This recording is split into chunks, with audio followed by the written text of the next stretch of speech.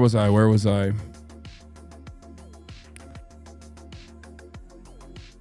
I pinged Discord. Don't worry, boss. Okay, good.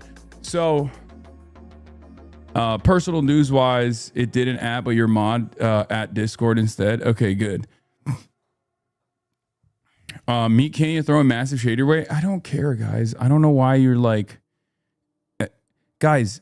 You know who's throwing massive shade my way? The nation state of Israel. Okay, like who cares if a meme guy is like making a fucking Kaya shock joke? Like, please. What I have to tell you is this place. Okay. How do you motivate yourself for leg day? It's tough. It's tough, especially if I'm traveling and I can't like work out for a couple days in a row. I just like kind of fall out of it. It's terrible. Since you insist on not trimming the beard, can we get Hank Piker back on the stream? Hank Piker is on the stream. Fucking Cory Booker talked about you with the Pod Johns. I know we'll get to that in a second, but I have it here. We'll through your office. You said we'll obviously be talking about that. I want to also see the comments on TikTok. Yeah. But what does your hat say? Bass Pro Shop in Arabic, I think, but like in busted Arabic. It's not real. It's I forget where I got it. Someone at an event that I was at, like at like a little secret LA event or whatever, was trying to give me some hats, and he was wearing this hat, and I was like, I want this hat. Don't give me any of the other hats. I want the hat that you're currently wearing on your head. So I took it off the top of his dome. You know, fake socialist steals champagne socialist Hasan Piker, caviar commie Hasan Piker steals proletarian's hat from the top of his head. That's right.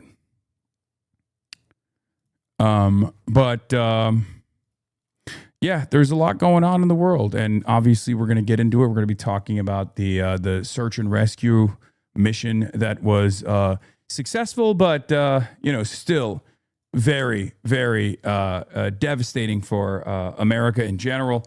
We'll obviously cover all of that. They've lost a lot of assets in the process. Things are not as good as it seems in the way that Trump is presenting it, in the way that Americans are presenting it. But we'll talk about all of that and more. Trump obviously had a fucking psychopathic tweet, more psychopathic than his usual tweets. Trump threatens terror on Eastern Sunday. Insane.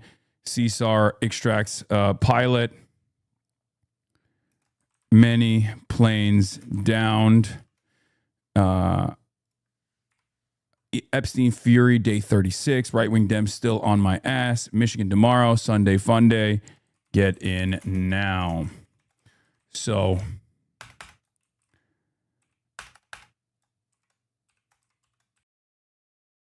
okay. Trump didn't tweet that. Little Dick Miller did. I mean, I don't know who did it, but it doesn't matter.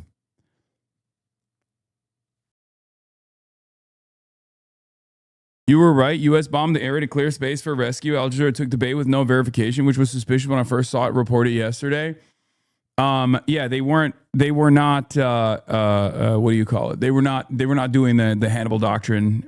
They were not like sending the coordinates to Israel to like blow up the pilot. They created a cordon sanitaire around, the pilot, like the area the pilot was in. We'll obviously get into all of that and more. I'll describe to you this complex. I talked to a bunch of analysts, and I talked to a bunch of NatSec reporters and reporters that often get these sorts of scoops about like what could have potentially happened, what the inconsistencies are in the way that they're reporting the events that unfolded. Because there's a little bit of inconsistency. It's not obviously the American government, nor will the Iranian government ever give you what do you call it? The full events, right? Like they're going to present things in the way that is that looks as best as possible for their side, right? in any case, yeah, do we have a blast off meme, chatters? If you have a blast off meme, send it to me. And we'll cover it. Any update on the Cuba mini doc? We'll watch the Meat Canyon video later. If you want me to watch it, we'll watch it later if I have some time. But it is pretty funny. Like, it shows where the mentality of people are, because like most of the people that are coming in here today are going to be like, hey, you were mentioned and smeared on Meet the Press by someone who has ambitions of potentially running for president, like was defending you on Meet the Press and was asked about coming on your stream. It's not even drama, by the way. The chatters are trying to manufacture their own. He just made a dog shock joke. Oh, that's it? Yeah. But it's like really funny that like even a subtle mention from Meat Canyon will alert some of these guys. Like, if you want, there's a lot more quote unquote drama taking place currently in the adult universe that I occupy for the most part. So no, it was not subtle amount. I don't really, I like I said, do we have a blast off meme? It's not bad. People are just being weird. Okay. Thank you. This is a good blast off meme. I haven't seen it. I don't necessarily care all that much. I like Meat Canyon. I know he's, homies with, my good friend, Noel Miller. He's got really decent politics for the most part. So I don't really care if he's like cracking a couple jokes. Who gives a fuck, dude? Everyone has done it on the internet at this point. What are you gonna fucking get mad on my behalf? Don't be silly. I need another blast off meme. That meme doesn't work. Meet the Press, more like press the meat. Yeah, they're on my meat.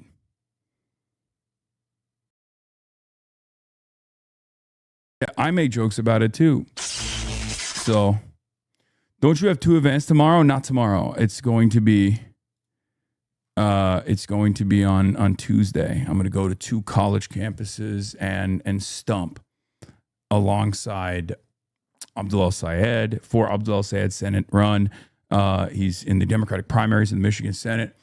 And Summer Lee is going to be there as well. Some other people are also going to be there. Very excited for that. And yeah.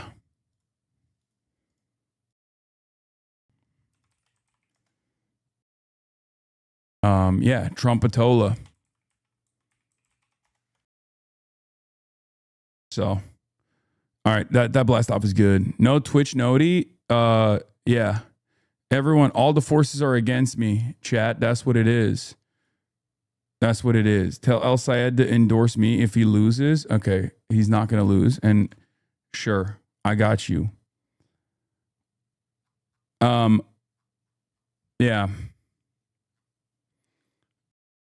You got stump fits ready, presses on your ass like nobody's business. Yes. I do have stump fits ready, as always. Bulwark bullshit stuff is out there, though. You have a lot of supporters defending you in the comments, both on their side and YouTube. Yeah, I think there's like 2 different types of people right now that are out there going, this is, bullshit. I'm a fan of Hasan. You guys are out there correcting the record, which is fantastic. It's wonderful. There's people who have people who are fans of mine that know the context and are offering the context of a lot of these quotes. There's people who are fans of mine that hear the quotes and they're like, I don't really know what this is about, but like I know what Hasan is about. I'm tangentially aware of who he is, and I like him. So you guys are bullshit. And then there are other people who don't know who the fuck I am, but are hearing my name over and over again from people that are saying like, I'm dangerous. But then they look at it and they're like, well, he's anti-Israel and it seems like you guys are pro-Israel. So I think I'm going to actually lean on his side and on his, lean towards what he's saying instead, because again, it's a 90-10 issue, right? And that's where we're at. It is funny to see like how deranged my haters get, regardless of how professional they are. I didn't expect like, a person that is like a prominent neocon of the past who operates like a serious media outlet, right? Like it's an independent one, but it's like supposed to be a serious media outlet. to engage in the same like Ethan Klein, sex pestiny style attitudes. I don't know why people that fucking hate me don't have like a normal amount of hate. I don't understand it. I don't get it. I don't know why they just can't have like a normal disagreement or something. If you see a centrist liberal account tweeting about Hasan, check their profile, see how many times they mentioned him in the past 2 weeks. This is not normal. Yeah. It's abnormal. It's not normal at all. It's very strange, and I think it's probably paid. Yeah, Magdi Jacob, Ethan Wolf, like these are people who like they work with centrists, right? They work with like centrist candidates. They want to do their very best to like smear the left flank of the party, and they think I'm like a reliable way to start that conversation. And yeah, that's it. Yeah, did you see this? Zohran Mamdani praising Jesus, Donald Trump praising Allah. Easter 2026. Happy Easter, New York. Today, millions of New Yorkers celebrate the resurrection of Jesus Christ and the victory of hope over despair and faith over fear. Now, as a Muslim, for those of you who don't know, Muslims also recognize Jesus Christ. But the only difference is they don't recognize the resurrection. So Zoran is recognizing the resurrection of Jesus Christ here, which is he's a heretic. Okay? He's a heretic. However, Donald Trump, on the other hand, is saying praise be to Allah while simultaneously saying that he's going to do terrorism on Iran. Obviously, we're going to be talking about that. It turns out Zoran wasn't doing taqiyya for, the 12 imams. He's not a Shia 12er any longer. He's actually doing taqiyya for Christianity. It turns out it was actually a Uno reversal. Many of you didn't realize. Many of you didn't realize that it was actually an Uno reversal. The real moment was supposed to be the real ambitions from Zoran was supposed to teach the Muslims that Jesus Christ, which Muslims also believe is a prophet, right? Was resurrected, which Muslims don't believe, right? I don't think Muslims don't believe in Jesus Christ's resurrection, and they don't believe that they recognize Jesus Christ as a prophet. They respect Jesus Christ. They defend Jesus Christ as a prophet. However, they don't believe that Jesus Christ was like the Son of God or the manifestation of God. They don't believe that. And now that Zoran is you're a shit Muslim, suck my dick. But now that Zoran is saying that the resurrection took place, he's actually doing taqiyya for Christianity, it seems, and not for Islam.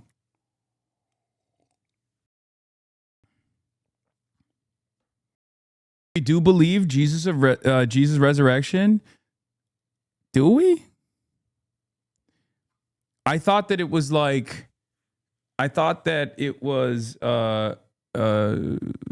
Jesus was a real prophet, but like he didn't get resurrected. He's not like the Son of God, right? He's just a prophet, right? He's not.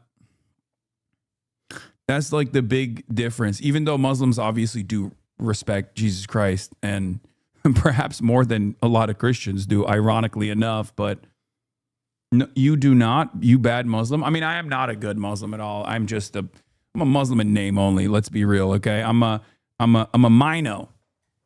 I'm a mino. I'm culturally, I was raised in this environment, but it's not necessarily something that I fully abide by. I'm culturally Muslim, as I like to say, and not necessarily a practicer of the faith. He is waiting in heaven. He was saved and he never died. Okay. You right, Jesus, aka Esau, is a prophet, not son of God. Yeah, I know that one for sure. Anyway, why are we talking about this? Oh, because the person that is a real and committed believer in Islam now apparently is not your boy Hasanabi Piker, but actually Donald fucking Trump, even though he's also committed to doing terrorism. Obviously, we'll be getting into that in a second. There's, of course, the current meta of consistently talking about me on Meet the Press and all the other outlets so that they can continue creating and manufacturing outrage, manufacturing drama around like irrelevant things and try to tie up left flank candidates or left adjacent candidates, left sympathetic candidates like Ro Khanna with these ridiculous things where it's like, oh, well, why are you hanging out with this guy? The hope is that they don't fucking defend me and they get like a W off of that to because in their minds they think this will destroy my legitimacy, right? It's very stupid. It doesn't make any sense. It has nothing to do, like it literally has nothing to do with my success has nothing to do with the politicians that I'm like standing alongside. It's just very stupid.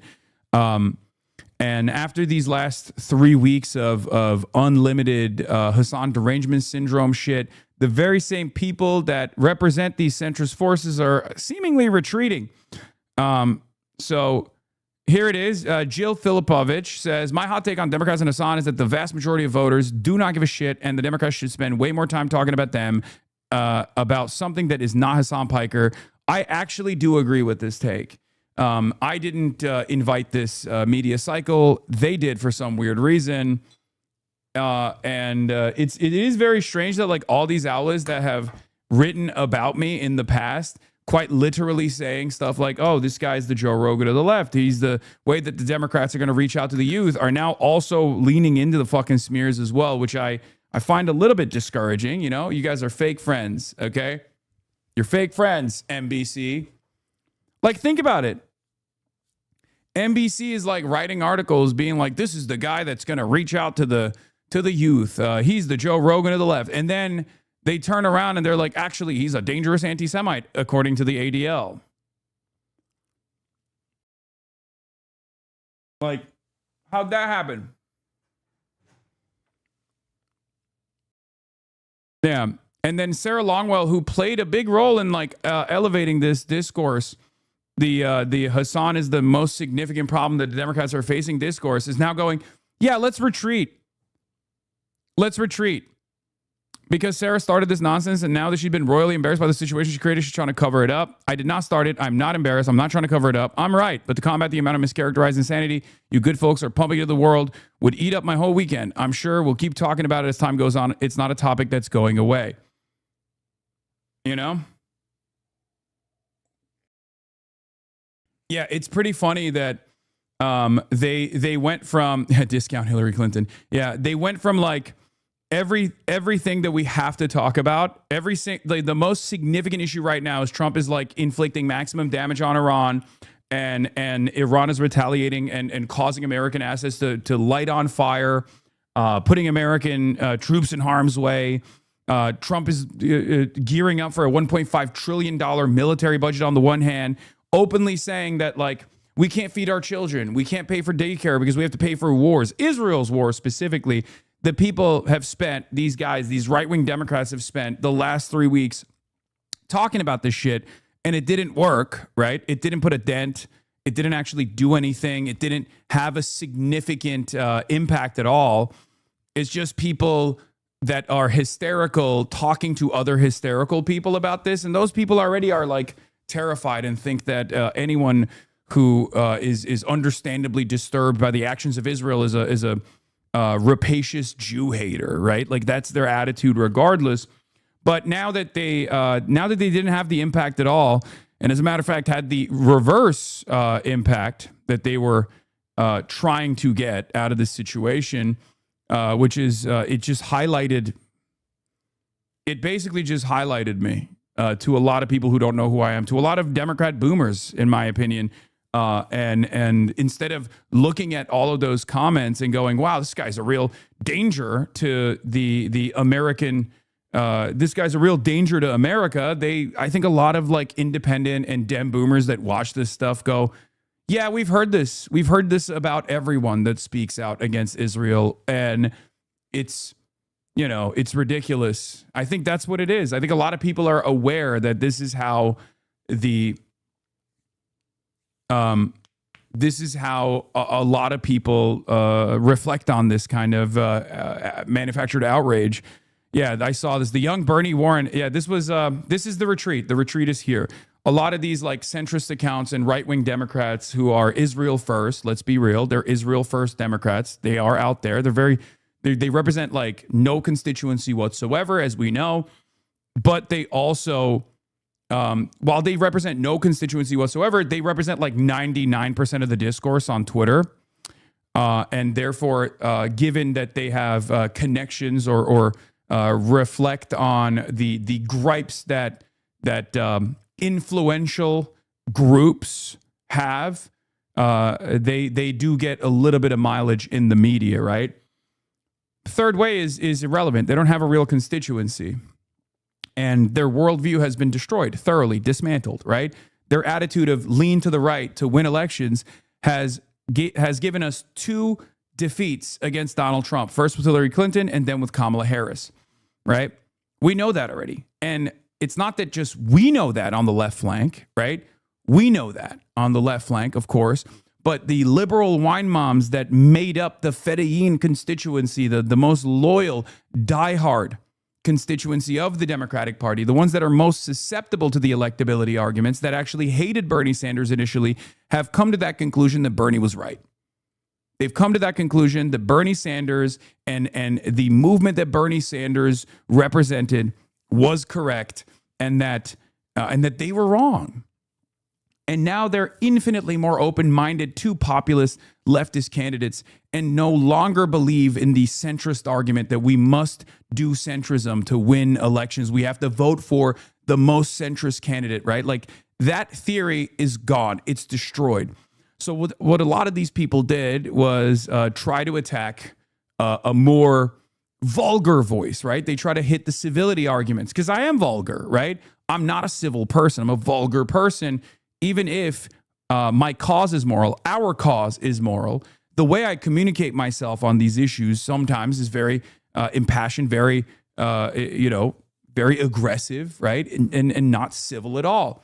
But I think a lot of people would rather have a real fighter who is bold.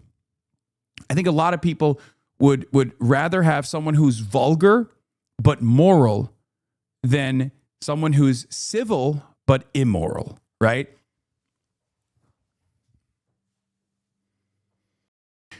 Hey, there are YouTube videos about how you were arrested in Cuba. Is there any truth to it? I'm a new Twitch follower. If it's false, what is the reason to make up such a lie? It is. People lie about everything that I do. That's a lie. I did not get arrested in Cuba. I didn't get arrested in China either. You know? So, like I was saying, they understand that this is not working for them. So they did their first salvo. They did their opening salvo. It didn't work. It kind of backfired a little bit. It just boosted my profile for the most part. And now they're just retreating, because you look at you cover me. If they go out there and they cover me in this like aggressive way, and it causes people to actually pay attention to what I have to say, and they make up their own mind about what I actually represent, right? All of a sudden, people are going to realize that this is all a lie, right? All of a sudden, people realize, wait a minute, I actually do agree with what the fuck Hasan is saying. The difference, on the other hand, however, is that if we pay attention to what they've been saying, we find out that there is a metric ton of awfulness there, right? With Sarah Longwell specifically, I mean, I didn't know she had like petitioned or lobbied to make drunk driving legal, for example, which, you know, we can find consensus on that, right? I mean, I'm not antagonistic to that, okay? Or that she played a formative role in Kamala Harris campaigning alongside Liz Cheney. Like, that was a spectacular failure for the Kamala Harris campaign. And now we know who was responsible for it, right? Or at least to some degree responsible for it. So,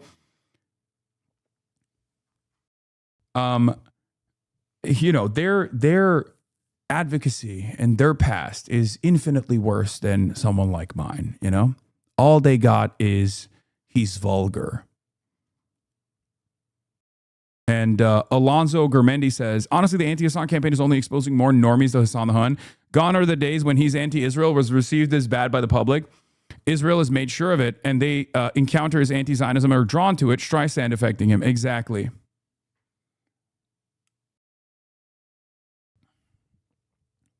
Yeah.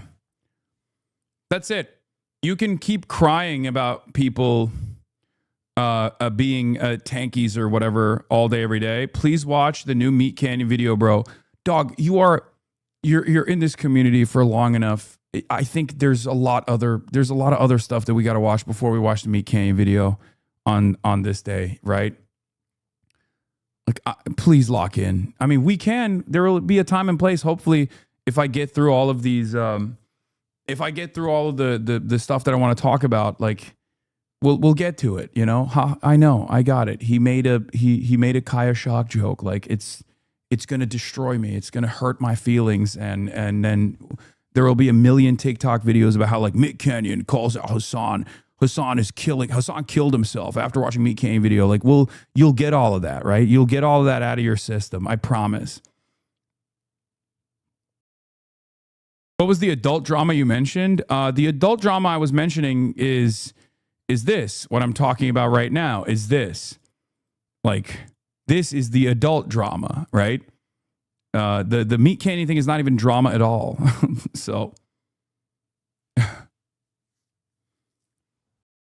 it's just a way for people to filter another like 7,000 YouTube videos being like, Hasan is 1,000,000% done, right?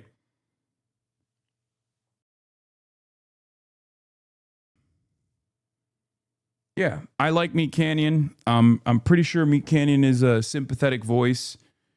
Who gives a fuck? You can't be so serious about memes and shit. You know, this is the most like endlessly memed thing of all time, and I've personally made jokes about it as well. And it's very funny when I make jokes about it as well, and then people get really offended. People are like, wait a minute, you can't joke about that. It's serious. Like, you're a bad guy. You actually did do it. Like, you actually did do it. Why are you joking about it? You fucking bad guy. And it's like, guys, I think you kind of busted your nut by behaving in a totally insane manner. You know, you convinced the people who were, maybe in the margins and were willing to be convinced that I was a bad person. But most people are just going to look at this and be like, yeah, haha, it's funny, myself included.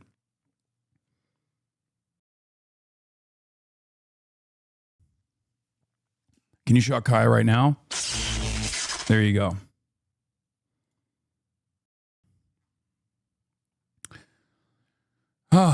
In any case, the other side of the story is now they're moving into retreat. The same forces that elevated this to the top of the discourse, right? Like, elevated this to an issue that had to be discussed on fucking Meet the Press. Like, I don't think this is important at all. I don't think this is serious. And I'm not saying that in a way that's like, I'm not saying this in a self-interested way because I'm like fearful that like people are coming after me. I don't give a shit. People have been coming after me for years on these issues, right? With those exact same choice quotes out of context. It didn't do anything to me for the past fucking 3 years when the overwhelming majorities were pro-Israel and they were not pro-Palestine. Now it's a fucking 90-10 issue. So whenever you elevate this problem, whenever you elevate my status as like an anti-Zionist and you smear me as an anti-Semite, it's not going to work. It's not going to cause people to second guess what I'm saying. It's actually going to introduce me to a lot of people that go, well, I kind of agree with this anti-Israel stuff. You know? Some streamers dedicated the last two strings to make a list of commentators who didn't support Kamala Harris hard enough law because they want to tell Tim Miller as if he's the kingmaker. Yeah. So now they're retreating. Look, the dumbest thing about all this is that I didn't and don't care about Piker. Piker never comes up in focus groups with voters as someone they're following. the way a Rogan or Tucker or Candace does. I don't think he's singularly making an impact on politics in any way commensurate with the attention he's getting, but I care about Tim. I agree with Tim Miller's original point that using Piker as a litmus test is dumb. Calling up John Ossoff to ask what he thinks about Piker is dumb. It's an unnecessary distraction. But I felt like Tim's discussion of Piker was too dismissive of some of Piker's more toxic positions. And that was the part I wanted to react to. There's nothing I can do about the fact that the internet distortion field has overtaken the whole thing. This is literally using 300 words to say, yeah, okay, it didn't work. Okay. Back to the fucking drawing board, right? It didn't work. Back to the fucking drawing board. It sucks. Yeah, it sucked for us, right?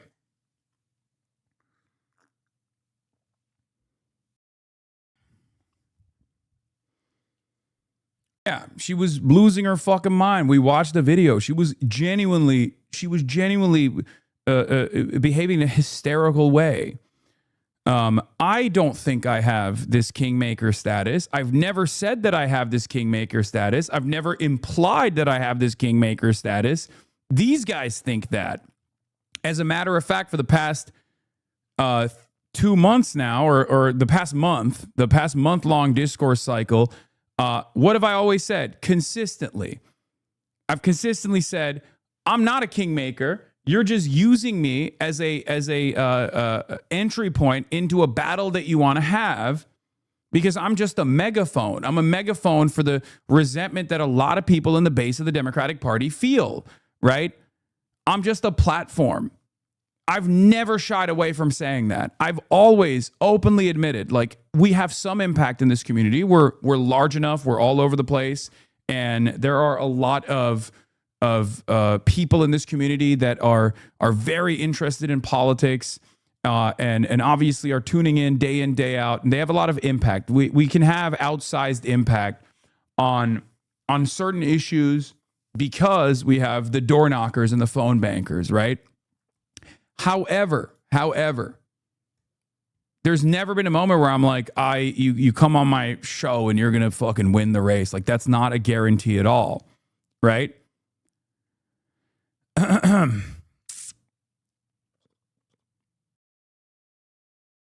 What? Hey, didn't appreciate the timeout. Just a long-time listener and was just trying to be one of the gargoyles dropping info that just hit the web. What's the info? Let me guess. You probably got timed out by Fossabot because you came in and you were like, oh, dude, Meat Canyon made a video, right? We're not talking about that right now. We'll talk about it later. Is it the whataboutism that puts people off? Like, could you make your points without making the majority U.S. comparison to give them fuel to ignore your points? What? It doesn't. Does it turn people off? Do you get turned off?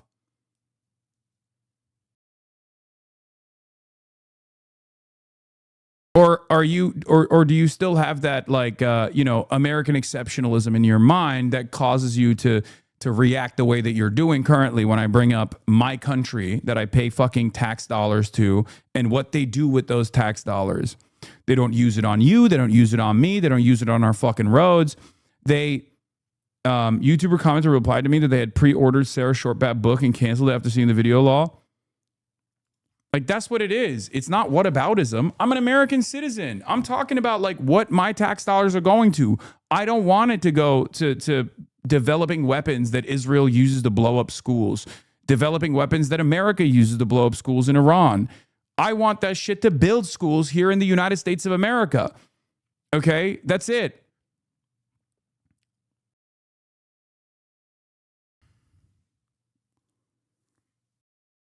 That's it.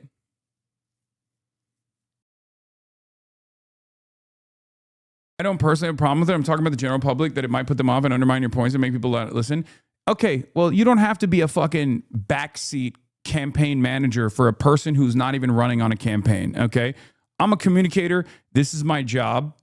And considering how much people's attitudes have shifted in even the last 2 years on a key issue like Israel and Palestine, I think I'm going to keep doing what I'm doing, okay? Like, no disrespect, chatter. You're treating me like you're my campaign manager and I'm fucking running for president. Like, it's crazy. It's an attitude that a lot of Democrats have. They think that they are campaign consultants. They treat everything like that, and I hate it. Democrats in the primaries will never vote for the guy they think is the best, but will vote for the guy they think will win. And their electability metrics are directly taught to them, are directly communicated to them by these exact same groups that have been fucking yelling. You know? Part of taking criticism well is handling bad criticism with grace, big bro. I mean, what do you want me to say, man? I'm not running for president, okay? And I think I've done a decent job, a lot better of a job than these guys have, these like groups have, right? As far as communicating on an issue that was a 2080 issue in favor of Israel that has turned into a 1090 issue that is in favor of Palestinians over the course of the past 2 years. If I was constantly aware of the bad faith critiques and leaned into the way that like centrists might not take my message well at a time when they're also still engaging in bad faith smear campaigns that are failing, I would never get across my point at all. I would never get a word in edgewise. This is some of the things that I am critical of with even Zohran Mamdani, like too conciliatory. That's it.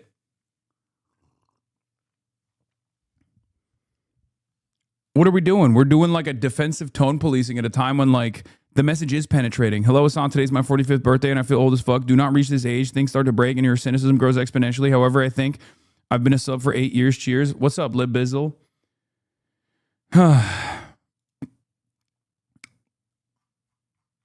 Yeah.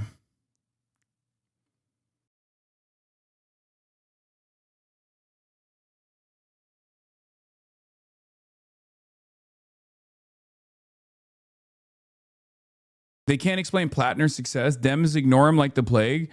Yeah, no, for sure. For sure. I talked about that as well. Anyway, this person then turned around in their retreat. These are two like prominent centrist accounts that have very limited impact on Twitter, but whatever. All the Hasan stuff is downstream of the larger issue that Democrats are captured by staffers and activists that are not only ideologically out of step with the mainstream, but also preoccupied with what is essentially internet stan wars. They're trying to turn this into like, oh, it's actually the Bernie and Warrenite left flank staffers that have kept this issue going, and not fucking dickheads like this.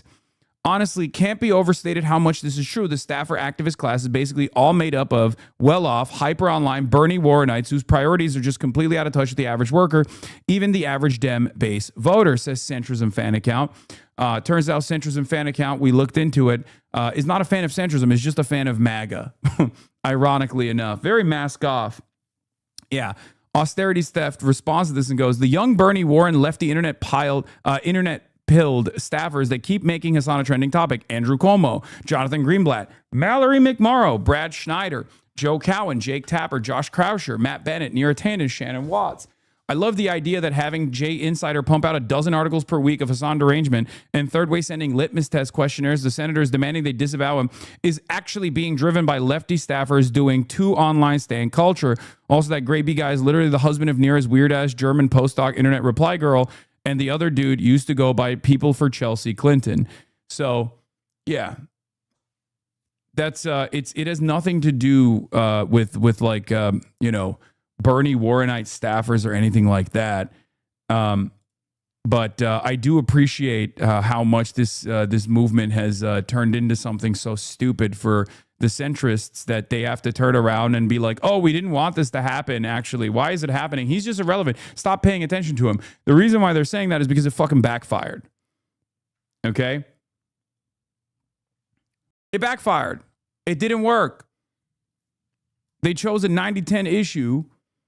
They chose a 90-10 issue and do it in this like very cynical way that most Americans at this point are totally aware of. They don't like cancel culture anyway, and they certainly hate how arrogant Israel defenders have been, especially considering that they see this violence and then they might have an opinion on this violence that they're seeing, that Israel has committed, right, over the last 2.5 years.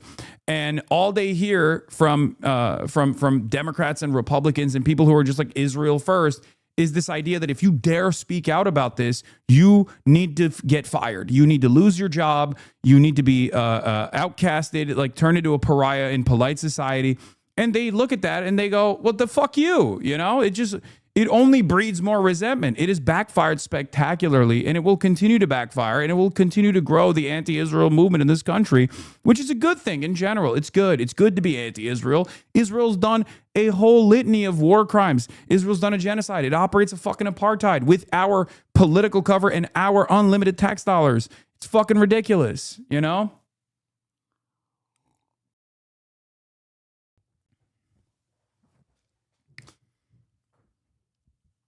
So yeah, there's nothing I can do about the fact that the internet distortion field, blah, blah, blah. That's just part of what happens doing this work. The only thing I can do is keep saying what I believe and what I hear voters saying they believe. But politicians can reach voters who are angry about the Iran war and even about America's relationship to Israel without going on the stream of a guy who said America deserved 9/11.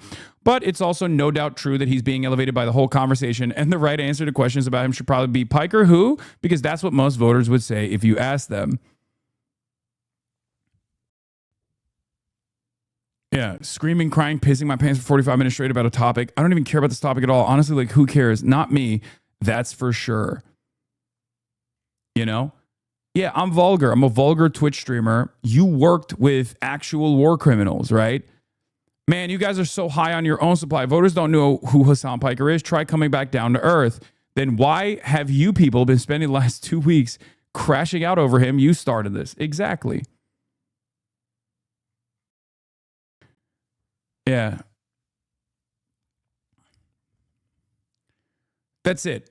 And they're trying to do the Bernie method to a Twitch streamer instead of Bernie Sanders now because they know they can't do it to Bernie Sanders. This is an admission of defeat. This is an admission of retreat, okay?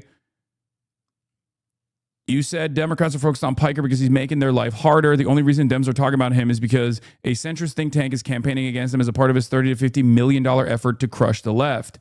That's exactly what's going on, right? Kind of funny that this worked less than the Nicki Minaj beef. Yeah, because they don't have a real constituency. All they can do is hit this from an angle. Why are you even entertaining this shit, dog? Because it's on Pod Save America. It's on Meet the Fucking Press, chatters, okay? And it's probably not going to go away either. There's going to be a press gaggle at the campaign rally that I do alongside Abdul El-Sayed. They're going to keep trying to breathe fire back into this fucking argument. And that's what it is. It's unfortunately one of the most idiotic storylines of all time. And it actually ends up giving me more exposure. It's breach containment, but ironically enough, it's not harming me in any significant way. And it's actually helping me. It's elevating our platform and hopefully elevating the platform of the politicians that I'm aligned with, the politicians that I do want to get positive media coverage for. So that's it. I want to hit back on this, and I think it's in our benefit not to actually let this go. These people need to be exposed to Republican plans who have infiltrated the Democratic Party like a fucking virus. I don't even care if they vote for the Democrats at the end of the day. If they just like suck it up, if they suck it up, then that's all that matters, okay? Who cares? I want racists to vote for my candidates too, you know what I mean? I want every racist person and every anti-racist person to vote for Abdul El-Sayed. The point is, we don't win those voters by becoming racist. We win those voters by convincing them that we present a much better alternative, a much better policy agenda for them, that we will be able to we will be able to fix their material issues. Okay? That's the whole point. I've never been like, oh, dude, what the fuck? You have to disavow racist people that vote for you. I don't give a fuck. Okay? I don't care. I don't care about that at all. They vote too. And if they vote for our candidates, it's great. Fantastic. The point is, you're not going to win them over, and you mustn't win them over or try to win them over by being racist. You don't compromise on those issues. You offer them things so they can make a new calculation, right? You offer them things that improve their lives, and you earnestly communicate that you will fight for improving their material needs, their material conditions. And then they vote for you. And hopefully, slowly but surely, when they become a part of this coalition, they shed away their previous opinions about certain races or trans people. That's the goal. That's how you win. That's how you build a movement. Okay? This has always been my mentality. This is also the part of the reason, this is a big part of the reason why I advocate for universality, right? Like universal healthcare. No more means-tested bullshit that creates unnecessary pressure, unnecessary stress, that creates fiscal cliffs, that cause people to recalculate their financial circumstances because like they don't want to fall off this benefits cliff, right? That's it. That's it. Racist people need homes too, right? Racist people need healthcare too. The goal is not to try and win them by becoming more racist, which is what these guys say. Like these centrist right-wingers are like, oh, in order to win these races, God forbid you actually fucking advocate for healthcare or anything like that they might need. You have to you have to become more racist. It's a failure. That's a failure. That's a moral failure, and that's an electoral failure. It has failed. It has failed every single time it's been implemented. It failed in 2016, and it failed in fucking 2024. It failed. What is this? I know this is meant to be a bad thing, but objectively speaking, a Republican who cavorted with Alex Jones won the presidency twice. Yeah, it's stupid.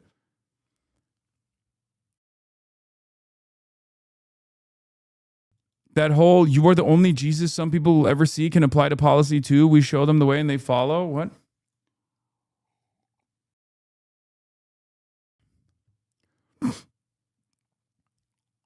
Anyway, we want the racists to vote for us in spite of the racism, not because of it. That's how this always works. You weren't always woke. No one is. Opinions change when incentives align. Feed the homeless and allow the space for them to develop social skills. Yeah, I mean, exactly. Exactly. What?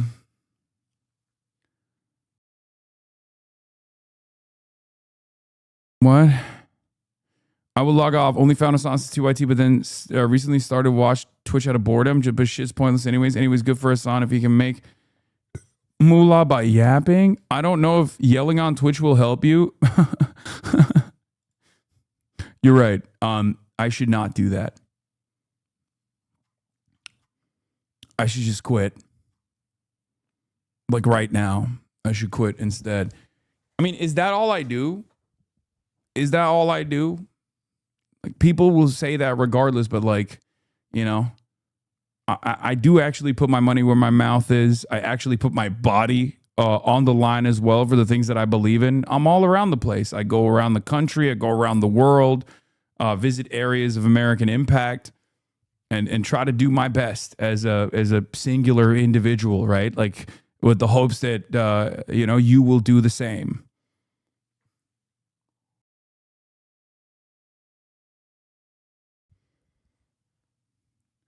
All right. Wait, people still on your dick? Yeah, the Cory Booker thing is really funny. Booker admitting that he's never listened to a single minute of Hasan's show and only put out a position because Third Way prodded his office. This is exactly the same thing that Elisa Slotkin did, which was really funny, where they're like, I don't really know anything about this guy, but I think he's bad. It's like, why would you admit that? Why? Like, sure, I'm an irrelevant figure, right? I'm not that relevant. I'm not that significant. But like, why would you admit to people that you don't even like care about the shit that you're saying? This is the number one gripe that people have with politicians, is that they're just empty husks that don't have personal conviction, that don't have fucking personal opinions on anything, and are just simply a mouthpiece for whatever fucking lobbyist or campaign consultant is telling them the talking points that they get. It's unbearable. Dude, that is just wrong. Half of our DSA chapter joined because of you. Hell yeah. I mean, great. It doesn't matter. It's you know?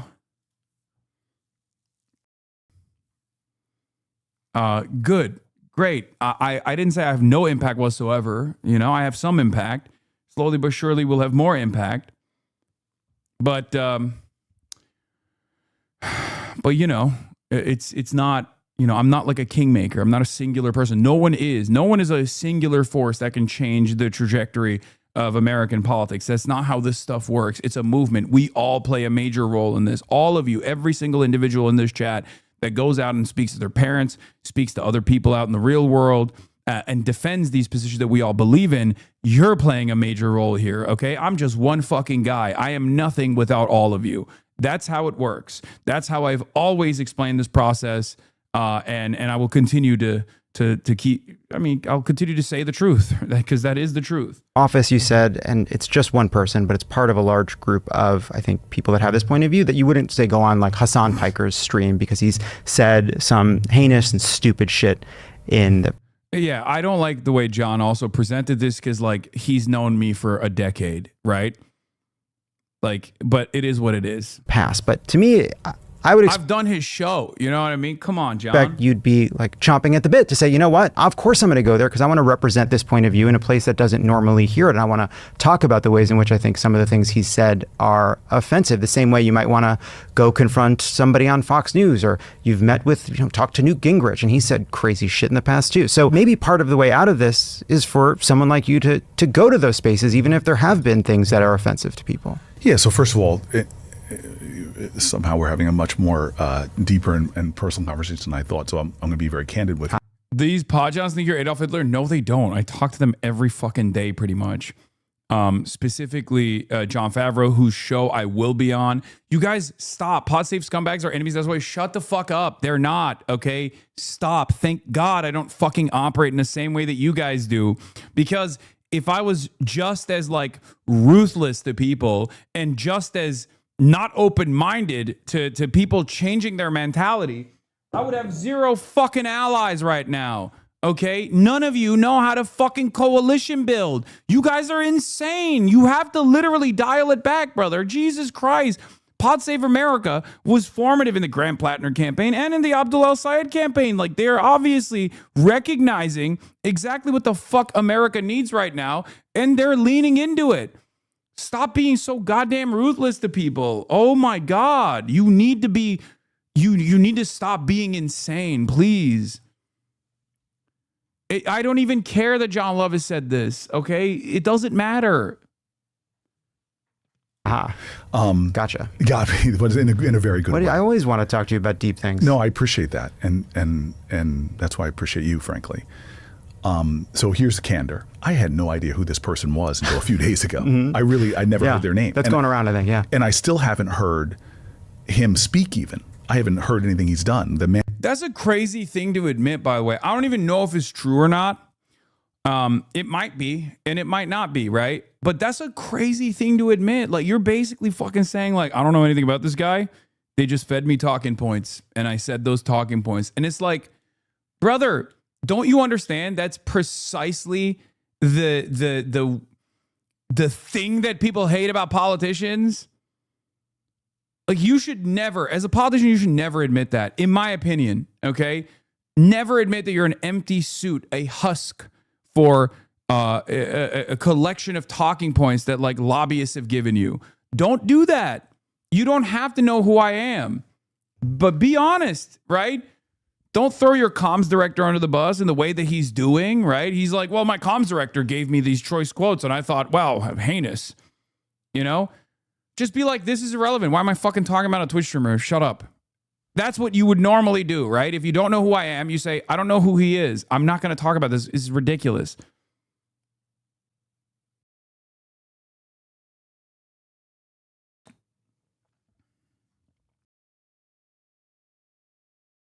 You understand? And it's crazy because like Cory Booker's supposed to be the guy in charge of social media for the Democratic Party. And he's like, Cory Booker claiming he had no idea who Hasan Piker was before a few days ago, and he'd never even heard his name, is either a bald-faced lie or reveals how stunningly ignorant these politicians are about the online world. Cory Booker's the one leading the Senate Dems on social media stuff. Yeah. And it's so dumb. It's so dumb to be like, I don't know anything about this guy, but also here are all the things that I said about him. He's a bad guy. Why would you fucking admit that? You guys see what I'm saying? I know it's me in the crosshairs technically, right?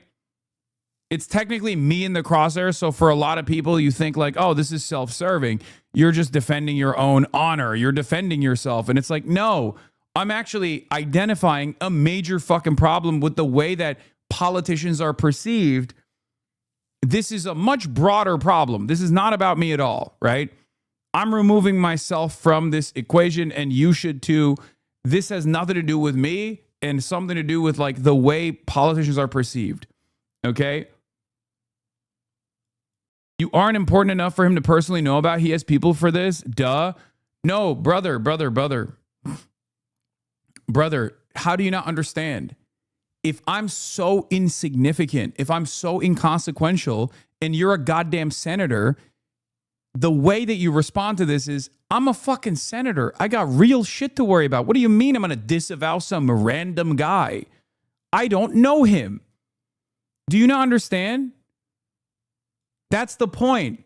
Saying this doesn't actually own me at all. Saying this actually shows that he is a mouthpiece for lobbyists. Lobbyists come to him and they issue talking points, and he says those talking points. That is literally the problem with Democrats, the way that Democrats are perceived broadly, for good reason, because they are fucking mouthpieces for lobbyists.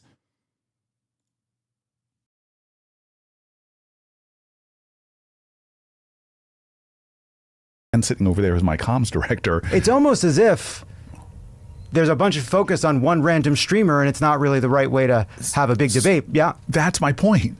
Like, so my comms director said to me, oh, you're getting asked this question, would you go on the show? And I'm like, well, who is this person?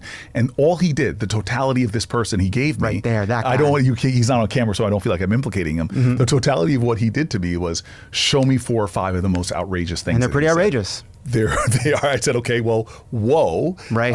Let's give whatever you saw officially coming out of my office. So here's a couple things. And I have this experience, I don't want to say daily. My wife experienced it last night in the airport as somebody was wanting to take a moment as I come off this very long flight and to scream at me. I always tell people, give me a Mother's Day card, please, because I get called you mother often. And it's from people on wings of both parties. It would really be a Father's Day card in that sense. Well, but calling me a mother. Well, you're not the mother. Oh, you're right. I never thought about that analysis here. Any kind of card would do, I think. I appreciate that. Why does Booker assume you want him on the show? I don't know. I guess, it doesn't really matter. Now, obviously, the biggest problem that I have with Cory Booker is not what he's saying about me. I don't give a shit what he says about me. I don't care about having him on the show at all. My biggest problem with Cory Booker is that he is aligned with some of the most malign forces in American politics. Okay, he has linked up with Yoav Gallant, a war criminal, the former defense minister of Israel, who is an indicted war criminal. Right? He has linked up with Benjamin Netanyahu, another indicted war criminal by the International Criminal Court. Okay, by the ICC. So that is infinitely worse than any number of things that anyone could possibly say, not just myself, right?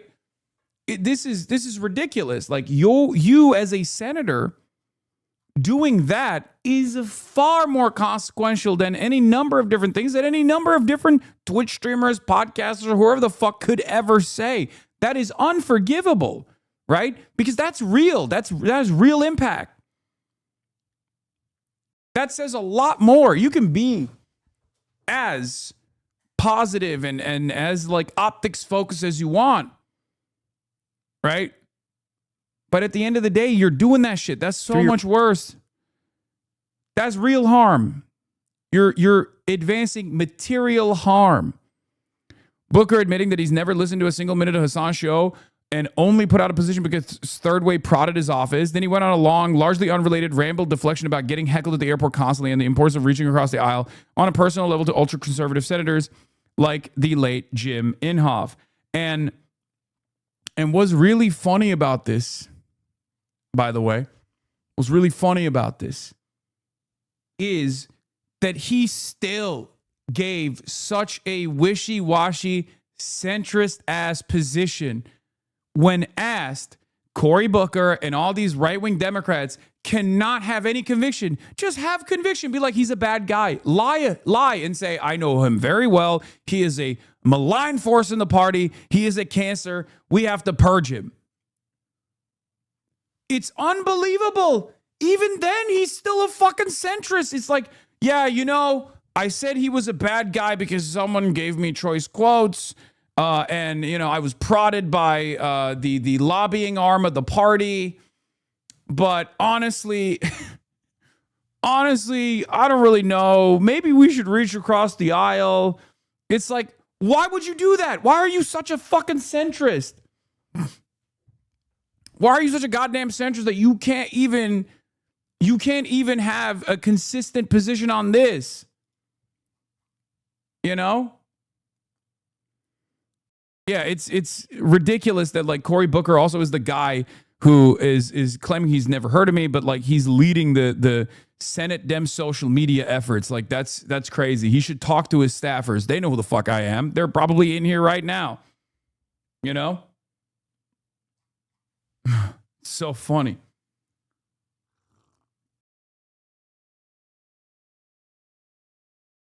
I can't believe you're criticizing someone who did a record-breaking filibuster that didn't even symbolically deter the Trump machine in any way. I know.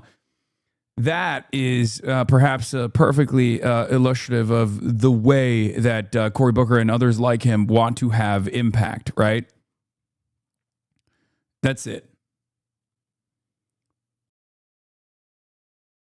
It's me. I'm on Cory Booker's staff. I get paid to watch Hasanabi. Yeah. Anyway, last point on this is going to be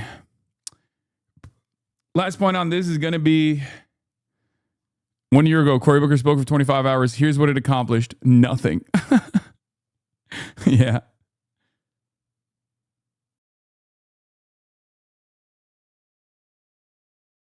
Yeah. The Haaretz New York correspondent. Since when has Hasan Piker had become some litmus test for politicians? This is the inverse of the moral panic pro-Israel pundits are trying to stir. Absolute brain rot. A malevolent actor should not be allowed to corral the DNC into very bad corners, thus orchestrate a campaign to make fast their equivalent between a podcaster and people in power who are now bombing Iran in the name of Jesus Christ is especially transparent, but apparently not that transparent for other podcast bros. Yeah.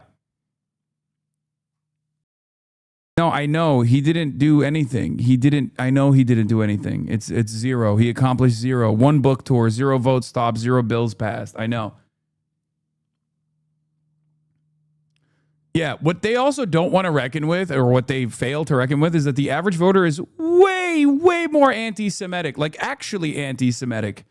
Okay? I'm not anti-Semitic. I fight against anti-Semitism. Have you seen the average voter? You probably haven't. That's precisely the reason why you think I am not someone who is desperately trying to hold on to a sense of normalcy and combat bigotry, no matter what kind of bigotry exists, including, but not limited to, anti-Semitism. When you launch these fucking attacks against me, you don't understand, like, there are a lot of people out there who think the most significant way of combating Israel is by, being anti-Semitic. It's crazy. Where you are a lot more extremist, sometimes your outward support for groups like Hamas, Hezbollah, Ansar Allah, and Iran, the most extreme view that Americans have on these groups is indifference or dislike. I think that's your worst, most attackable stance. Yeah, except the point that I make always is that these groups have valid reasons to resist. Okay? They have valid reasons to resist. It's that simple. And I'm not going to shy away from my perspective. Okay? Not only is resistance to occupation totally legal, okay, it's not I'm not going to lie to you. That's my point. I'm not going to lie to you just because the average American might not be ready to hear what I have to say, okay? And I've never done that, and I will continue to be honest with you, okay? That's it. That's it. I know Americans don't want to hear that. They are heavily propagandized. That's precisely the reason why we find ourselves in these fucking endless quagmires where we're seemingly finding unlimited billions of dollars that go to blowing up fucking schools overseas, but no money in the bank to build schools in your fucking neighborhood, right? So who gives a shit? Most people I interact with in real life in the metro Atlanta are so un-PC they get fired by the most liberal nonprofits within a week. This is why the party needs to stop alienating young men by getting mad at Joe Rogan or Hassan or whatever. Most dudes say something intemperate or slightly offensive on the regular. That's how dudes operate. The Republicans know this and don't go on witch hunts about it. They win men. No surprise. Men and women are on average wired differently. Okay, this stuff is fucking ridiculous, okay? This stuff is ridiculous. Yeah, God, Zaid loves culture war shit so much. But on the inverse, right? He is like the anti-culture war warrior that ends up constantly fucking talking about culture war and even engaging in like gender essentialism. It's fucking ridiculous. Women's brains are wired differently than men. Who cares, man? It's crazy.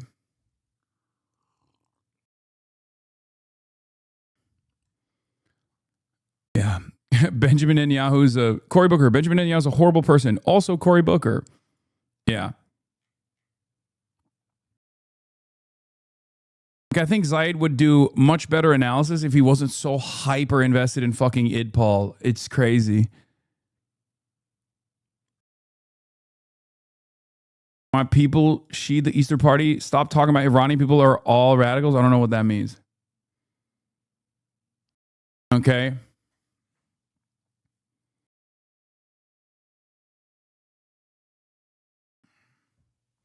Do average Dems even do culture war anymore?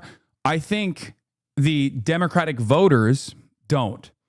And the Democratic consultant class and the political class only deploy identity politics in a very cynical way to cut out their left flank from the equation.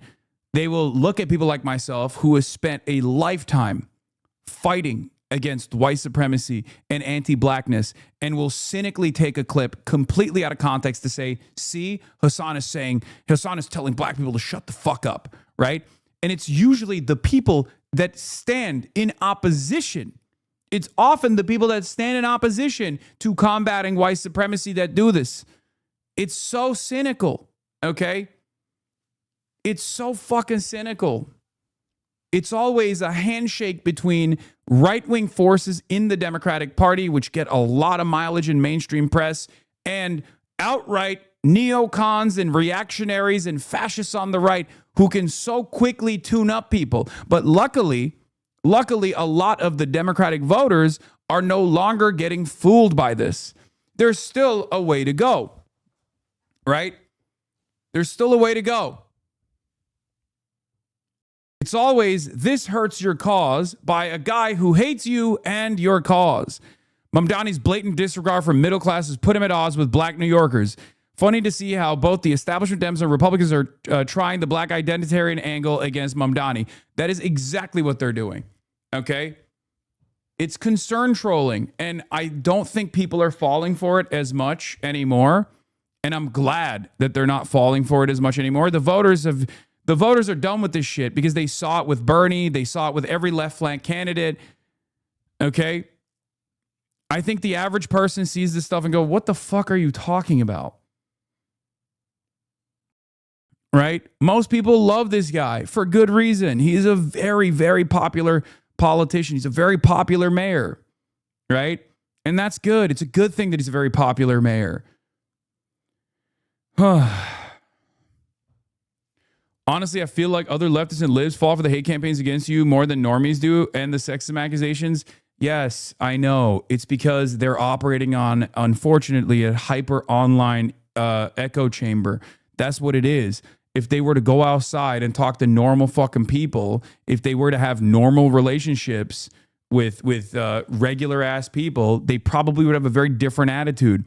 We have our good share of that in our sphere as well. Look at the way people respond to some of these guys like the Pod Johns, right? Like that's why I always say just be normal, just be normal, just be normal, be cool, be chill. That plays a major role in convincing people, right? Yeah, just patch up. We need to desperately need a woke 2.0 update, okay? You don't have to compromise on your values, you don't have to compromise on your advocacy. But you don't have to carry that resentment over to the average person every single fucking day, right? You don't have to be duped by people that are very clearly trying to tune you up. Try to figure out who this person is, what their background is, why they're saying these sorts of things, right?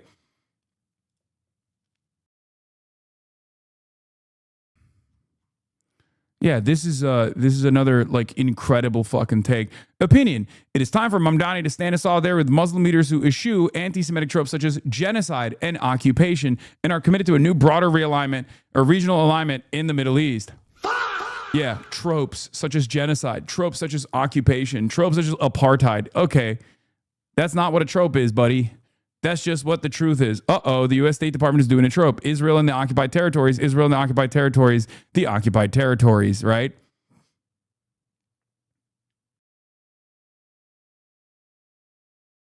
Yeah, words have no more meaning. It doesn't matter.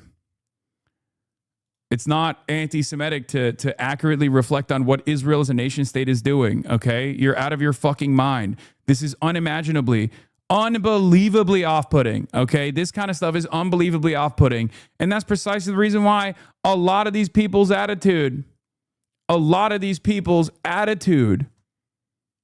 on this issue has been to say, why am I supposed to care about this Twitch streamer? I don't give a fuck. What does he stand for? Is he anti-Israel? Well, I'm anti-Israel too. Fuck you. That's it. That's it. For the record, be cool, be chill is much better language than be normal and runs less risk of alienating people. Enfant door, I promise you I'm not getting any optics lessons from you, okay? Come on. When I say be normal, I'm talking about you specifically, okay? You know this. We have a lot of back and forths, okay?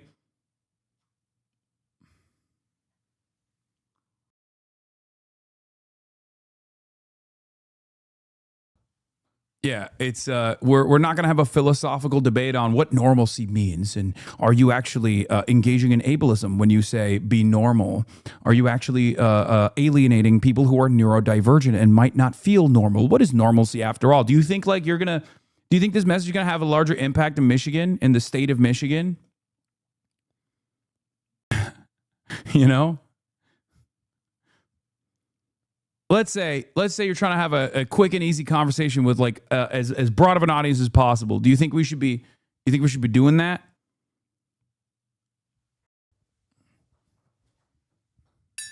The beauty of this statement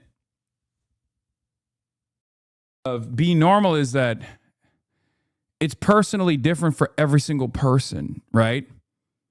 That's why when I say it, everyone goes, well, okay, that makes sense. That's it. Your normal is different than anybody else's, and it doesn't matter. Archid265, thank you for the 20 gifted subs.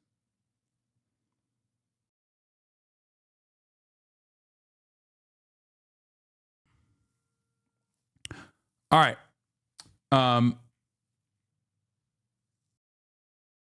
Joe Concha, this is pathetic.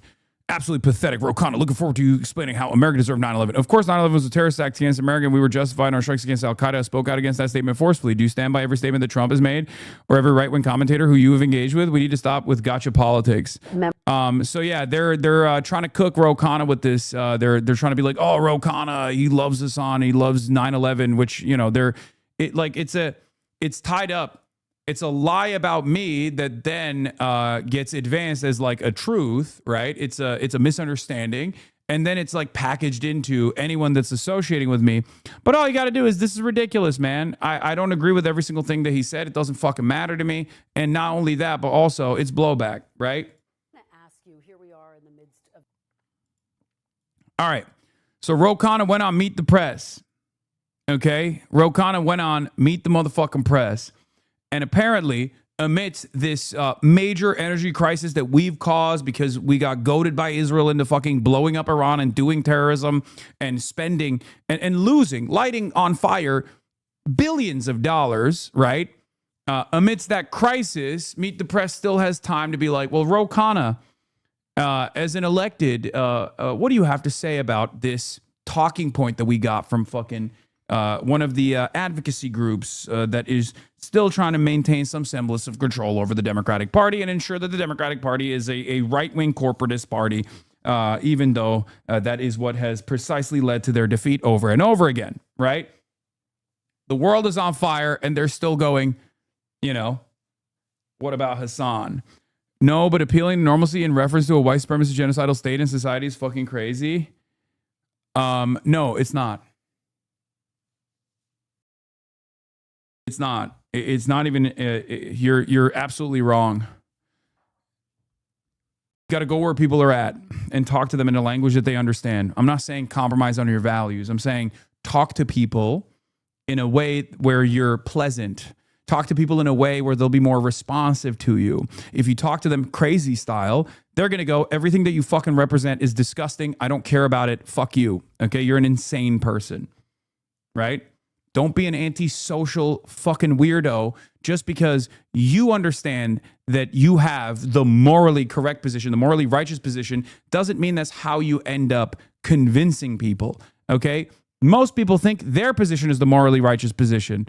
Do you understand? I do want to ask you, here we are in the midst of the midterms. You're someone who's been quite outspoken. You have made several appearances on a show hosted by socialist commentator Hasan Piker. Some of your fellow Democrats, though, have raised alarms about his views. Here are two members of a left-leaning think tank. This is how they put it. They wrote, quote, "No left-wing agitator is more influential and extreme than Twitch streamer Hasan Piker. He's referred to ultra." I was asking in good faith what door knock campaigns you funded or organized. I know some other creators who have done, but I'm not aware for you. I'd eager to have that information. Could you please respond, bud? Please respond to my question if you don't mind, bud. I'm eager to have that conversation. Do you see what's on the screen right now? Okay. The reason that that's on screen right now is because not only has my community fundraised actively and also is currently in the process of door knocking actively for a candidate, I'm actually going out to stump with that candidate. And that's why the story is actually imploded. If you pay a little bit more attention to what's in front of you, I think you'll probably figure it out, right?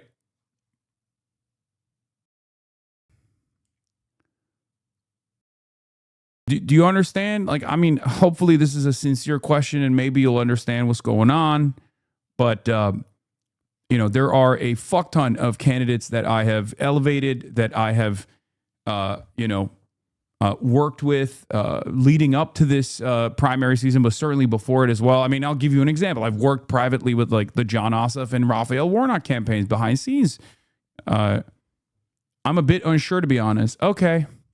Well, do you see what's on screen? Like, why do you think that's happening right now?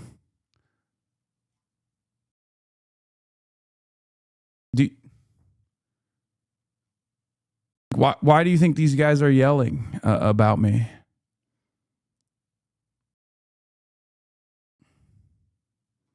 Like, what do you anyway, whatever.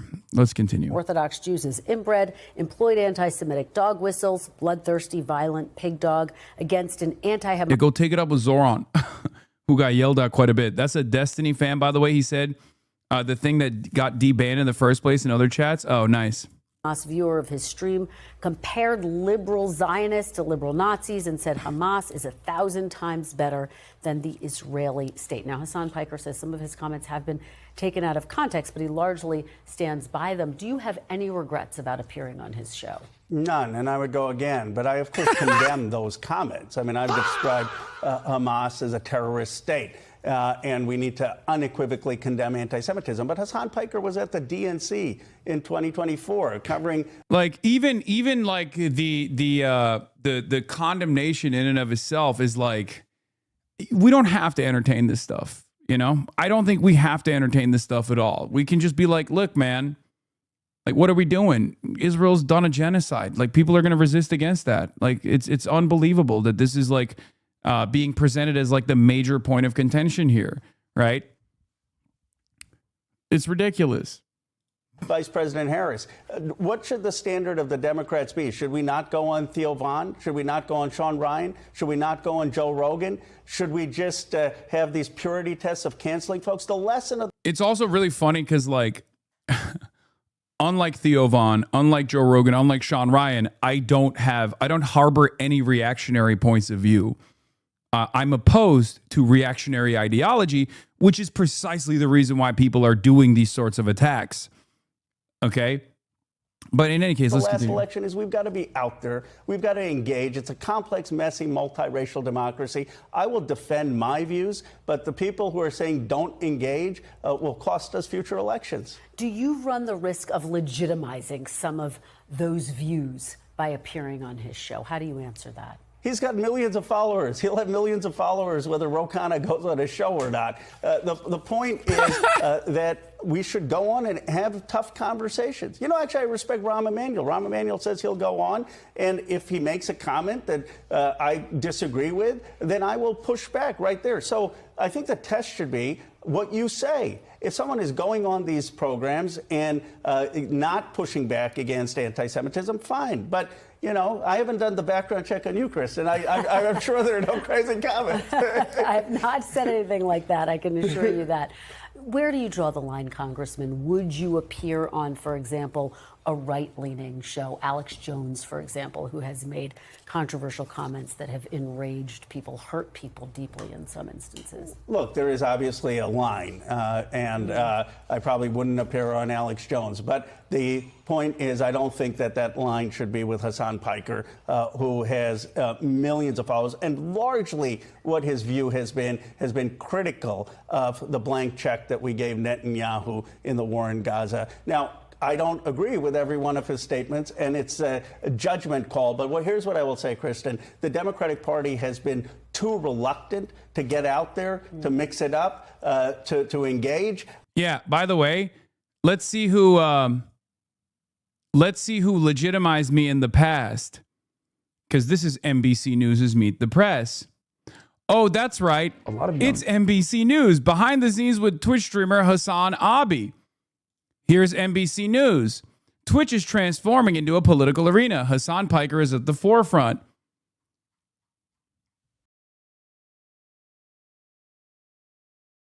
That's why it's so ridiculous. That's why it's so ridiculous. It's like you knew all this back then too. You brought it up. I gave you my opinion on it, right? Like, that's what's so crazy about it. These are, because all the quotes that they're utilizing that like the ADL has sent around, right? All of those quotes are from before these interviews were conducted. Okay? Some of those quotes are directly addressed in these interviews. Okay?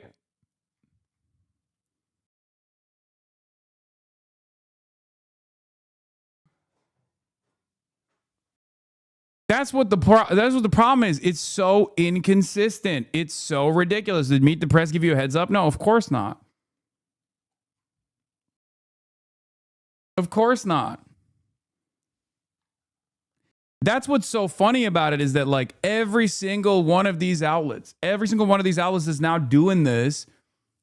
They've all done these sorts of videos. They've done these sorts of press coverage. They've done this sort of press coverage, which a lot of people unironically think is like is something I paid for. Like there's a lot of people on Twitter that are so hysterical and so insane about this that they legitimately think like I paid for this shit. It's so stupid.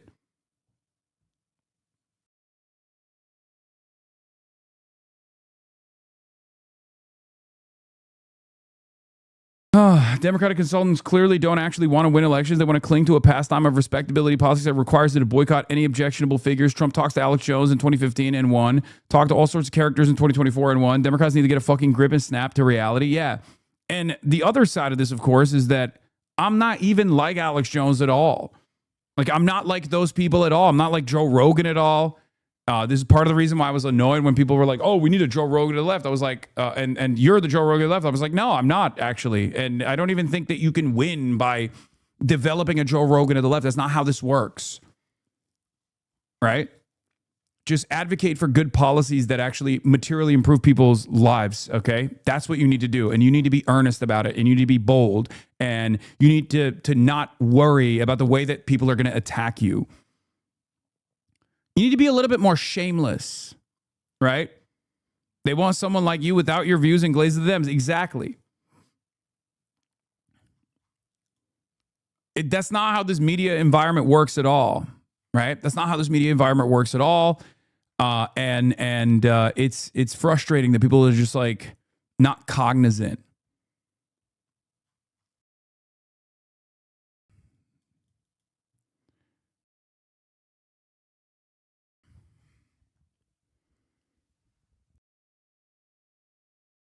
There is no waking up. They aren't in some sort of stupor. They cannot let the left wing of the party that will tax the billionaire donors win. Exactly.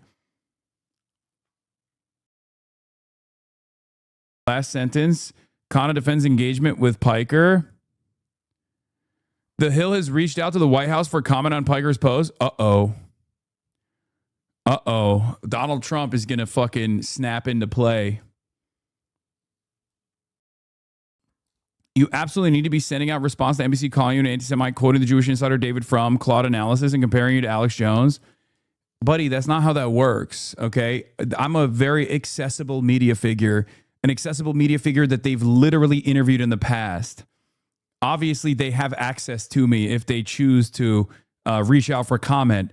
They are actively choosing to speak over me rather than speak to me. This is a deliberate attempt to play... this is a deliberate attempt to, play into the smear campaign, which is fine. I'll take it. I'll take it because this kind of like media coverage doesn't hurt anymore. It doesn't hurt at all. It actually helps. Gearing up for a big week of discussing Hasan Piker's role in the Democratic Party.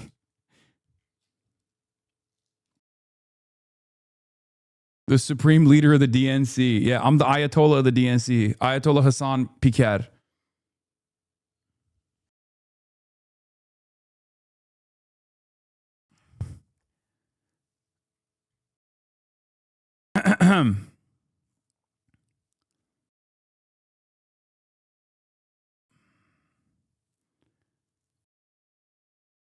Attacks are coming from all angles. Lamouth's is so desperate and showing. Yes, but this is the position that I've been in my entire career. If you're on the left, you sometimes have a lot of friction with the right-wing forces in the Democratic Party, okay? And if you're on the left, you absolutely draw so much enmity, so much ire from the right. All of the right-wing forces, from center-right figures all the way to neocons, reactionaries, Israel firsters, and neo-Nazis. This is just the position that we've always been in, okay? I'm very aware of this. That's why I always say, look, man, being a left is about taking L's gracefully. You're going to take a lot of L's. We live in the United States of America. A lot of people are completely oblivious to our worldview or outright antagonistic to it because of their social conditioning, okay? And that's it.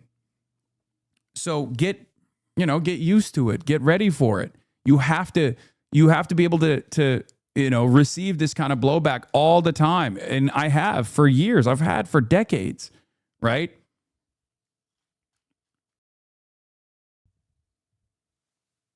This is something that I try to explain to people. You have to be endlessly empathetic.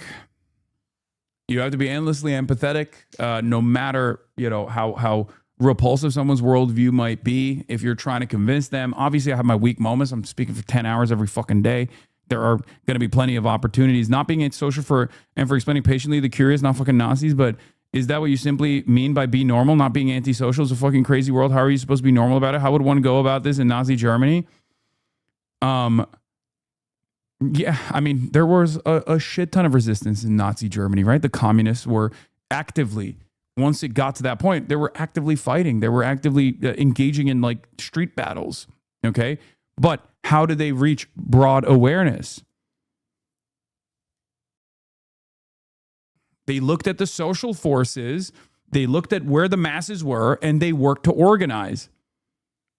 800,000 people were sent to camps in Nazi Germany. 800,000 Germans were sent to camps in Nazi Germany for resisting against the government. Okay, 800,000. And I'm sure that, leading up to create this movement, they were being fucking normal, right? They were being normal and organizing. And when the situation changed dramatically, when the conditions changed dramatically, they even rose up in arms and tried to resist militarily, right?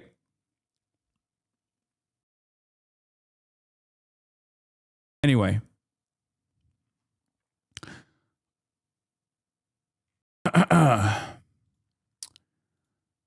So let's finish this video, and then we're going to move on, obviously. And we should be on actually doing more of these things. We should have done more interviews during 2024. You know, Vice President Vance was on like 3 Sunday shows in a row. I was like, where are our folks? We've got to be out engaging in the media, out engaging in podcasts, out engaging in communities, and offering our vision going forward. Okay. We thank you for watching. And a second American. Okay, we're now going to move on to the U.S. airman that was found safe and sound after the F-15 was shot down in Iran. This was a very complex combat search and rescue operation that took place. There are a lot of details that have been revealed. There was a lot of inconsistency in the reporting early on yesterday. This took place over the entire day yesterday during nighttime in Iran. And I'm going to parse through some of the information that's come out and hopefully offer a little bit more clarity, even though it's outright confusing what actually took place. American airman has been rescued in Iran. It was a risky mission with hundreds of special operations forces deployed deep in a mountainous region. Chief Global Affairs anchor Martha Radz has been tracking the mission all through the night. She starts us off. Good morning, Martha. Good morning, George. This was an incredibly complex and dangerous operation for the rescue team and for that missing Air Force aviator who had evaded capture behind enemy lines for days. But in the end, the news we had all been hoping for, that the second crew member is now out of Iran, seriously wounded, according to the president, but he is safe. Overnight, that stunning announcement. The second Air Force officer from the downed U.S. fighter jet in Iran, rescued by U.S. Special Operations Forces and now safely back in U.S. hands. President Trump posting on social media saying, over the past several hours, the United States military pulled off one of the most daring search and rescue operations in U.S. history for one of our incredible crew member officers. This brave warrior was behind enemy lines in the treacherous mountains of Iran, being hunted down by our enemies, who were getting closer and closer by the hour. The Air Force colonel was the Weapons Systems Officer, or WISO, the airman in the back seat of the aircraft. It was a Herculean effort to bring the colonel to safety, and an extraordinary effort for him to evade capture for nearly 2 days, following the rescue of the pilot of that F-15 fighter jet in the hours just after the crash on Friday. A senior administration official telling ABC News that prior to locating the WISO and the Department of War's daring rescue, the CIA first launched a deception campaign, spreading word inside Iran that U.S. forces had already found him and were moving him on the ground for exfiltration out of the country. Retired Commander John Hilt was a Navy F-A-18 Super Hornet pilot who flew combat missions in Afghanistan, Iraq, and Syria, and was a rescue mission commander and forward air controller trained to oversee these types. It is kind of crazy that, that as far as like manpower and as far as like competency goes, I still stand by my statements from before that like the American military, when it really needs to, is probably the only competent organization that we have. Obviously, there's still a lot of issues with like contractor bloat and whatnot. But this operation in and of itself that we fucking lost a shit ton of gear in, that has inconsistencies in the way that it's being reported, absolutely is one of those instances, right? Obviously, the people in leadership roles are using one of the only competent tools that the American government has to do maximum violence for no real discernible reason. But it's just, it's like, it's crazy to me that like when it needs to be pulling off like, you know, crazy fucking feats, they are able to do that. Okay. The reality of the matter is, as far as a technical operation goes, a combat search and rescue operation is unbelievably difficult. Okay. It's unbelievably difficult. This is not glaze of the imperialist war machine. This is just regular analysis of all of the events that have unfolded. Okay. So that's one aspect. Like, the reality of the matter is, like, and I've said this before, I said this yesterday and the day before as well. Parajumpers are like some of the, like the combat search and rescue operators, and the parajumpers are some of the fucking bravest dudes in the military in general. Some of the best trained dudes in the military in general, and like pararescue operators are they do objectively crazy shit, right? And at least like that's how they're treated by people who are much more knowledgeable than someone like myself, and medics as well, combat medics in particular. Some of the details, however, is pretty wild. From what from the way that this has been presented and the way that this was reported on initially, okay, there are a lot of inconsistencies. Okay, there are a lot of inconsistencies with like how they are how this thing played out. They're obviously trying to show their best. They're trying to do the best to make it seem like this was a total fucking success with like very little friction whatsoever. That's obviously impossible, right? They're trying to increase the valiance and the bravery while simultaneously, talk about how incompetent the Iranian defenses have been. So I'll tell you from what I know and what I've seen and what I've read thus far on this mission. First, I'll give you the national political reporter for Spectrum News, Taylor Poplar's, and their assessment from CENTCOM. Tampa, Florida, on April 4th, U.S. forces successfully completed the rescues of 2 American service members from Iran after their F-15E fighter jet was shot down April 2nd during a combat mission. The service members were safely recovered during separate search and rescue missions. U.S. strikes into Iran continue as U.S. Central Command forces dismantle the Iranian regime's ability to project power beyond its borders. That last part is obviously bullshit. The 2 crew members of the F-15E Strike Eagle, the first loss to enemy fire in the month-long war, had both ejected from the cockpit on Friday after Iran's military struck their plane. The jet's pilot was quickly rescued, but its weapons systems officer could not be found, setting off an urgent search and major consequences for Mr. Trump and the war that the United States and Israel launched on February 28th. The mission was to save the crew member and employed hundreds of special forces troops and other military personnel, dozens of U.S. warplanes, helicopters, and cyberspace and other intelligence capabilities. The airmen evaded Iranian force for more than 24 hours, at one point hiking up a 7,000-foot ridgeline, a senior U.S. military official said.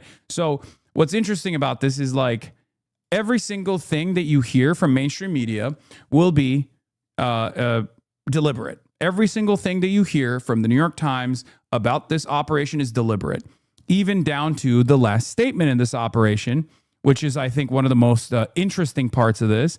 The CIA often also plays a role in making contact with civilians willing to help vulnerable troops stay alive, a process known as unconventional assisted recovery. Okay? That could very well be the CIA reaching out to Iranians who played a role in the unconventional assisted recovery, or it could very well be the CIA saying that so that they create some instability when the Iranians see this and they go, "What the fuck? We have moles amongst our ranks, right?" Or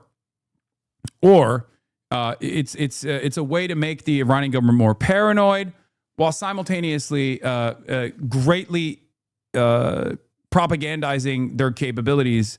Whether or not this is real, it doesn't matter, right? Like, they're saying it's real. They're leaning into it as though they have that capability, right?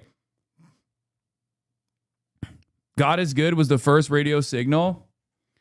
Yeah, exclusive. Trump told me that the U.S. feared Iran trap after the first radio signal from the F-15 crew member was God is good. Or there was no fucking pilot to be saved. I don't think that that's the case. I think that they did recover the weapons officer, the weapons specialist on board. I think they did do that. So the competing interests and the statements on this from the Iranian side is the idea that Iran actually successfully either killed this person or kept him as hostage. But the reality of the matter is, if the Iranians actually did do that, you would see him, right?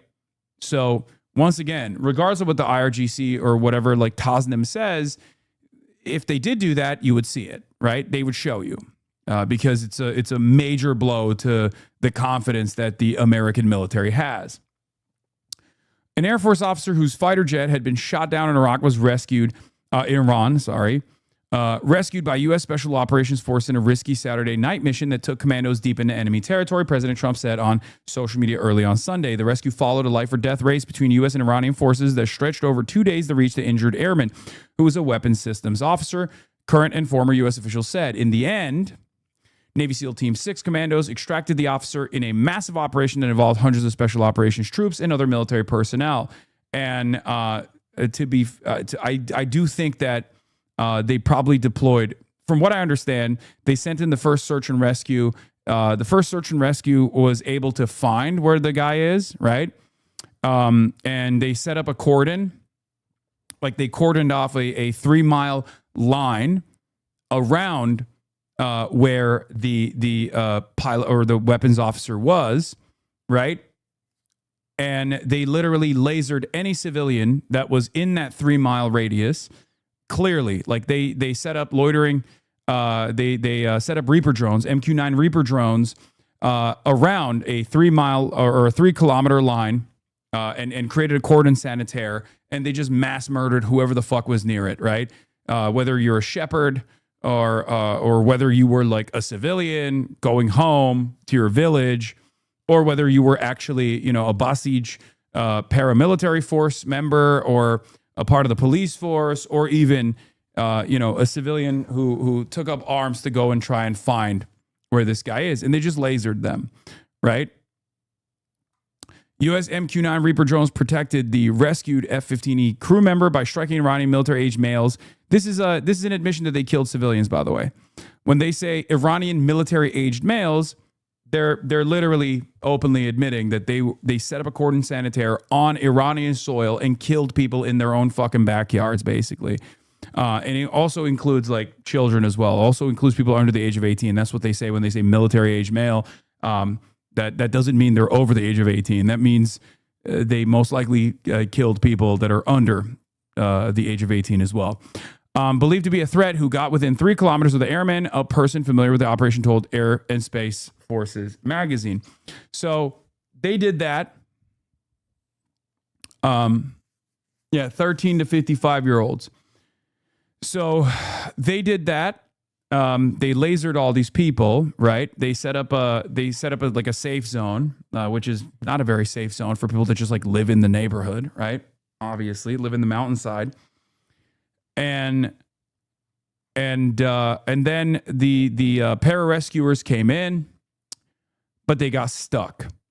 They were able to get to the person who I think walked like 5 kilometers up a mountainside, and trekked after ejecting, and was able to light up that beacon, the emergency beacon, and hide, right?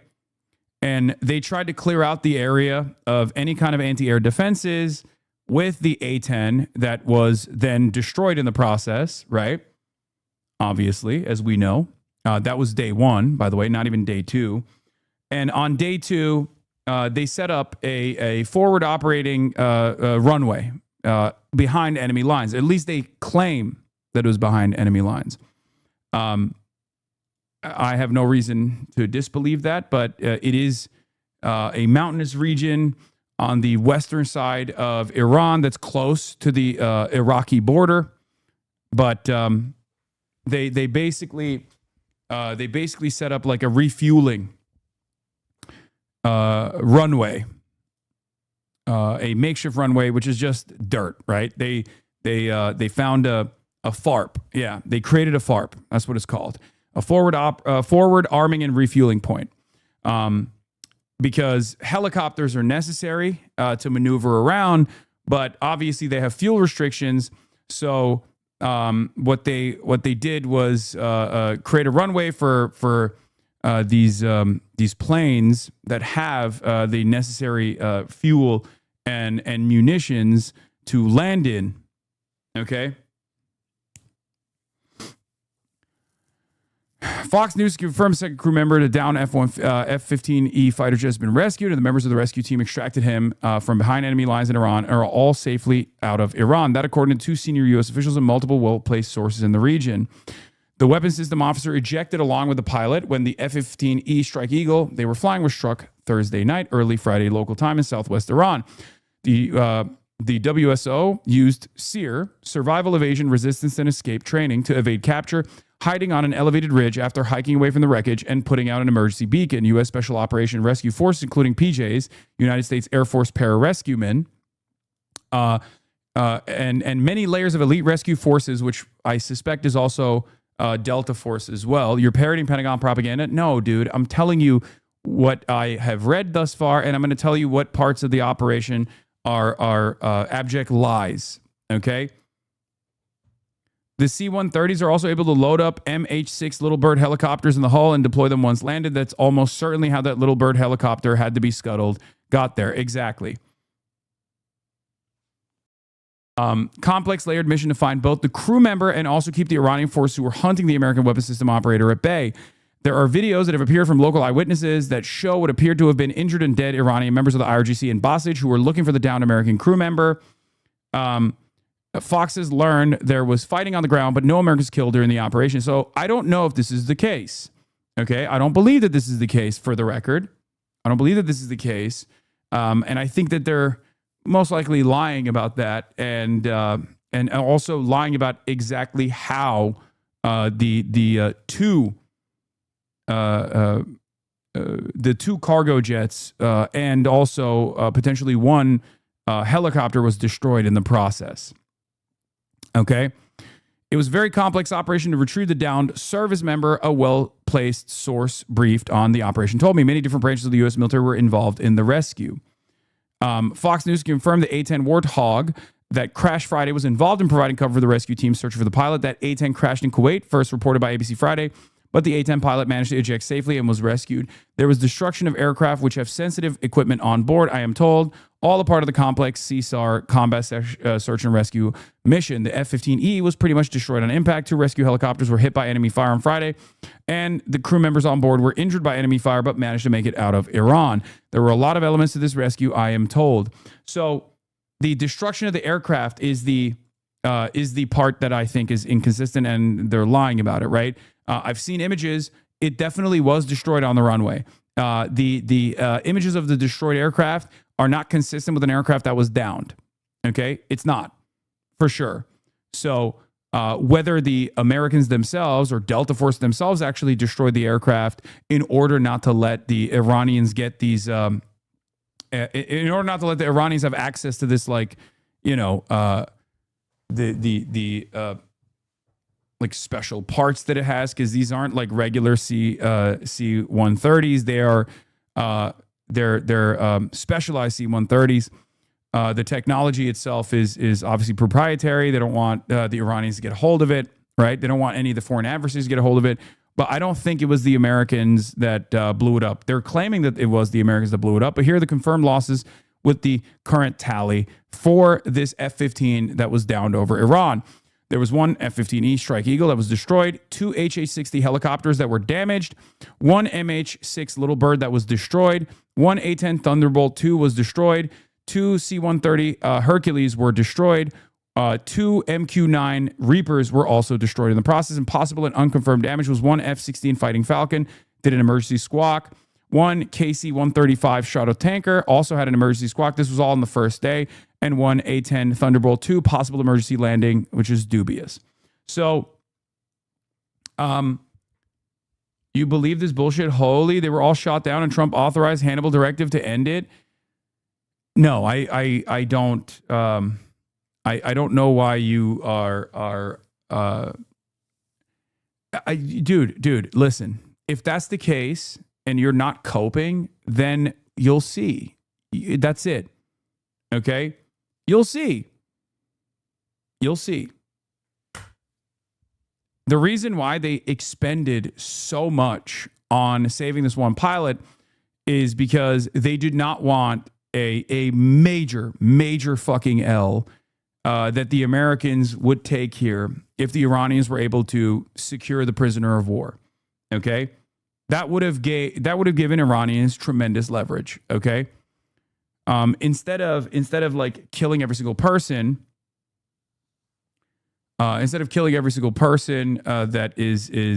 that was in and around the area and destroy it, they tried to do an extraction. That was a very complex mission, and clearly they lost a lot of tools in the process, a lot of tech in the process as well. Many of that, in my opinion, was actually downed or destroyed, even if they're on the runway, by the Iranian defenses, for sure. And they're just simply saying that it was actually the United States that destroyed their own gear. But we'll see. We'll see. Because if it was the Iranians that successfully destroyed everyone and killed everyone that was trying to do this extraction mission, you would have bodies. There would be bodies in the wreckage, and they would show those bodies because, once again, that's a major counter to the way that Americans have presented this mission. Right? That's it. And the fact that they still don't. They still don't have bodies to show means that it's most likely a successful mission for the Americans. Most likely a successful extraction mission for the Americans.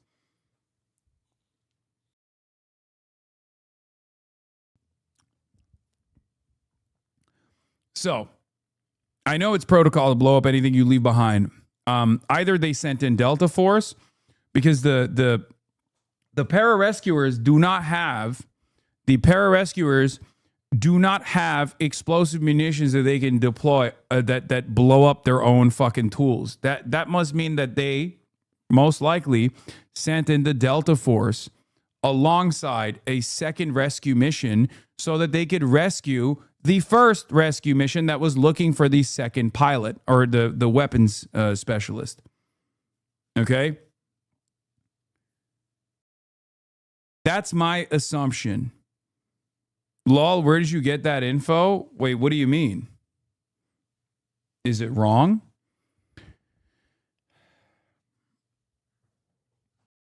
Now, the thing here, however, is that because Delta Force operates under, if it was reported it was DevGru SEAL Team 6,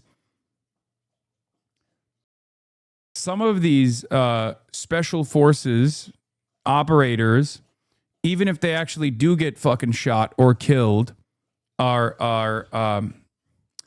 they're not going to have the same reporting system that that like a regular active duty, like regular forces have, right? Obviously, the military still has a duty to inform the next of kin. So even if it's like super classified, there are still leaks that take place. Okay. But the reason why you won't hear like actual casualty numbers from events like this is because they'll hide it in a training incident or something like that later down the line. And all you'll get if you're under the CIA, especially like the Delta Force would be, is a star. And that's the only record of your KIA that will ever exist. Okay, you'll just get a star in the fucking CIA base. The idea that like 0 wounded is also bullshit. That's what they said, but that's obviously not the case because they've already admitted that the pilot is like really fucked up, or not the pilot. Sorry, the WSO was actually wounded gravely.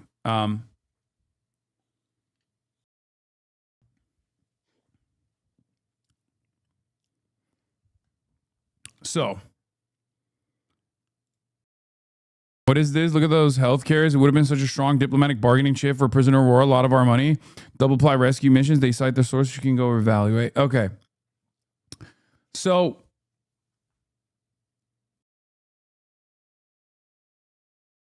Iran is obviously still rejecting openly the U.S. proposal to open the Strait of Hormuz in exchange for temporary ceasefire.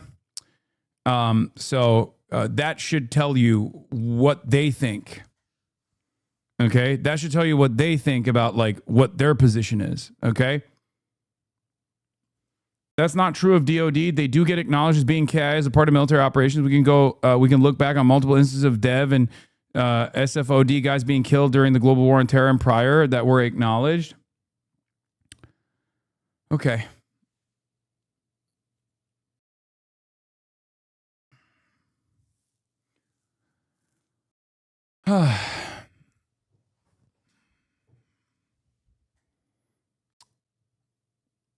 So, the fact that the only thing that we've seen from the Iranian side are the carcasses of blown up fighter jets, or not fighter jets, sorry, blown up cargo planes, and a mini chopper, a mini helicopter, implies that they most likely intercepted these jets while they were on this impromptu made runway, like a field that they were flying in and out of. But there were no U.S. casualties among the rescue team. Mr. Trump said all the commandos and the weapons officer returned safely. A senior U.S. military official said rescue planes flew the injured airmen to Kuwait for medical treatment. We got him, Mr. Trump exclaimed in the social media post. This brave warrior was behind enemy lines in the treacherous mountains of Iran, being hunted down by our enemies who were getting closer and closer by the hour. Mr. Trump said that the rescued officer, an Air Force colonel, had sustained injuries, but he will be just fine. The two crew members of the F-15E Strike Eagle, the first lost to enemy fire in the month-long war, had both ejected from the cockpit on Friday after Iran's military struck their plane.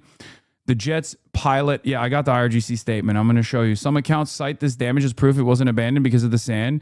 No. The planes were shot at, for sure. Okay? But this wreckage is not consistent with a downed plane at all, because a downed plane would have actually a downed plane is flying at a specific altitude, and it would actually dig into the fucking ground. Okay, that's it. The fact that this plane or the helicopter did not actually bring up any of the fucking ground at all implies that it clearly was on the runway. People are actually saying, like, oh, as an aviation reporter in the past, this means that, high RPM during a crash impact is textbook dynamic. It's bullshit. No, that just melted, okay? That's all this is. This guy is wrong. The propeller blades in attached pick are bent backwards exactly in the way they do when they're spinning at high RPM during crash impact. That's a textbook dynamic. If that was a high RPM altitude drop crash impact, okay, then there would be a fucking crater. You're ridiculous. Okay, you have to, you have to understand. Like, look at the soil. The soil is not disrupted.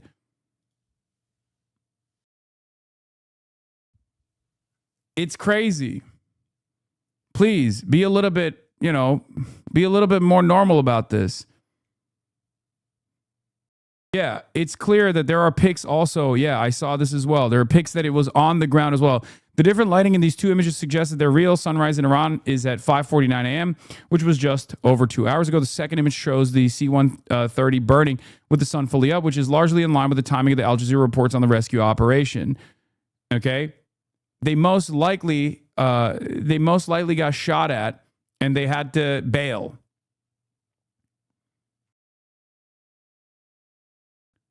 The IRGC now issued a statement claiming that they were the ones who destroyed the U.S. C-130 south of Isfahan, contradicting the New York Times claim that the U.S. forces blew them up to prevent the aircraft from falling into Iranian hands.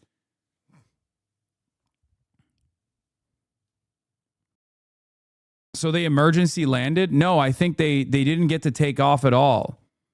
Okay, I don't think they got to take off at all. The claims are that they got stuck. Okay. I don't think that's correct. I think that's just them coping. I think that they got shot at, they were surrounded, and they had to fucking bail. As reported previously, Iranian state-linked Tasnim News claimed U.S. forces were bombing areas in the southwest Iran near the missing pilot believed to be located. That reporting now appears to have been borne out. The New York Times reported this morning that U.S. officials confirmed they deliberately destroyed two of their own aircraft identified as MC-130J transport planes at a remote site after they became stuck to prevent them from falling into Iranian hands. Either they fucking lasered it Either they lasered it personally or they were getting shot at. And then they decided to blow up the equipment. The search centered around rugged Khokhiliyeh and Boyer Ahmad province, particularly Kul El Sia area. The New York Times also reported, citing a senior administration official, that the CIA ran a deception operation to convince Iranian forces that the airmen had already been evacuated by ground convoy. Iran state-linked Tasnim News had earlier suggested the situation was not unfolding as publicly presented in Western media. Okay?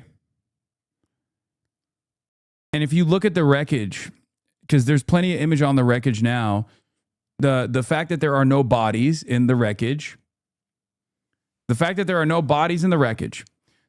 there are, dude, shut up, God, I'm like covering some shit, and this guy's like asking me about sex pestiny. Shut up, please.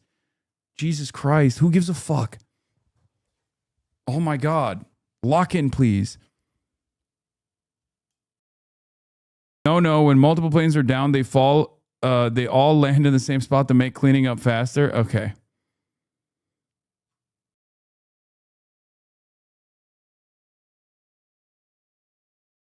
I have not seen bodies in the wreckage at all. For the record, I did see a fake RT-com tweet with a skull going around. It looked like a burnt car instead of a plane. I haven't seen any bodies that they pulled out of the wreckage at all. There would be bodies if they were if they actually if the rescue operators did not bail on this before it got blown to bits. Clearly there would be bodies in the wreckage, and there are none. So that implies that they're, you know, they didn't. That implies that like the pararescuers actually bailed on these on the aircraft when they were most likely surrounded, and either the Americans blew it up or the Iranians blew it up, but it doesn't matter. Like they blew up on the ground. It's clear. If you look at the undisrupted soil, that's consistent with like an explosion that might have been an explosion that might have blown it up deliberately rather than a plane that crash landed.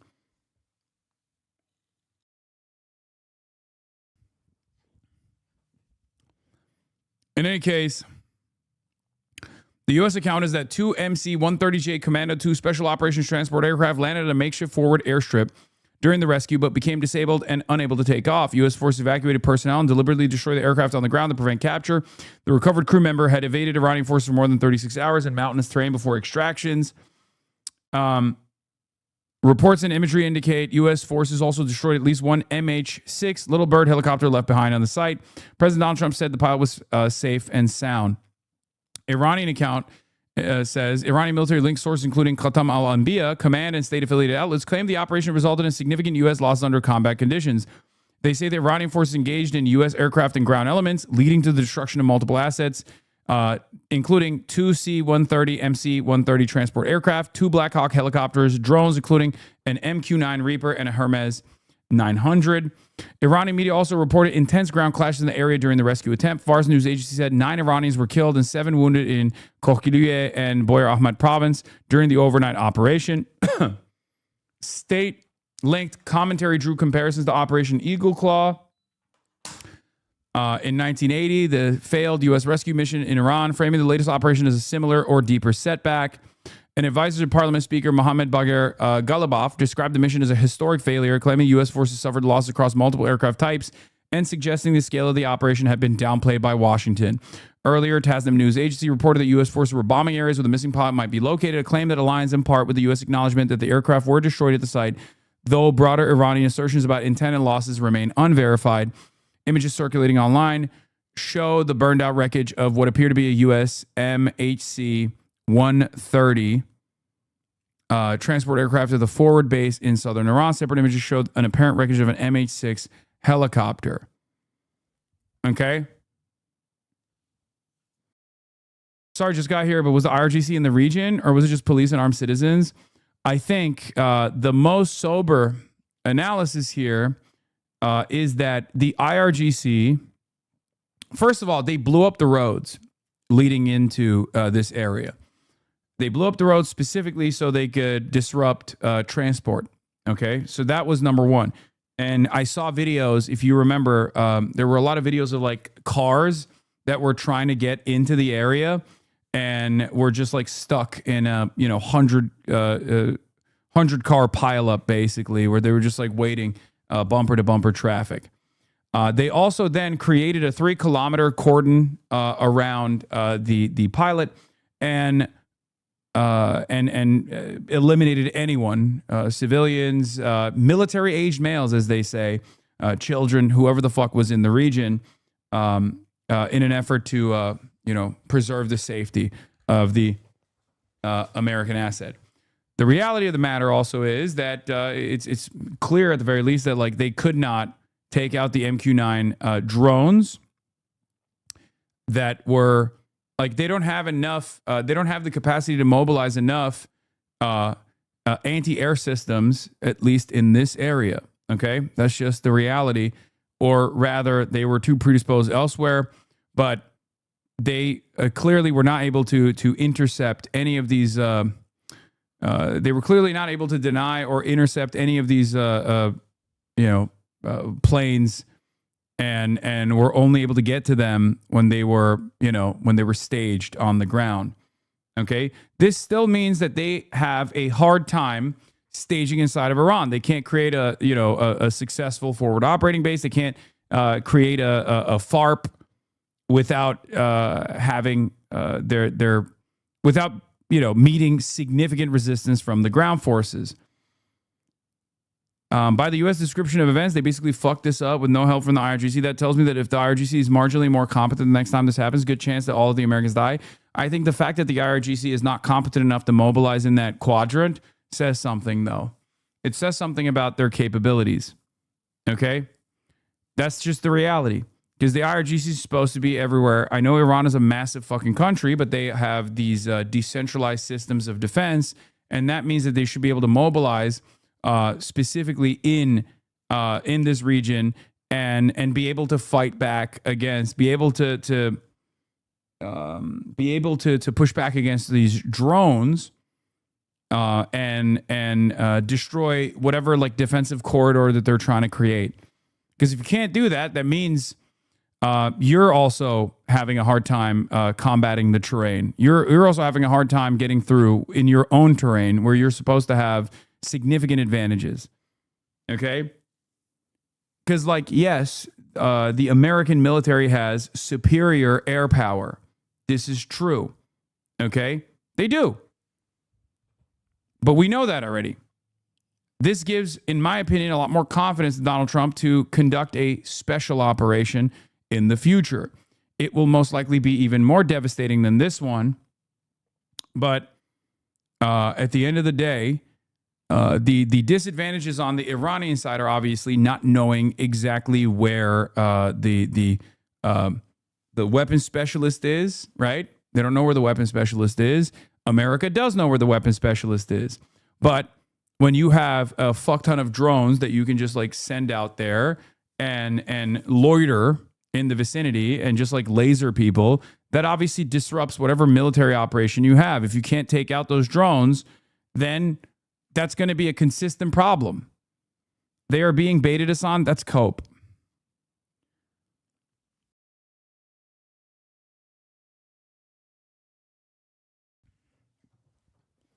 I think that's cope. Okay. I think that's a face saving from Iran.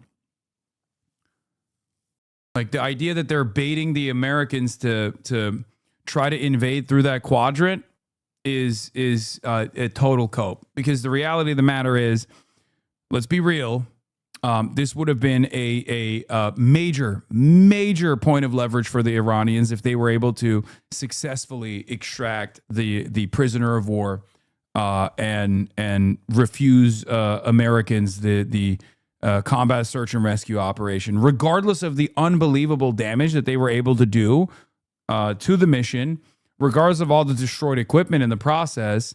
The fact of the matter is they didn't get the pilot. Okay. So while the Iranian strike capabilities have not deteriorated, Matthew Petticoat tweeted a good analysis of Iran's internal take on the situation. Can't link it. Yeah, you'd be able to link it if you subscribe to the Piker Broadcasting Service, of course.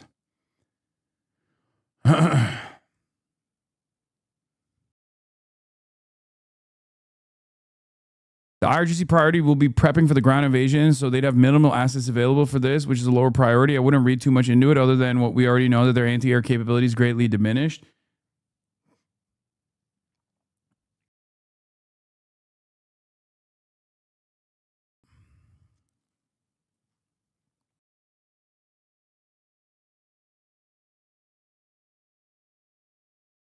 Not securing the WSO is one thing. Why didn't they just torch the area with drones and missiles, though? That's actually a great question. It's one that I'm wondering about as well, but I suspect it's because it was like danger close. Their units were far too close to the area, so they couldn't reliably blow up these assets. Because there's civilians that live there, right? Like they don't want to fucking laser. They don't want to send lob missiles internally on Iranian soil and potentially kill a bunch of Iranian civilians.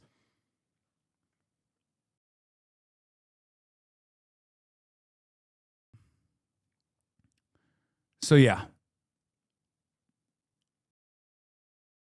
Spoke with President Trump. He told me the conflict should be over in days, not weeks. But if no deal is made, he's blowing up the whole country with very little off the table. Obviously, we're going to get to that in a second. We're still working through this operation. Here, I'll find the Matt Petty tweet.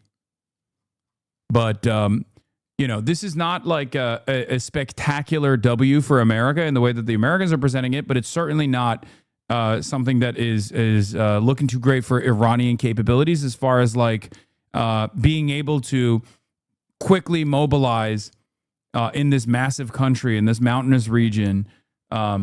So that is the reality of the matter. If we're being real about it, Iranians were not capable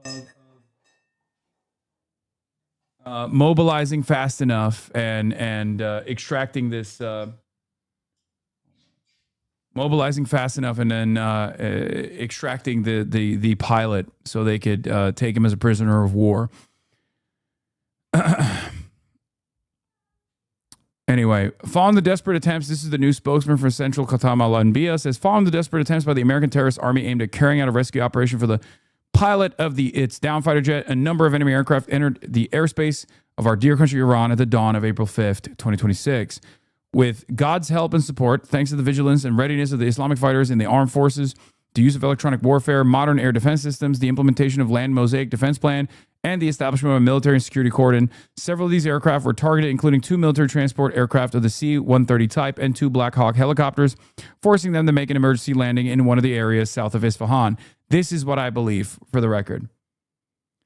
I think that what ended up happening is they took on fire and they had to do an emergency landing, potentially, and then either they blew it up themselves after bailing, or the Iranians blew it up. I have seen some footage that I can't make out that is of like it looks like it would be a manpad or something that is just like flying around and then just hitting a target on the ground. I don't know if that's actually from the cargo planes that were blowing up, but likely referencing this analysis from Levant Kemal. Successful SAR mission could embolden the U.S. to pursue further special ground operations in the coming days, potentially to broader objectives beyond rescue. Yeah, that's what my assessment is too. That's what I think as well. I think that's what is going to happen. Like, I think that all of the troop positioning, like the numbers that they're sending out there, the hardware that they're sending out there, is still not consistent with like a full-blown ground invasion of Iran. But instead is consistent with offering support for special forces operations that they might try to conduct here and there, whether it be like trying to take over a fucking island and then using that as a point of leverage, or whatever the uranium extraction mission that they have, which is unbelievably stupid. Both of these missions are very stupid. Okay, they're very stupid. They will be very difficult to pull off, and most likely will not lead to success. But having said that, I think with the W that they think they receive from this, even if the generals are like, this is going to be incredibly difficult, we can't do that. Please, let's not try anything crazy. The president might have a different opinion. After the completion of the enemy encirclement operation by the heroic fighters of the Islamic Republic of Iran, the cowardly enemy, in order to avoid scandal from the American President Trump and the false prestige of his army, resorted to intensively bombing its downed aircraft, equipment, commanders, and soldiers. The ignorant president, mired in the swamp of war and aggression that he himself started, along with the helpless and cowardly generals and the defeated American terrorist army, have realized that any aggression or ground operation or infiltration into any point of the proud Iran will be met with divine force and the iron fist of the fighters of the armed forces, the heroic Basij, and the brave people with a decisive and humiliating defeat. The scandal that has befallen the beleaguered American president and his defeated army cannot be repaired through hollow statements or media warfare or psychological operations. There is no doubt that all these victories and achievements for dear Iran have come under special divine care, and we are certain that the divine promise of achieving the final victory for the front of truth over falsehood will be fulfilled. And victory is not but from Allah, the exalted in might, the wise. So,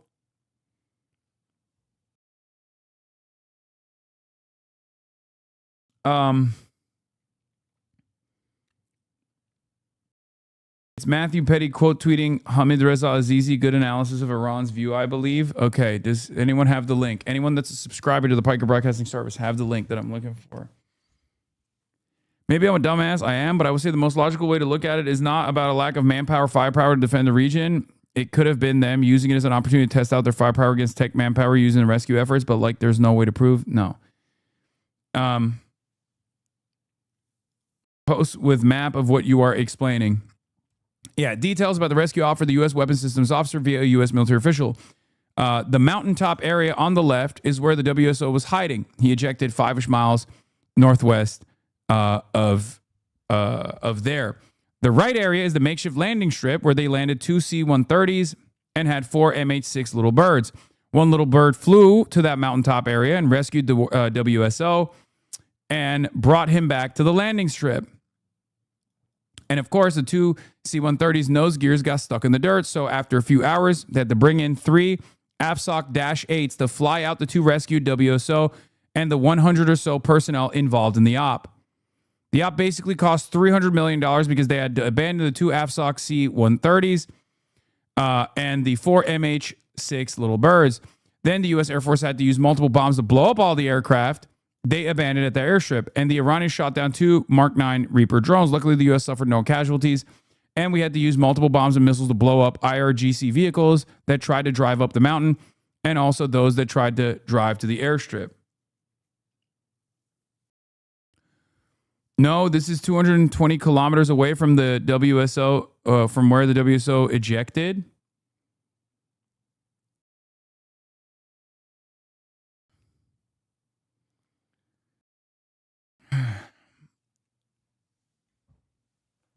There are geolocation discrepancies too.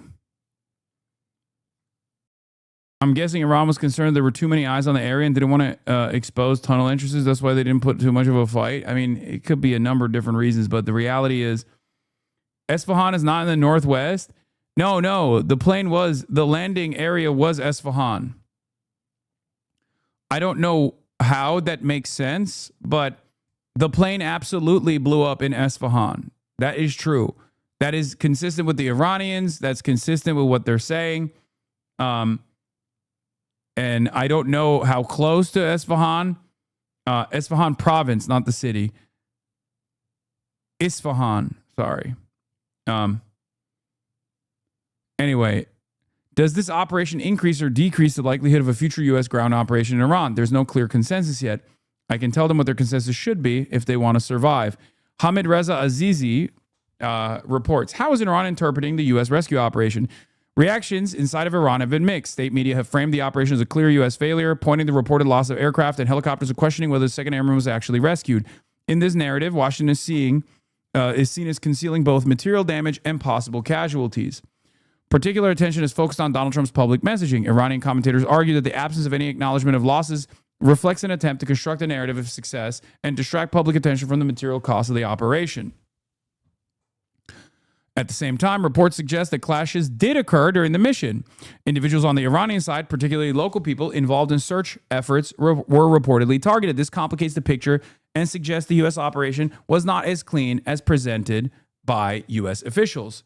Yeah, it's true, right? That's true.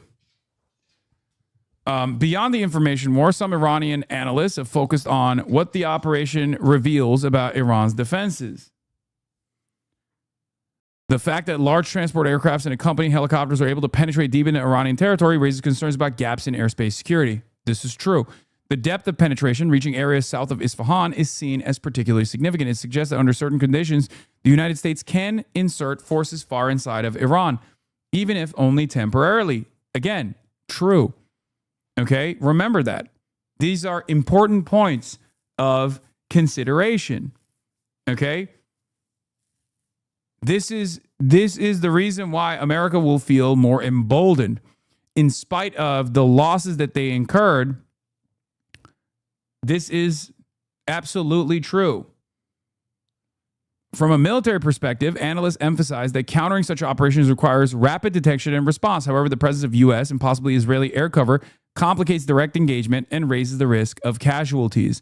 As a result, some experts are calling for expanded use of drones for surveillance and portable missile systems for targeting. The argument is that more flexible, distributed capabilities are needed to address the vulnerabilities exposed by the operation. This is the Iranian side making this assessment, which is also a correct assessment. There is also strategic concern. Even if the U.S. incurred losses, the successful extraction of an airman could reinforce perceptions of American effectiveness. In a highly curated information environment, that may incentivize further high-risk operations. These could go beyond rescue missions. Some analysts warn that such precedents might increase the likelihood of more ambitious actions, including strikes on sensitive facilities or even attempts to secure high-value assets like the stockpile of the highly enriched uranium inside Iran. At the same time, a counter-argument exists. Some analysts believe that the cost, particularly aircraft losses, may have been acceptable for Washington in this case, but could limit the feasibility of repeating similar operations under more contested conditions. This has fed into a broader debate. Does this operation increase or decrease the likelihood of a future U.S. ground operation in Iran? There is no clear consensus yet. Some Iranian experts frame the episode as a part of a learning process. Despite setbacks, they point out that Iranian forces have previously managed to target advanced U.S. platforms and inflict damage, including during this operation. From this perspective, Iran's failure to capture the airmen is a setback, but also a source of operational lessons that could improve Iran's response in future scenarios. Others urge a more cautious assessment. They note that compared to other cases where the U.S. has rapidly extracted targets with minimal resistance, particularly in Venezuela, this operation took nearly 48 hours and involved significant friction and losses. In that sense, they argue, the episode reinforces the idea that Iran is not an easy operational environment. Any similar mission would likely involve complexity, resistance, and real risk. This is totally up to Donald Trump, okay? Because Donald Trump likes a fast and easy, successful mission, right? Donald Trump loved the Venezuela operation. Very little friction, very little resistance, except for like the Cuban special forces on the ground that were a part of Maduro's personal guard. They were able to basically take out the electricity grid, in and out, boom, boom, boom, right? This was not easy. They lost a fuck ton of assets in the process. They lost a fuck ton of assets in the 48-hour operation. The first day, assets that cost hundreds of millions of dollars. That is an indication that even the fact that the F-15 was destroyed in the process implies that Iran still has significant air defenses that they can mobilize in a moment's notice, right? So they do not have the complete air superiority that they claim that they have.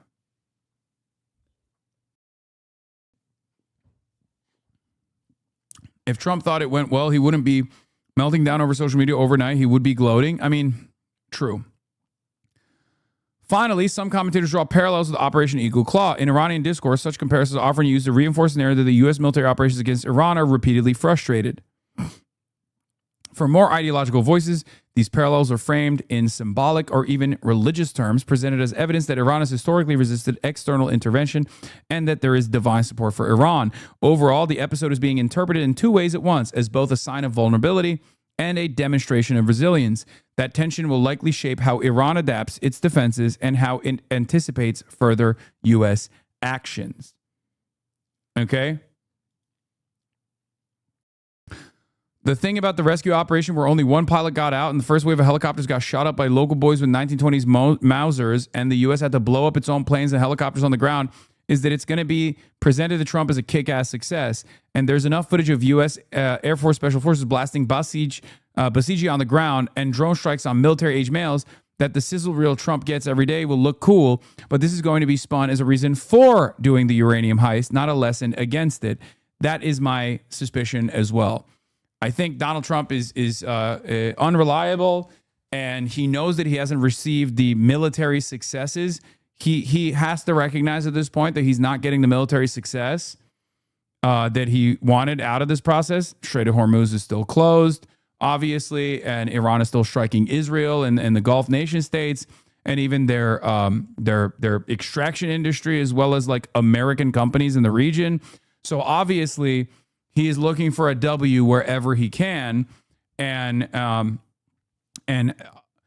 like the smart thing in this circumstance would be, here's our W. We showed our military dominance.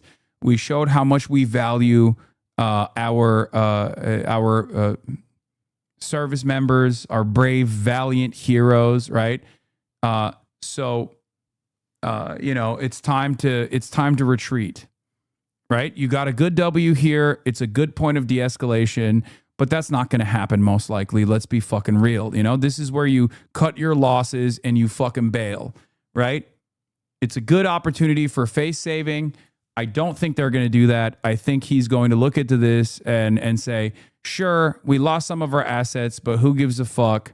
Our forces were so dominant for 48 hours. We were able to literally land inside of Iran, operate inside of Iran, and we were able to successfully extract this guy that was like lost in the mountainside, and therefore we can do it again, and we can do it in an even braver and bolder way.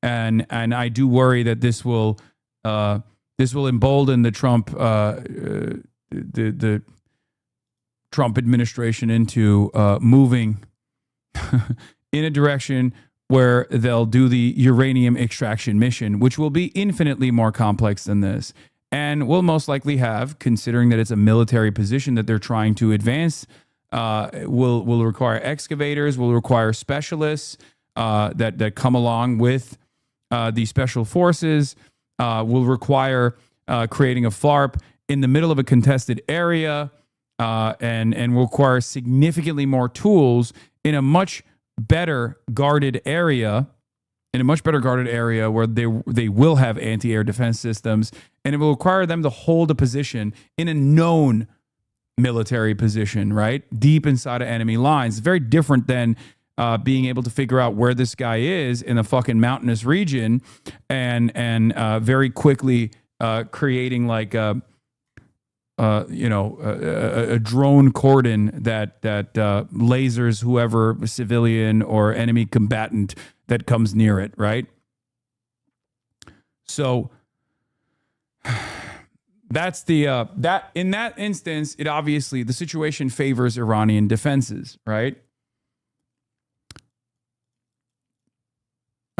Breaking news from the Kobeissi letter. Breaking. President Trump's advisor reportedly texting Iran's foreign minister Arakshi in an attempt to continue negotiations per Axios. Two sources involved in negotiations said the talks are also taking place through Pakistani, Egyptian, and Turkish mediators.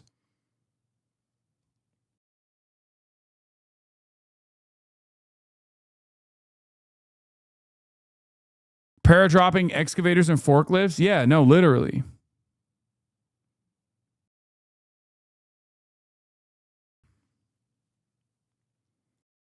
Aren't you reading the RGC statement with respect to the extraction, or do you think that they're full of shit? I did read it, and I did explain that they are obviously, just like the United States of America is making this seem like it's a fucking fantastic success, the Iranians are doing the same.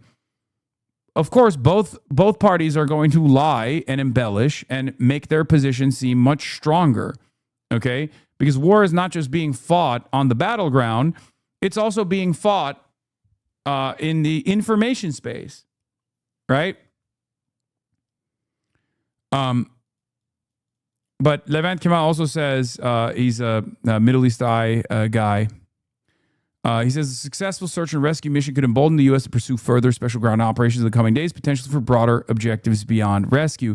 Despite Pentagon and CIA risk warnings, the WSO rescue and testing Iran's response speed may push the Trump administration towards missions targeting nuclear inventory, key figure extraction, or underground facility raids. We shall see.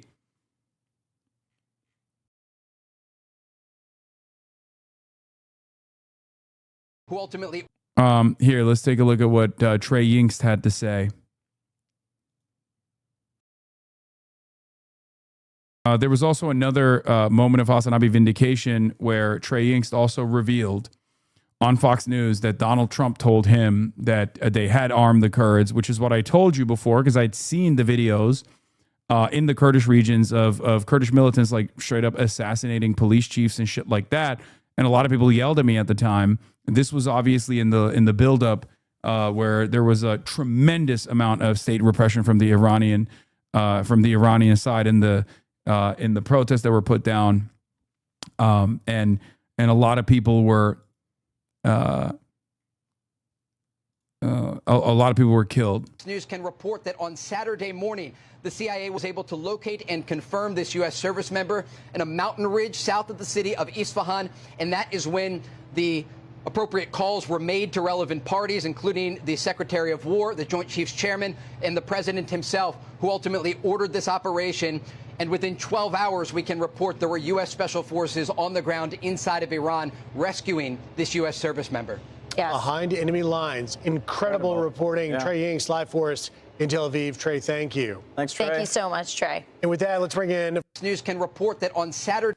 No worries. That's why it seems unlikely they came under heavy fire at the FARP. The ground conditions were clearly known, and they weren't landing on an airstrip, improvised or otherwise, so it's believable that the heavy C-130s got stopped on soft ground after landing. If under heavy fire, they wouldn't have been able to land on other...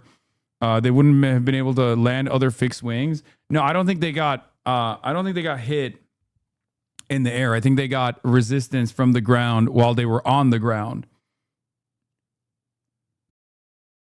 So I don't think that, I think they were under fire when they landed. Not necessarily you can land fixed wing on improvised landing strip. You can also conduct free fall insertion with CCT and JTACs in order to assist in landing the fixed wing. Yeah, I don't think they crash landed. Like, I think that's bullshit. Because if you look at the actual footage, look, guys, no matter how much you want to do propaganda, okay, no matter how much a state wants to do propaganda, whether it's the Iranian state or the American state, at the end of the day, there's things that you can look at with your own two eyes, okay? If the C-130s actually fell, right, or if they were dropped, you would see it in the footage, okay? Not like directly in the footage of like a C-130, falling out of the sky, but you would see it on the soil. Right? There would be an impact site. There would be a crater that is consistent with a plane falling from high altitude. Okay? That doesn't exist. It's very clear that they were on the ground, whether they were stuck or met resistance from conventional forces on the ground.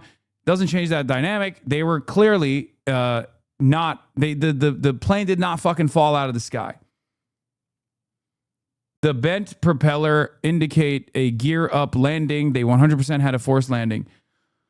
Oh, if they had a forced landing, you would see it on the fucking soil, man. This is a very heavy plane that is like crash landing is what you're saying. Okay? It's not consistent with that at all.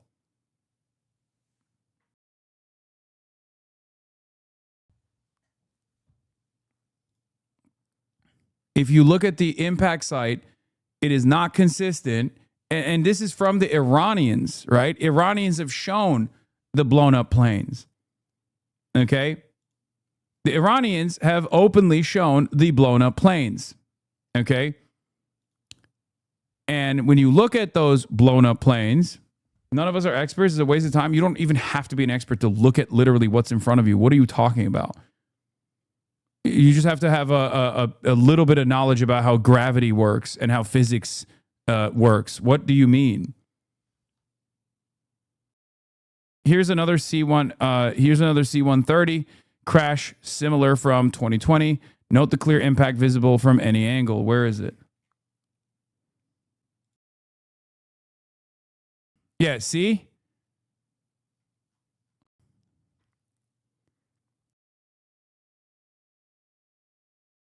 And this is from high up too, so you can't fully grasp like how much ground that it disturbed.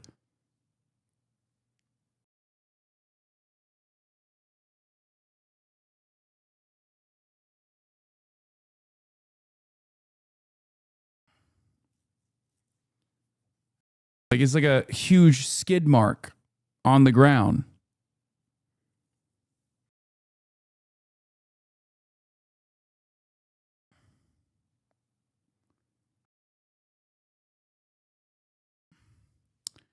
That prop damage 100% indicates that the plane was damaged on landing and was not going to take off from there. This claim has several problems. First, most major Iranian Kurdish parties have denied receiving any weapons. Okay, well, whatever. Important context, there were 100 personnel on that landing site. Yeah.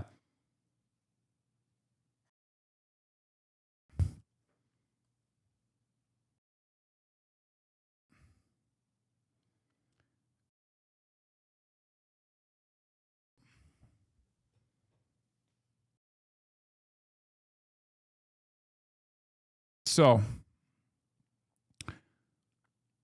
but that's a crash. We're talking about a hard landing without the vehicle disintegrating. It may have had to land hard and be abandoned due to small arms causing failures. That could be the case.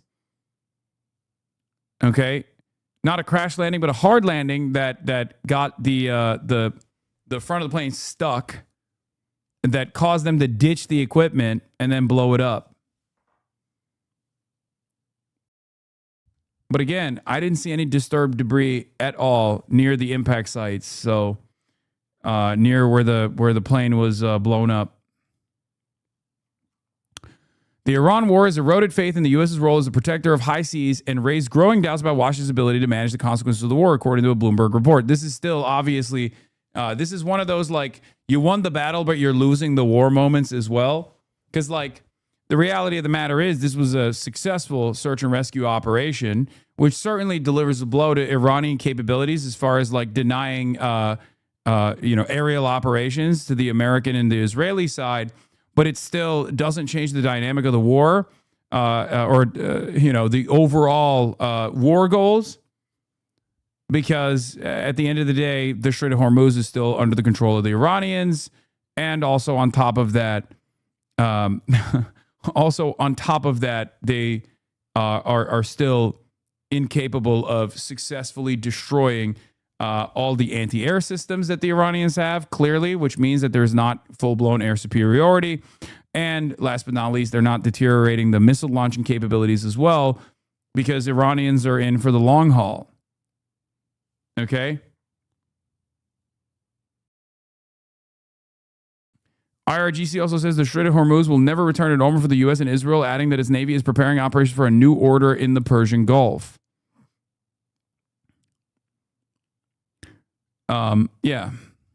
A Pyrrhic victory for the Americans in this battle. But yeah, Trey Ying says there was concern that despite the crew member's beacon signal, it was an Iranian trap, a senior U.S. official told Fox News. By Saturday morning, the CIA was able to locate and confirm as the U.S. crew member using advanced capabilities. At the time, the CIA informed all relevant parties, including Secretary of War, the chairman of the Joint Chiefs, and ultimately the president. Within 8 hours, we had planes in motion. Within almost 12 hours, we were on the ground in Iran. So yeah.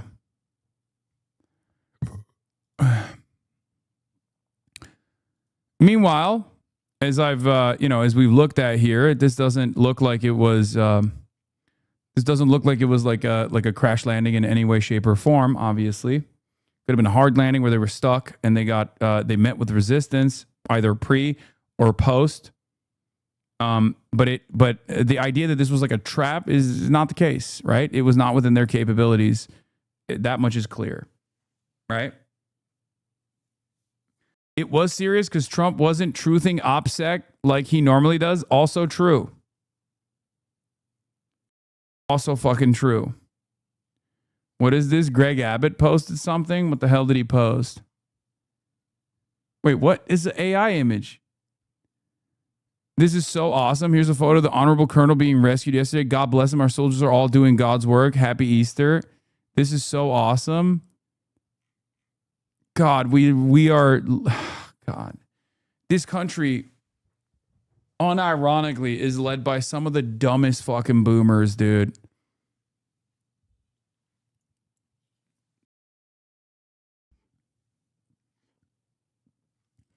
God, right-wingers love AI slop so much. We're not going to make it, dude.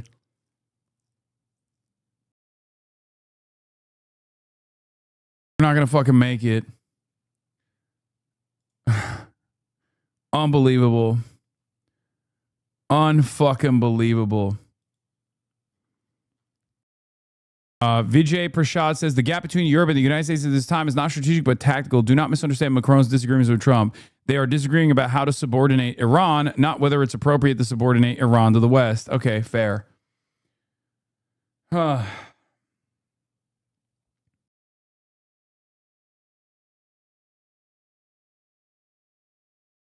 Please send a rescue mission and text for all of us. Hasanabi heads in the state, bro. Please. Yeah, true. I feel if there was a heavy... What is this?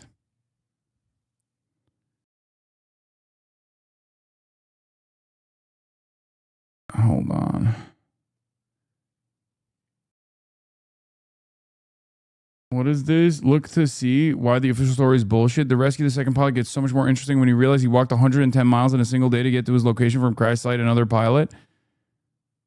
I don't know if this is correct. Because the crash site is obviously going to be far away from where the fucking landing, where he ejected to.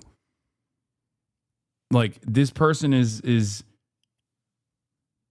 it's not 110 miles. Like, it with one canteen of water. Guys, this is ridiculous.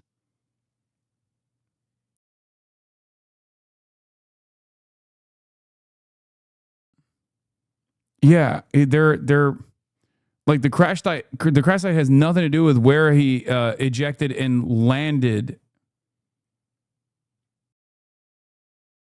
You know, the ejector seats don't follow the fucking plane. He was on a fucking parachute. Like, he was in it. He was. I don't have reason to believe that, like, the story as far as like where he was able to trek to, which is, I believe, like, what, 3 kilometers or something from where his seat landed. I don't believe that that's incorrect. I think that's probably correct. There remains one unsolved riddle in the F-15E shootdown. I'm currently not satisfied with the answers. In my breakdown, there's a clear focus of activity around the province of Kokhliye and the Boyar Ahmad. Even the regime called for handover of the pilots. There was significant activity around the FARP, southeast of Isfahan, for the WSO. Pilots eject with a parachute, now with a paraglider, so they cannot cover significant horizontal distance in the air. Both pilot and the WSO usually eject within less than 1 second, with the WSO ejecting first. Means that there could have been a couple of kilometers between both, especially with some winds, but not this distance. I.e., the Isfahan FARP would not have been required for the WSO inside of Boyar Ahmad. This leaves us with various options. The pilot was recovered from south of Isfahan. The intel around the province of Kokhliye and Boyar Ahmad was intentionally seeded by the CIA because to get to the south of Isfahan, they have to fly there anyway to distract Iranian efforts. The WSO walked 80-ish miles, 120 kilometers in 24 hours in the wrong direction. The WSO and the pilot were both recovered from Kokhliye and Boyar Ahmad, and the FARP was something else. For something else. I tend to go with A plus B, and I think C and D are not true. What do you think? I don't know, man. I just... Like, what is this? Is it suspicion that, like... Why are you guys sending me these things? You're sending me this shit to be like, what? It was actually secretly to extract the uranium? Is that what it is? Is that why they set up a FARP in Isfahan? Is that what you're talking about?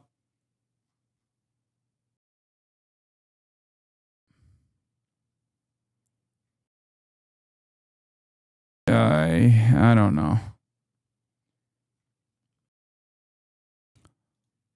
I think there is a cope on both sides on this. The cope coming from the American side is that this was like a total clean in and out operation, which it clearly wasn't. It took 48 fucking hours and they lost a lot of assets in the process. And the cope coming from the Iranian side is that like it's actually, this was a phenomenal success. They took out the pilot, they took out everybody, but there's no bodies to show for it, right? If you don't have bodies to show for it, then it didn't happen. That's my assessment, right? It's that simple. If you're saying that you blew up these planes yourself, and you're showing the wreckage, right? But you're not showing any bodies, that means you didn't blow up the planes while there were people in it. Or even if you shot at the planes, they were able to successfully bail on the equipment. It's that simple.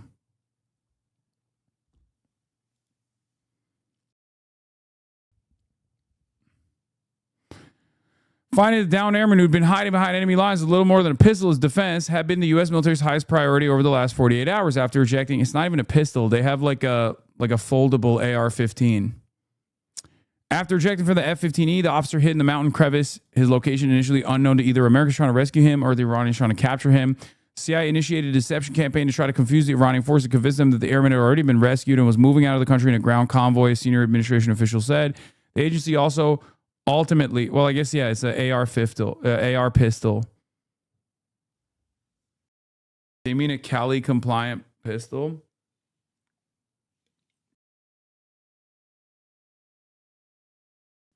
Fistal. Whatever. Which mounted the rescue operations senior administration official said. Mr. Trump's exultant post celebrating the Air Force officer's rescue contrasted with his threat on Saturday morning to strike Iran's power infrastructure if the government did not open the Strait of Hormuz to cargo traffic. Time is running out, 48 hours before all hell will rain down on them, Trump wrote. The downing of the F-15E and the crash of another U.S. warplane, an A-10 Warthog, a short time later on Friday, raised questions about how much capability Iran retained after a month of attacks. Mr. Trump hailed the rescue as evidence that Iran's defense had been badly damaged, if not destroyed. The fact that we were able to pull off both of these operations without a single American killed or even wounded just proves, once again, we have achieved overwhelming air dominance, superiority over the Iranian skies. It's obviously not true.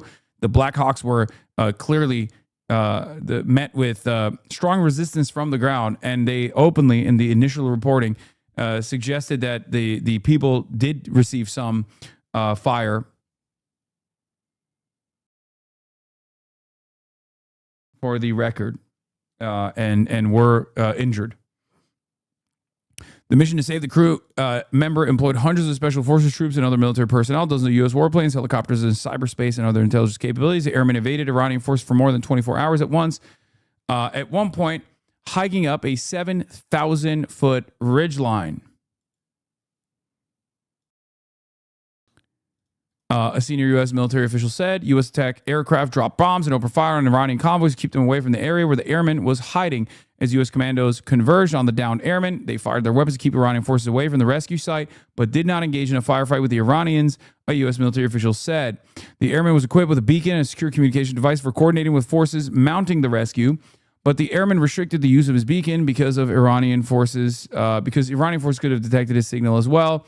A senior U.S. military official described the mission to rescue the airmen as one of the most challenging and complex in the history of U.S. special operations, given the mountainous terrain, the airmen's injuries, and Iranian forces rushing to the location. In a final twist, after the weapons officer was rescued, 2 transport planes that would carry the commandos and the airmen to safety got stuck at a remote base in Iran.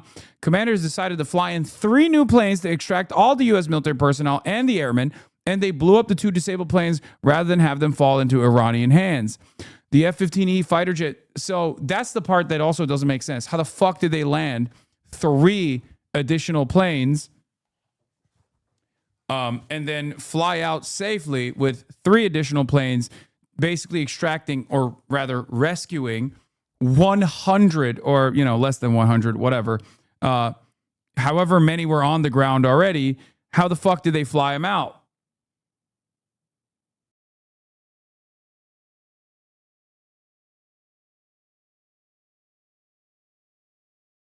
Just in, RGC publishes footage from the 100 million U.S. aircraft crash site. There's one photo that indicates there was a fatality of a U.S. soldier, but no confirmation from CENTCOM at this time. The Special Operations MH6 helicopter Little Bird was spotted among the wreckage of the destroyed aircraft. Some are saying it might have been on board the MC-130J transport aircraft and was destroyed and disabled after the transport aircraft was damaged. I'm not seeing I don't think there's any people in the wreckage. They would have shown it if that was the case. For the record.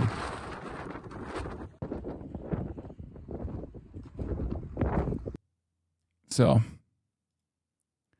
I don't know if this is like supposed to imply a person or something. I don't want to like show something that's like TOS or whatever.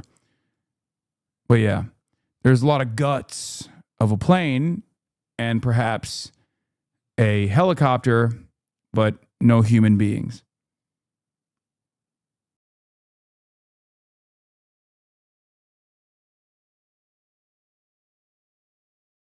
Okay. There is a photo that they have of like a burnt guy. For the record, there's a photo that they have of like a burnt person. But that's not, I don't think that's from this crash. Like I've seen one photo of like a burnt skull, but like a charred guy.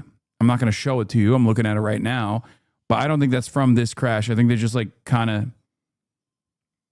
snuck that in there to be like, this was one of the guys. It's the back seat of a Peugeot.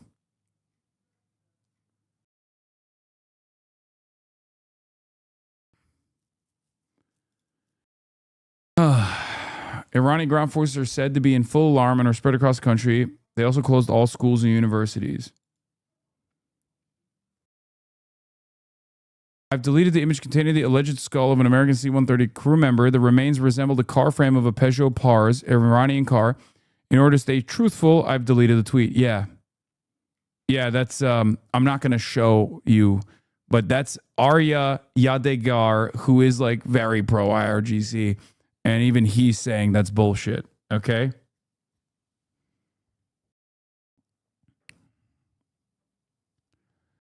Anyway, so what is Trump doing this morning? I woke up to some unbelievable statements from the motherfucking president. Now that we've covered extensively what took place in this special military operation, the search and rescue operation, and hopefully you were able to get a little bit more clarity about what took place. Again, some of this is going to always be speculative. It's hard to piece this information together, both looking at the American side and what they're saying and what the Iranian side and what they're saying, while still obviously being critical of both sides and the information that they're revealing, given the interest that they have in presenting their side as the stronger side. Lying to everyone about saving the stranded weapons specialist. Ugh. Okay. I need you to understand, once again, if this is an abject lie, why has the Iranian side... This is the same as like when people were saying in the 12-day war that Iran had taken out an F-35 fighter jet. Okay? Remember when people were saying that the IRGC had taken out an F-35? Do you remember? In the 12-day war. Okay? And at the time, I told you, if they successfully took out an F-35 fighter jet, you would see it. Okay? You would see it, as we saw with the F-15, right? There was wreckage. There were pieces of the tail that you could identify, right?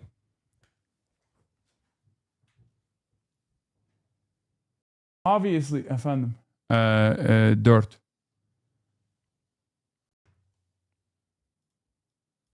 Trump's not holding back his words. He's straight unraveling because he doesn't control the situation. Yeah, I think it's more the latter rather than the former. Okay. So, here's the thing. If the Iranians actually were able to kill American soldiers, okay, If they were to kill American soldiers, you would see it. Unless they did actually kill some American soldiers, but the bodies, the casualties, the wounded, and maybe even those who were killed were extracted alongside the rest of the forces that were on the ground. Okay? It's that simple.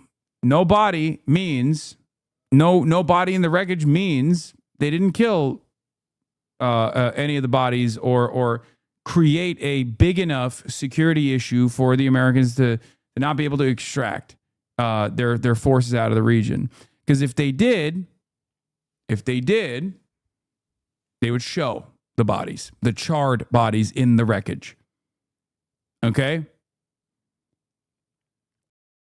That's it. Anyway, let's get to Donald Trump.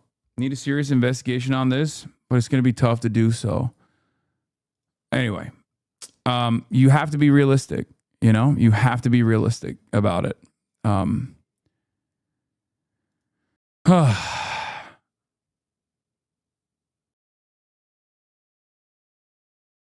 So Donald Trump came out and said something totally fucking insane. I guess it's somewhat expected. But this shows that he's definitely not in control over the situation. Okay? Tuesday will be Power Plant Day and Bridge Day, all wrapped up in one. In Iran, there will be nothing like it. Open the fucking strait, you crazy bastards, or you'll be living in hell. Just watch. Praise be to Allah, President Donald J. Trump.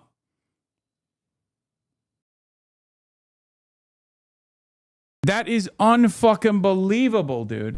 May Allah awaken the people and help them to see the evil doings of Israel and the United States.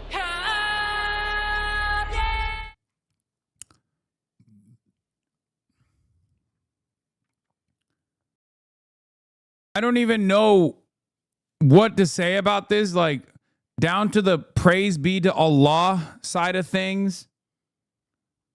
It's just the nuttiest fucking possible situation. And he's threatening to do maximum terrorism to the state of Iran and destroy its capabilities of, destroy the lives of 93 million people. Okay, that's what terrorism is.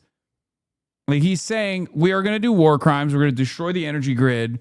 We're going to destroy the bridges. We are going to disrupt the lives and livelihoods of 93 million fucking people. Okay, these are all human beings. That's what he's saying on Easter, while also simultaneously saying praise be to Allah. Okay. Anyway, going back to the Al Jazeera assessments of what took place. Sorry, I do want to cover this. An American Air Force officer who was missing after Iran downed a fighter jet has been rescued. President Donald Trump confirmed that the mission was successful and that the officer is injured but safe. The operation lasted 2 days, with both U.S. and Iranian forces looking for the missing airman. He was extracted from Iran after what was described as a heavy firefight. Donald Trump posted to social media saying, "We got him." Over the past several hours, the United States military pulled off one of the most daring search and rescue operations in U.S. history. Trump added, "This brave warrior was behind enemy lines in the treacherous mountains of Iran, being hunted down by our enemies.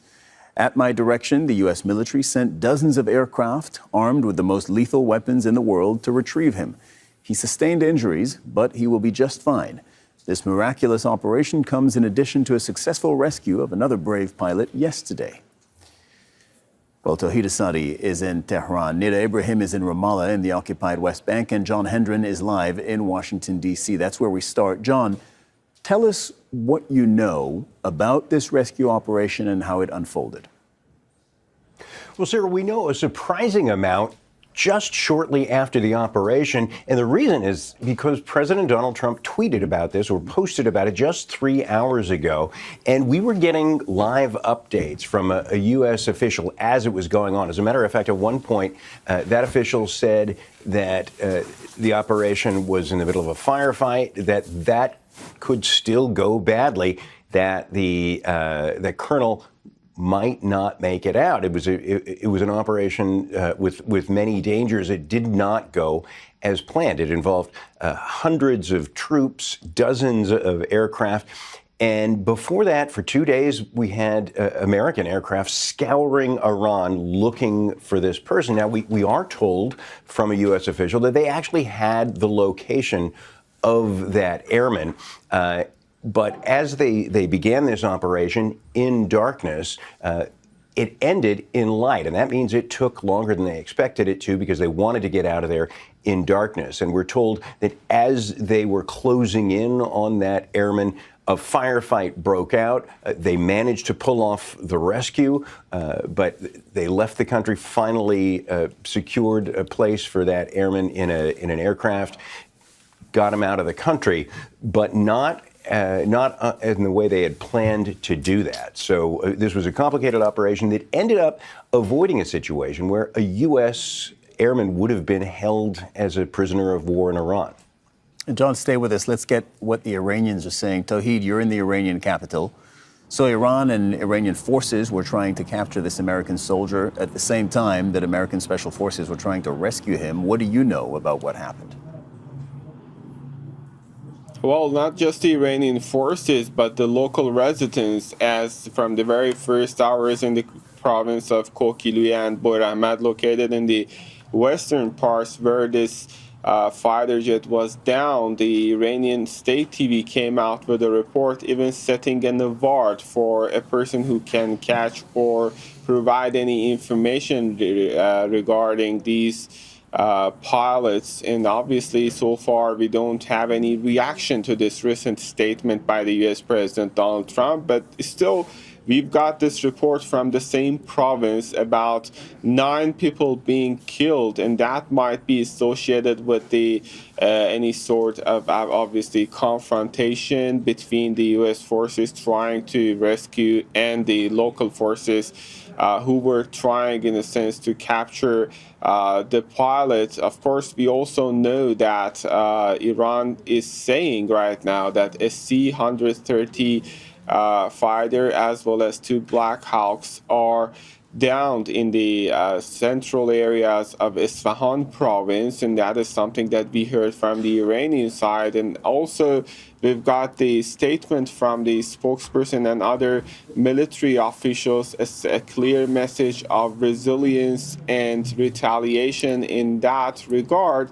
And obviously this is a very important development, not just related to the pilot, but the Iranians are trying to depict it as a sign of victory when it comes to the capability of the air defense system inside the country. Previously, we've got it from the U.S. officials and the U.S. President Donald Trump in particular, criticizing and downgrading the capabilities of the defense capability of the country. Right now, Iranians are saying that they have been able to have a functional defense system, air defense system, and that is in line with other claims that they are putting forth regarding the downing of drones and missiles over the past few days. John, back to you in Washington, D.C. So the last 2 hours, if we take everything in, has been a mixed bag for the U.S. They've had 2 successful rescue operations. Obviously, that's a win for them, but it also, before that, they've had several of their planes now shot down for the first time in this conflict.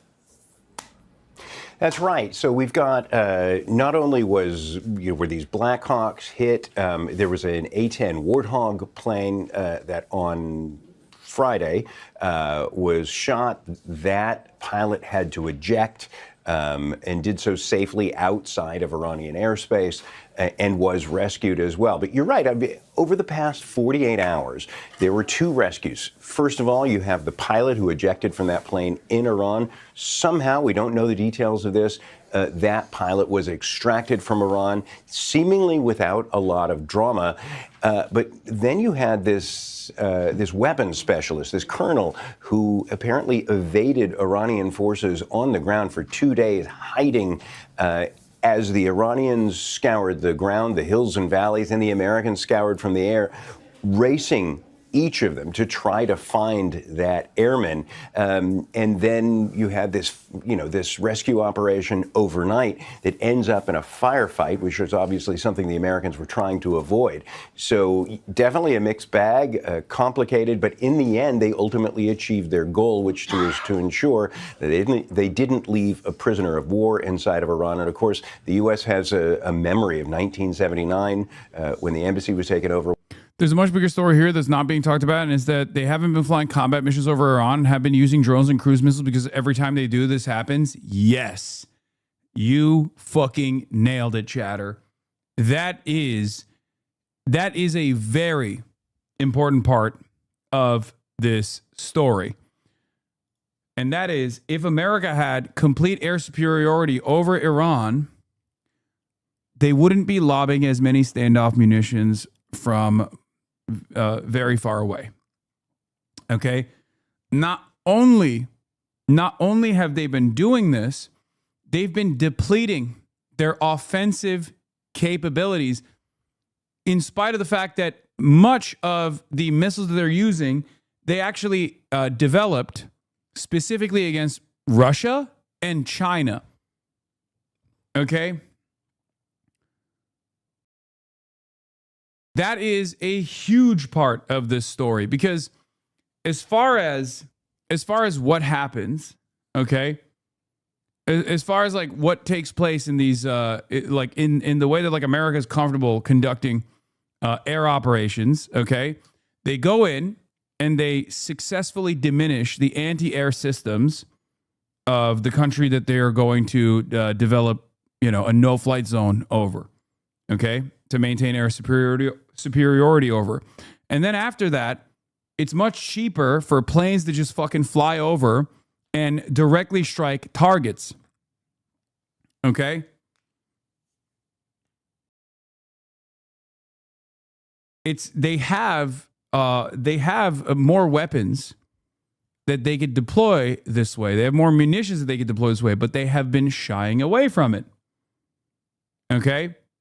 They have been using and depleting their faraway offensive striking capabilities, some of which they might not be able to re-up in the necessary time period if they were to, go into war with another country, okay? Yeah, they have a fuck ton more gravity bombs, but they can't use them because they can't fly over and use the gravity bombs, right?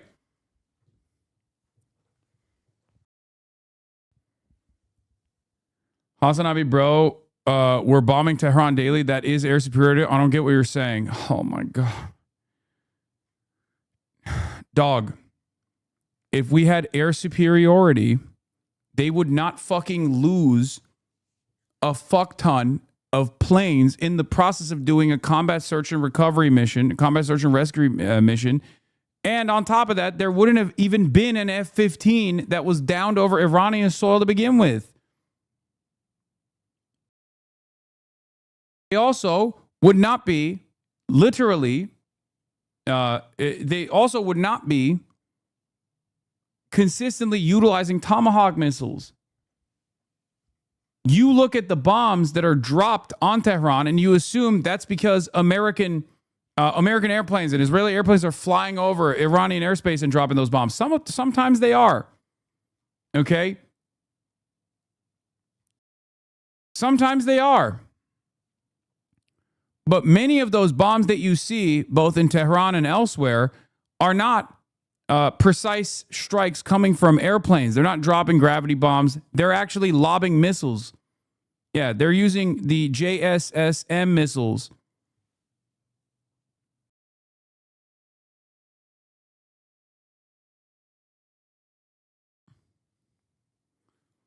Just because a couple planes got down doesn't mean USA doesn't have air superiority. Iran is a mountainous region. That's why other utilized like missiles can be used for simplicity. Okay, you're right. Instead of using the much more precise equipment that they have literally infinite ammo on, pretty much. Okay, they're expending almost all of their fucking standoff munitions for no reason, because they just felt that would be more fun to do. Gravity bombs, is that the latest buzzword? So many Twitter tabs, you just turn off Twitter, man. It would be so good for you to do that for a week. 24-month subscriber said, gravity bombs, is that a buzzword?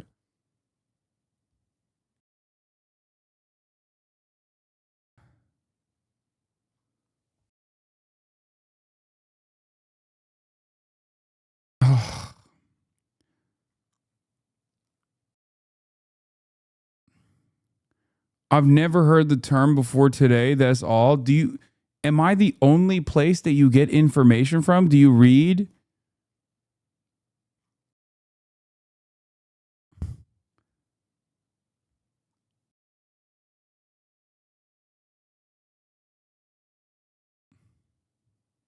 Yes, I read. Clearly not enough. When hostages were held there, and that became a serious problem for President Jimmy Carter, who ended up being a one-term president. And while the stakes here are lives on both sides, politically the stakes for President Trump and his party are enormous. It's an unpopular war, and he is, by all outward signs, trying to get the U.S. out of there. And this is really just continuing a complicated situation. I've never heard it either. You're an asshole. Buddy, if you haven't heard it before, then why are you being... I'm not getting upset at that person for asking me what a gravity bomb is. I'm getting mad at that person for being contentious. Okay? How is this hard to fathom? That chatter came in with a negative energy for no fucking reason and made it seem like I was just like throwing around new buzzwords. Like there's a difference between being like, hey, I don't know what a gravity bomb is. Okay, and I don't want to Google it right now. Can you please explain it to me? Right? Versus, oh, you're just saying that as a buzzword.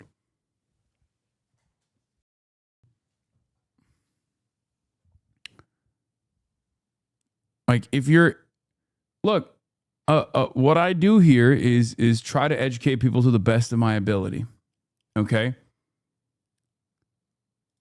Having said that, if you're going to come in here with this like weird negative energy, obviously I'm going to fucking, if you're coming in here with critiques and you don't know something that I'm in the process of explaining, just ask.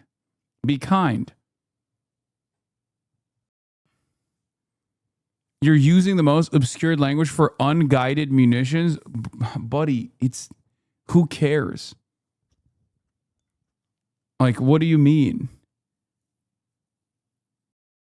You're too sensitive. It's okay, but it happens. Please move on. Okay, we're moving on.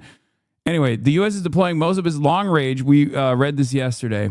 It's long range JSSM ER stealth missiles for the Iran war, pulling them from global stockpiles. Only about 435 remain available worldwide out of the 2,300 pre-war. These missiles have been heavily used. Over 1,000 in the first month, reducing reserves meant for other conflicts. Replacing them could take years. Some of them will not be replaced. There's newer versions of these that they specifically created for Russia and specifically created for war against China.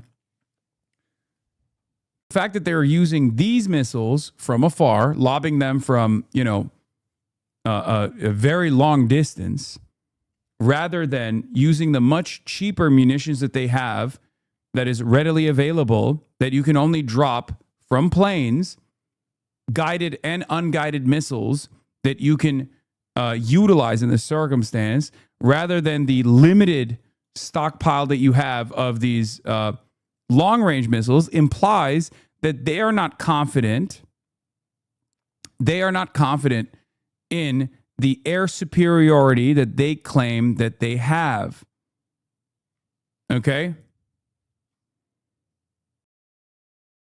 What's crazy, the first thing they did was to say you're wrong without fact-checking themselves. They can just Google. I know.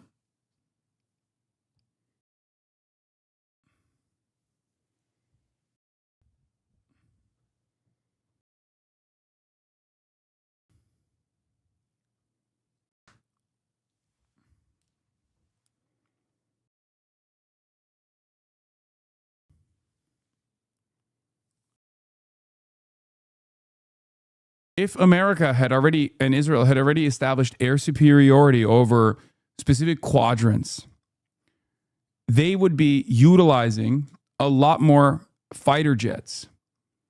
And there would be no contest against said fighter jets. But it's very clear that Iran still has the capability of dropping fighter jets, including the F-15E that they dropped on Iranian soil a couple days ago, right?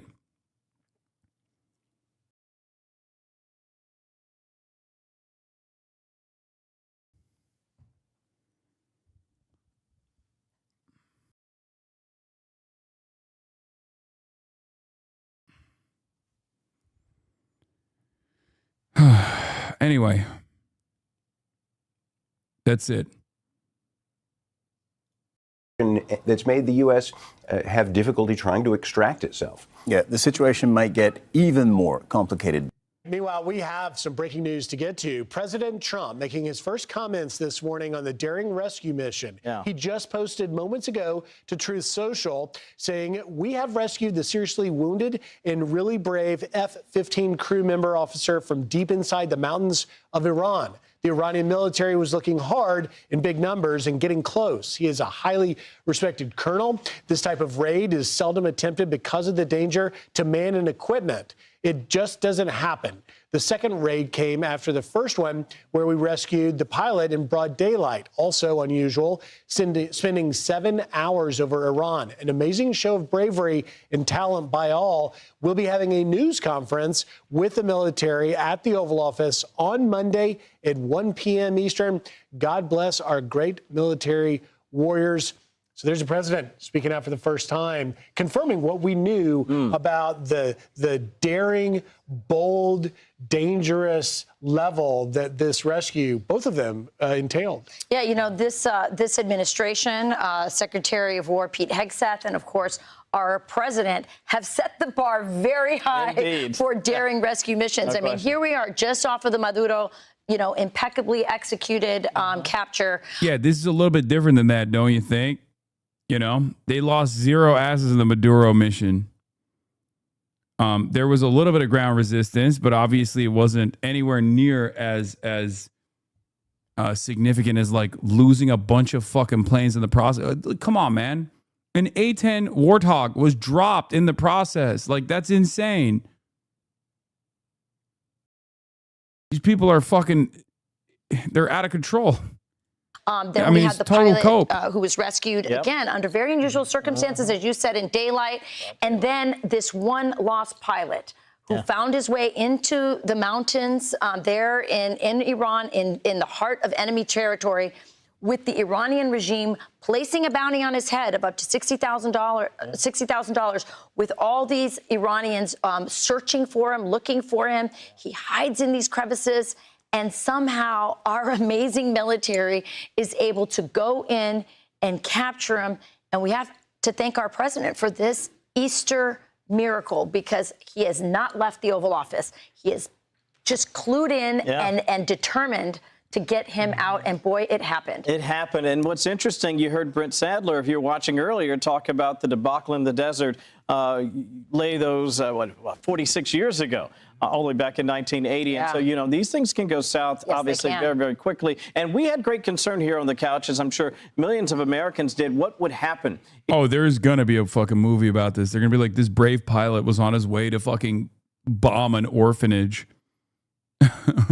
And he was unjustifiably attacked by the daring Iranian terrorists who dared to fight back against the American fighter pilots that were trying to bomb another civilian facility.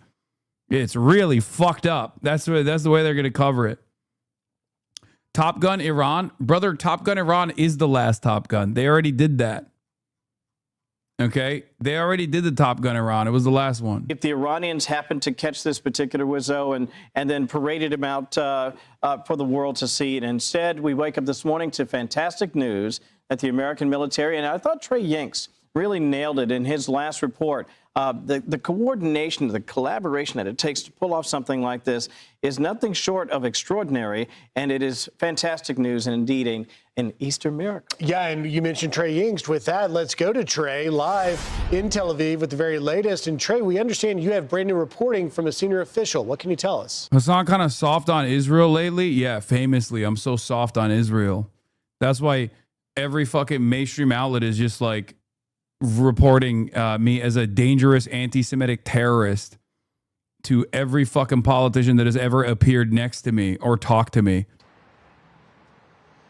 Yeah, guys, good morning. I just spoke with a senior U.S. official who provided new details on the intelligence behind the scenes to rescue this U.S. service member. The official telling Fox News it wasn't until Saturday morning that the CIA was able to confirm the location and that this was the individual they were trying to rescue. There was concern among the American government that this was an Iranian campaign to try and lure in U.S. forces and ultimately attack them.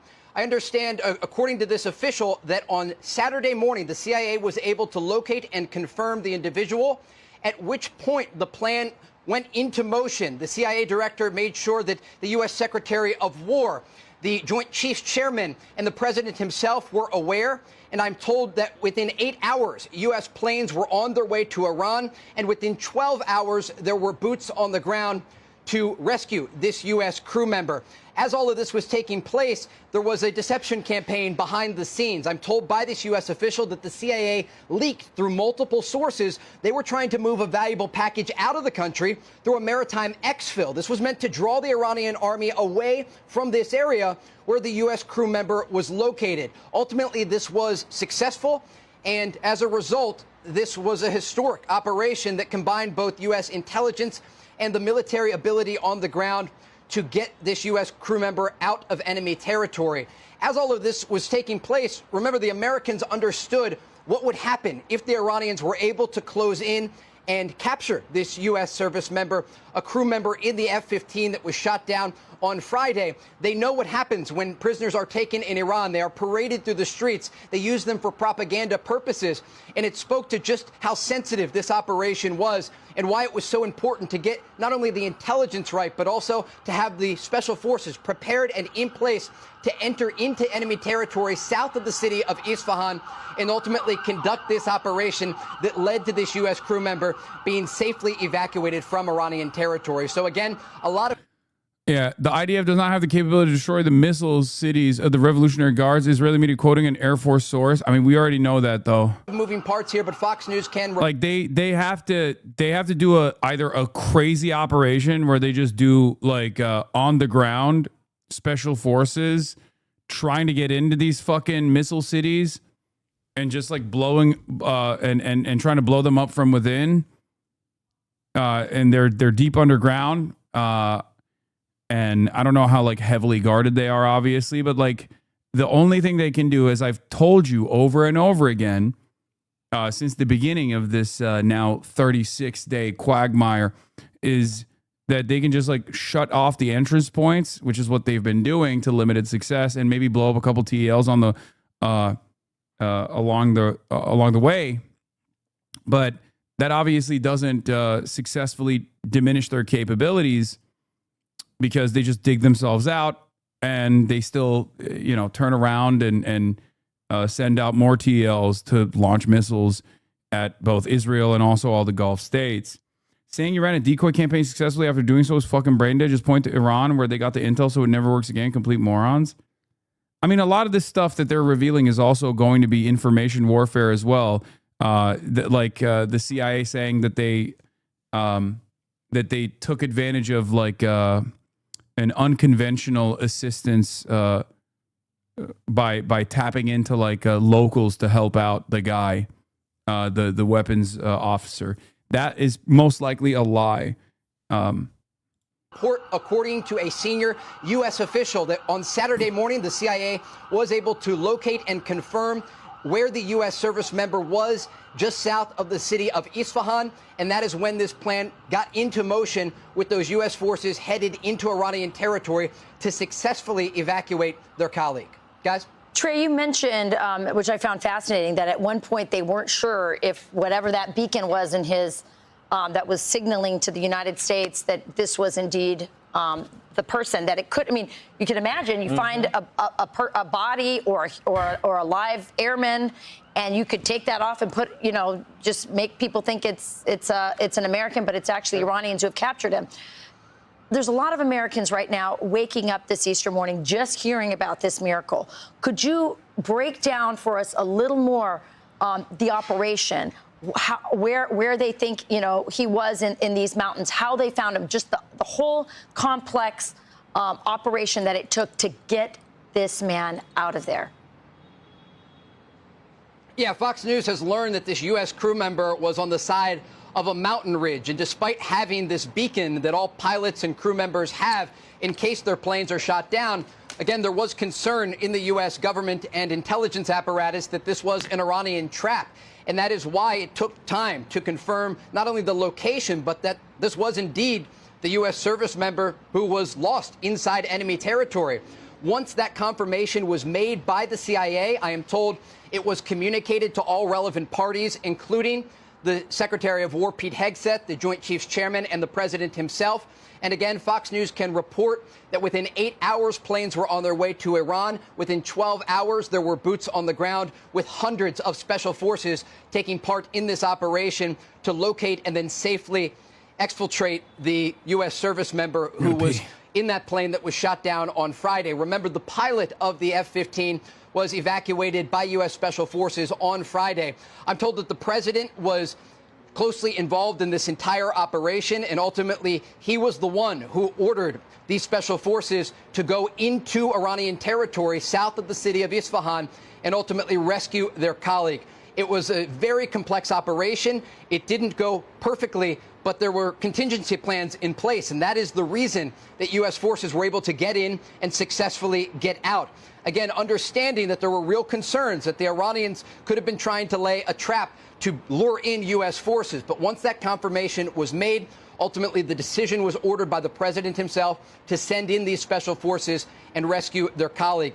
We should also talk, though, again, about this broader deception campaign. There were many moving parts here, and we know, according to Iranian state media, that a reward was offered for Iranian civilians to try and capture this crew member. And there were conversations, I am told, in Washington about what could happen if ultimately this man was captured by enemy forces. And that really led to the pressure and the concern. This official telling me there was a lot at stake here, because they know that if they were not successful on an intelligence and a military level in this operation, ultimately it could have led to disaster. There could have been a U.S. service member in the hands of the Iranian regime who would have been paraded through the streets, used for propaganda purposes. And that led to just how high level this operation was and just how precise the U.S. intelligence and military operation behind the scenes had to be to ensure that this was a successful military operation. Or you could have lost more men. Yeah, absolutely. Don't underestimate the danger. We're talking about perhaps 100. We don't know exactly how many operators are actually on the ground to affect this particular rescue. So that's also an important element of the story. I also want to ask you about the collaboration between Bro, they were watching you to see how you move and react on a success of the test run? No. No, you guys are wrong about that. That's cope. No, it is a tactical failure for the ground forces, for the conventional force that Iran has. They were unable to mobilize, and they were unable to take out the defenses that America was able to set up, the aerial defenses that America was able to set up in and around the downed the downed officer. Obviously, they had a tracker. The Americans had a tracker, so it's like they had the upper hand there. They very quickly knew exactly where he was. And the IRGC was not able to figure out exactly where he was, or the Iranian government was not able to figure out exactly where he was fast enough. And the people that were mobilized got killed. The U.S. military and our partners in the region, Trey, I think a lot of people don't understand the importance, not just in terms of airspace, but again, that intelligence sharing that makes a massive difference to effect a rescue like this. Yeah, earlier today, I spoke with a senior Israeli official asking about the involvement of the Israelis in this operation. And they once again credited the United States military and the intelligence apparatus that led to the successful exfiltration of this U.S. service member from Iran. But they said also in part, quote, when you watch an operation like that unfold in real time, the distinction between their pilot and our pilot becomes less relevant. The expectation is the same. You bring him home. And I think, again, that speaks to the reality on the ground. U.S. and Israeli forces are flying side by side over the skies of Iran. U.S. and Israeli intelligence are working hand in glove to ensure that Operation Epic Fury is successful. And again, there were contingency plans in place for something like this happened, with the F-15 being shot down on Friday. And there will be difficult days ahead. We've heard from the president himself and from the Secretary of War, Pete Hegseth. But the reality is that the United States is decimating the Iranian regime. They are systematically taking out military targets day in and day out. Each and every hour, there are U.S. fighter jets over the skies of Iran. Don't know if that's the case. And despite the fact that you hear Iranian officials trying to claim that they have control over the skies of their country, last night is a great example showing how they do not have that control. Hundreds of U.S. special forces on the ground inside of Iran conducting this high-level operation. And this is in addition to the thousands of sorties flown by U.S. and Israeli jets over the skies of... Bro, they literally continuously are losing aerial assets. That's, you know, both on the ground and also in the air. That's not, you know, that's not exactly confidence inducing. Iran that continue not just to target Iranian leadership, air defense systems, production lines, and many of the military structures that are allowing the Iranian regime to attack U.S. forces and allies across the region. And so while Iran may continue to launch missiles and drones at Gulf countries and at Israel, the reality is they no longer have the production capabilities that they had before Operation Epic Fury. And even if this operation were to end today, they are set back decades in their ability to threaten U.S. interests across the Middle East. This operation will be studied for decades to come at war colleges here in the U.S. Let me just ask you quickly, for our viewers just waking up, learning all these details, you mentioned earlier it didn't go 100% to plan. I think you're referencing the fact that one of our aircraft had issues and then had to be destroyed so that technology would not fall into Iranian hands? Reports do indicate at least one American transport plane malfunctioned just south of the city of Isfahan and was ultimately destroyed. But again, this was part of a larger contingency plan that the United States military had. When you're sending hundreds of special forces deep into enemy territory, it's never simple. And we have seen that around the world when you look at the ability of the U.S. military on an intelligence and military front. It is unmatched. And the official that I spoke with earlier in the United States indicated that this operation could not have been done by any other military in the world. It took, according to this official, the leadership of President Trump, the CIA, the Department of War, and others working together to ensure that this U.S. service member was safely extracted from enemy territory, understanding that if this operation was unsuccessful, it would have been a disaster. And this U.S. service member could have fallen into the hands of the Iranian regime. And so, again, this just speaks to the coordination that was happening behind the scenes. And again, Fox News can report that on Saturday morning, the CIA was able to locate and confirm this U.S. service member in a mountain ridge south of the city of Isfahan. And that is when the appropriate calls were made to relevant parties, including the Secretary of War, the Joint Chiefs Chairman, and the President himself, who ultimately ordered this operation. And within 12 hours, we can report there were U.S. Special Forces on the ground inside of Iran rescuing this U.S. service member. Yes. Behind enemy lines. Incredible reporting. Yeah. Trey Yanks live for us in Tel Aviv. Trey, thank you. Thanks, Trey. Thank you so much, Trey. I'm Steve Doocy. I'm Brian Kilmeade. And I'm Ainsley Earhart. And click here to subscribe to the Fox News YouTube page to catch our hottest interviews and most compelling analysis. And with that, let's go now to Trey Yanks back in Tel Aviv, where he has the latest. And Trey, we understand you have brand new reporting from the White House. What can you tell? All right, wait 1 second. They're definitely making a movie about this operation. Absolutely. Abso-fucking-lutely they will. Yes. Also, I'm Brian Kilmeade. I'm Brian Kill myself.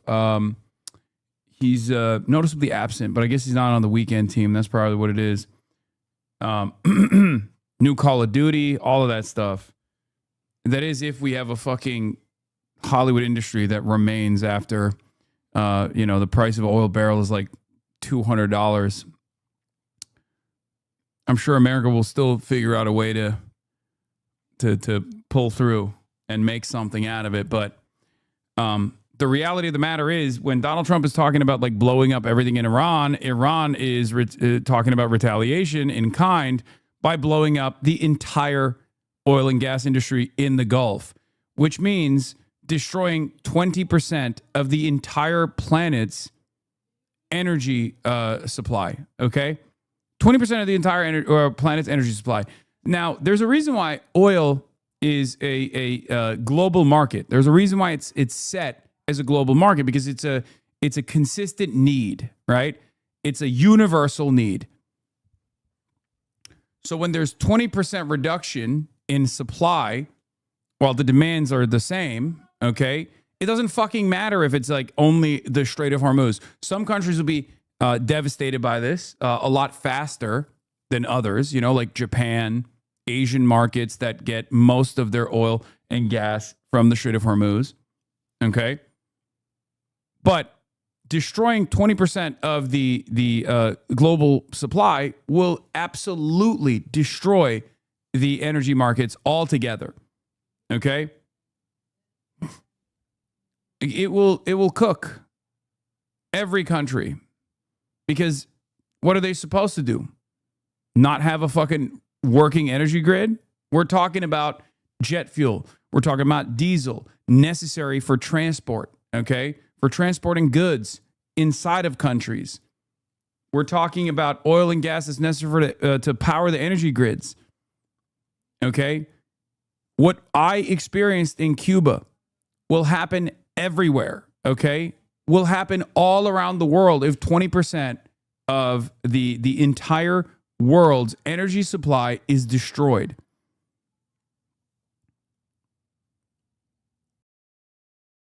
Because the reality of the matter is, no matter what happens, okay, no matter what happens, people still need this energy, okay? People still need the oil and gas, so they will get it. They will get it elsewhere. This will reflect on the prices, okay? Fuck it, rip the Band-Aid and stop all oil and gas? Hell yeah, dude. Fucking hell yeah.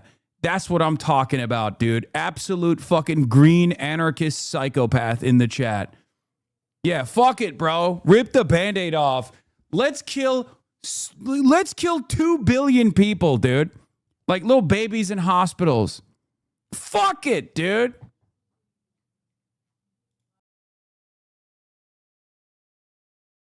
Insanity. Yeah, let's kill 2 billion people in some of the poorest countries on the planet, by the way.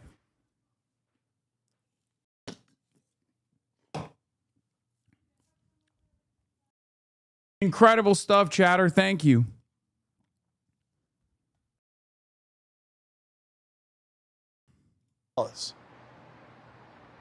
Yeah, guys, good morning. I just spoke with President Trump for 15 minutes. He gave me some new details on the negotiations behind the scenes with the Iranians and what's going to happen if Iran does not make a good faith deal. The president tells me if they don't make a deal, and fast, I'm considering blowing everything up and taking over the oil. The president went on to say you're going to see bridges and power plants dropping all over their country. Now, I asked him about the possibility of an agreement with the Iranians. He says those who are negotiating on behalf of Iran have been granted amnesty at this time so they can continue the talks. And the president tells me he thinks he'll be able to get a deal by tomorrow. He says, I think there's a good chance tomorrow. They're negotiating now. All of this following the president's post on Truth Social, where he talked about these negotiations with the Iranians. We'll pull this up. He says, quote, Tuesday will be power plant day and bridge day, all wrapped up in one. In Iran, there will be nothing like it. Open the effing strait, you crazy bastards, or you'll be living in hell. Just watch. Praise be to Allah. The president posting there on Truth Social about this ongoing operation and his new red line for the Iranian regime. Now, the president also provided new details on what happened earlier this year as the Iranian regime took to the streets and slaughtered what the president tells me is 45,000 civilians in their own country. After that took place, President Trump told me the United States sent guns to the Iranian protesters. He tells me we sent them a lot of guns. We sent them through the Kurds, and the president says he thinks the Kurds kept them. He went on to say we sent guns to the protesters, a lot of them. And so a number of headlines here from my conversation with President Trump. All of this taking place more than a month into Operation Epic Fury and in the aftermath of that successful U.S. operation overnight to rescue that stranded U.S. service member inside Iranian territory. The president himself ordering that operation after the CIA came on Saturday morning and confirmed that they located where this crew member of an F-15 that was shot down on Friday was located. He admitted the war crimes? Yeah, he did. He did. And this is like very disruptive. People are actually very upset that Trump once again leaked like somewhat confidential information.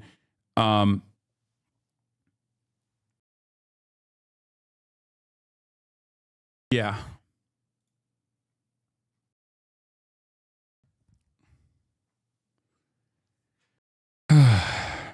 Again, the president making that decision to send in hundreds of U.S. special forces deep into Iranian territory and successfully retrieving that U.S. service member. Guys? I want to make sure I got this correctly. Are you saying that the president told you that he sent guns, the U.S. government sent guns to the protesters via the Kurdish, that the Kurdish kept some of the guns? Correct. The president tells me that the United States sent guns to the Iranian protesters earlier this year. He says we sent them a lot of guns. We sent them through the Kurds, and he thinks that the Kurds kept them. Remember, the president made a commitment to the Iranian protesters who were in the streets of their country earlier this year. Those images were circulating online of thousands of people who were slaughtered at the hands of the Iranian regime, the current regime that is attacking U.S. forces as we speak. And the president made a commitment on Truth Social to those protesters, and he said help is on the way. And we are learning as a result of this call with President Trump that he attempted to send guns to these protesters in order to fight back and defend them. Remember, these were peaceful demonstrators who were protesting against their government, and they were met with live ammunition from the Iranian regime in the streets of their country. They were slaughtered. And Fox News was talking to people in Iran who were using Starlink, and they were describing these horrific scenes in the streets of their... CIA made the boss call. Some Kurdish factions have responded to the remarks of President Trump. We did not receive any weapons during the time the demonstrations in Iran. Hajar Barenji, PDKI representative to the USA, told Fox News. Fox also reached out to additional Kurdish parties for comment. Here's what the Kurdish Kamala Party leader Abdullah Muhtadi told me about U.S. support last month, unrelated to what the president has said about weapons. Only letting this out to up the fear of the Kurds to create a state of panic. I mean, I don't think it's incorrect, but I think the reason why Trump is not smart enough to do this kind of like sophisticated messaging campaign to foment instability inside of Iran. Okay, I think he's a fucking idiot, and he was trying to make it seem like, you know, we helped them out. We tried to do our very best to liberate Iran. He's not doing fucking 12D chess. Okay, he's just not capable of that sort of thing.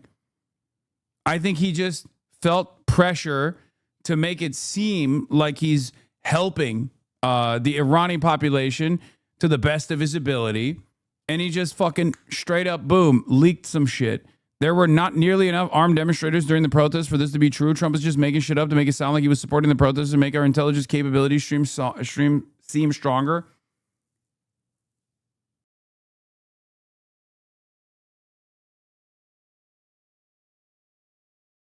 Yeah, I think whether how much of this is true or not, whether it's Trump leaking like real intelligence in a moment of panic, or whether he's just like trying to make it seem like he helped out or not, it's obvious that it's not for some other sophisticated messaging campaign purpose, you know? You understand? It's not nothing that Donald Trump says or does is for some kind of sophisticated 4D chess maneuvering purposes.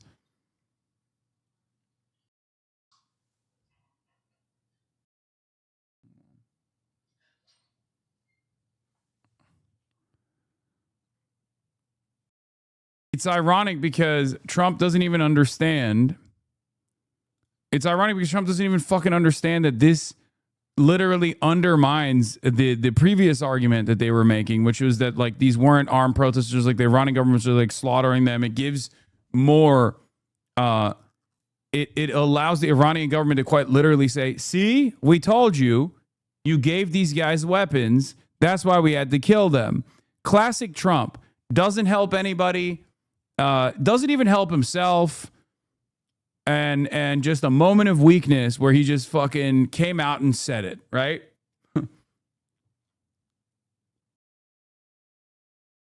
Yeah. He just wants to. So not only is the U.S. admitting to having armed separatist groups in Iran months ago, confirming what Iranian officials have been saying, but indirectly also that despite all the meddling, decapitations and bombings, it has not led to civil war. What a dumpster fire of a coup.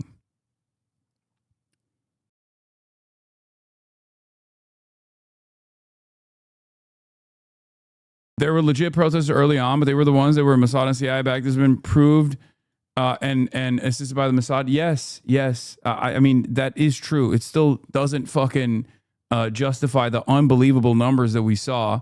And I'm not talking about like 45,000, okay? And none of that justifies American and Israeli military action on Iran regardless, okay? Due to popular demand from the press, President Trump's news conference tomorrow will now take place in the White House briefing room at 1 p.m. Eastern. So Donald Trump's going to be live early doing a press conference. He doesn't do it as frequently as he used to in the first term. So it's interesting that he chose to do one tomorrow, sorry. And I think, this is where he will say things like he's going to fucking bomb Iran back into the Stone Age and all this other stuff. I just think it's incorrect assessment to take what Trump said at face value. This man makes up everything. Why would we just trust this claim, which was not borne out on what we saw on the ground? No, in the Kurdish areas, there were a fuck ton of assassinations, for the record. There were. I mean, they could have already had guns to begin with, but they're definitely, I've saw videos of them doing drive-by fucking hits on, like, the police chief and shit like that. That was during the major incidents that took place on the ground where the Iranian government came in and killed a bunch of people.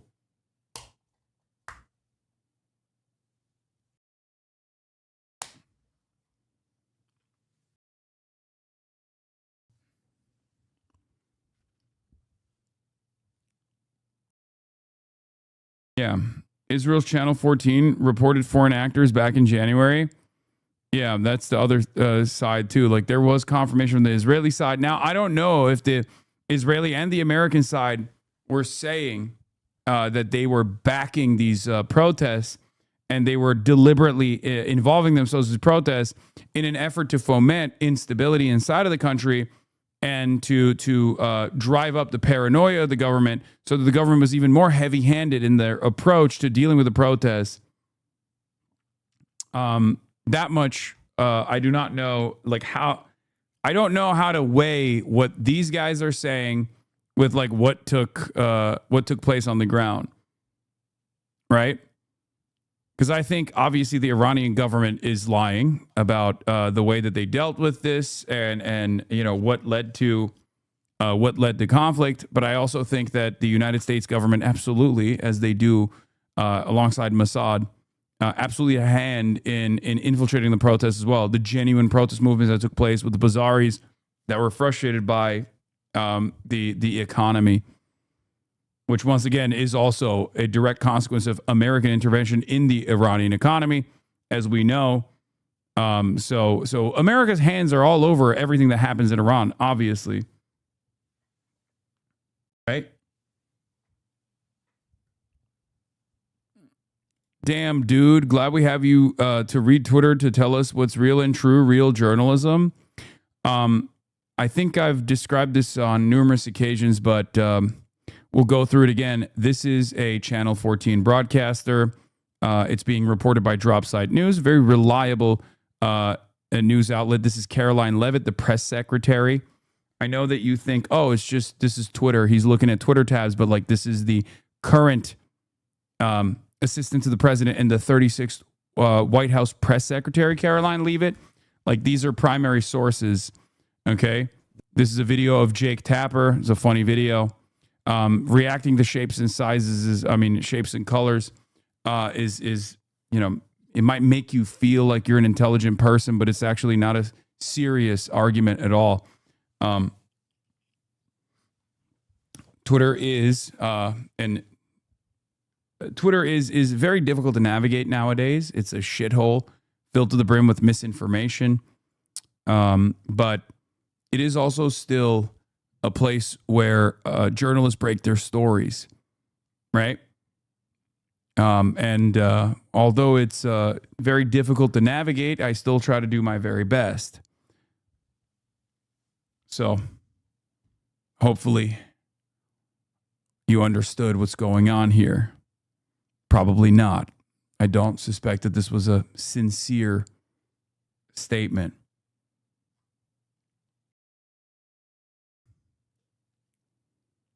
Was that helpful? Winged Zilla. Oh, he unfollowed already after saying that, so he won't be able to respond.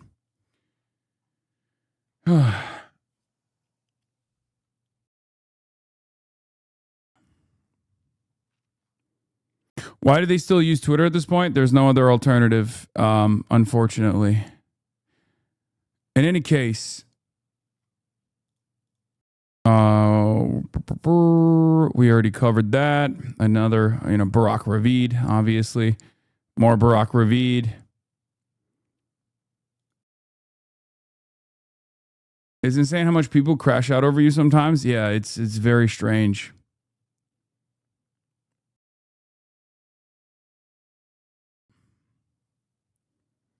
Barack Unit 8200 Ravid.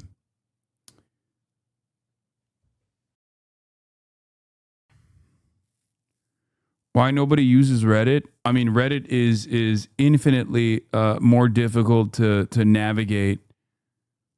And at least I know where the biases are and where the fake bullshit is on Twitter, and I can avoid it. And I can go to direct sources on Twitter. No such thing exists on Reddit. Reddit is just like unbelievably biased, either in the left direction or the liberal direction in most circumstances. It's also very easy to manipulate Reddit.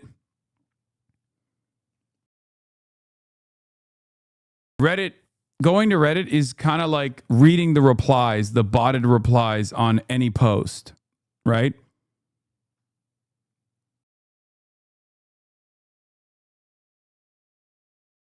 Like, this isn't to say that Twitter isn't botted into oblivion. Of course it is, right? But so is Reddit, and Reddit actually makes it much harder to distinguish. It's like if I got my news from the reply bots on fucking Twitter. That's what it feels like to go on Reddit and get your information.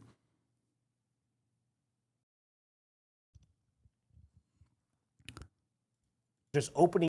Here's Manu Raju of CNN talking about Trump on Wednesday about the Strait of Hormuz, and then Trump today on the Strait of Hormuz. Let's take a look. Was really in the U.S. interest, opening that back up, and whether that was a chief demand of his. The United States imports almost no oil through the Hormuz Strait and won't be taking any in the future. We don't need it. We haven't needed it, and we don't. The countries of the world that do receive oil through the Hormuz Strait must take care of that passage. Go to the strait and just take it, protect it, use it for yourselves.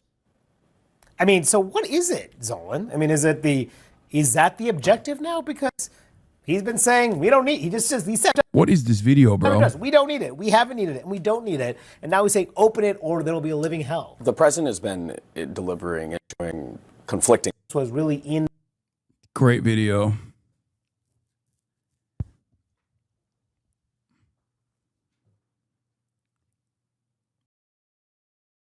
Yeah, now he's like, open it now. I just spoke briefing with President Trump on the phone, says Julia Manchester, White House correspondent for The Hill. He said he is not ruling out sending ground troops into Iran if they do not make a deal. He also said no infrastructure targets are off the table for the U.S. strikes if no deal is reached. He is trying to do, he's trying to utilize war crimes, okay, and making Iran unlivable for 93 million people as a bargaining chip, okay? He's basically saying we will turn Iran into Gaza.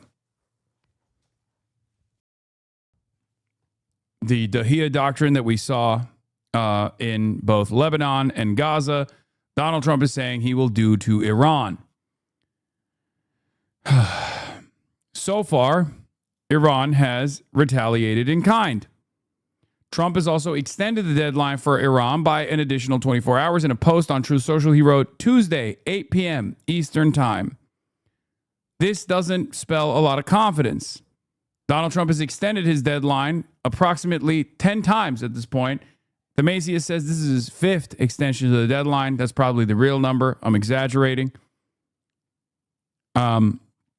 Which once again shows that perhaps he is not as confident in his ability to get a deal. Okay? It's once again an unstoppable force against an immovable object. Okay? Donald Trump keeps saying, oh, we're just going to keep blowing your shit up. And in the process, we're going to make life uninhabitable in Iran. So you better recognize, you better learn your lesson, and you better come to the table, or else we're going to do maximum terrorism. Right? A timeline of power plant day deadlines. March 22nd, Trump issues a 48-hour deadline. March 23rd, deadline is extended to March 27th. March 26th, deadline is extended to April 6th. April 5th, deadline is extended to April 7th. So this is, I guess, the fifth time. Yeah. He added an additional extension. Or the sixth extension, sorry. Breaking for the sixth time, sorry. For the sixth time since March 22nd, the U.S. President Trump extends his deadline to obliterate Iran's power plants unless the Strait of Hormuz is fully reopened. The deadline has now been delayed by 34 hours and goes from Monday 10 a.m. to 8 p.m. on Tuesday. Okay? Things are going well. Now, obviously, the reason why he's doing it is because he thinks he can threaten Iran. But for Iran, their response is always the same. If you blow up our shit, we will blow up the entire world's shit. Okay?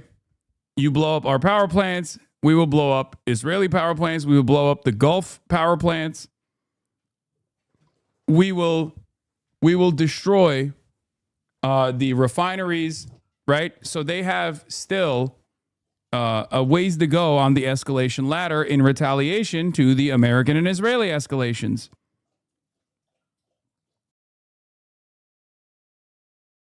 That's where we're at. Country. And the president, again, told them that support and help was on the way. And so it appears that was the help the president was talking about.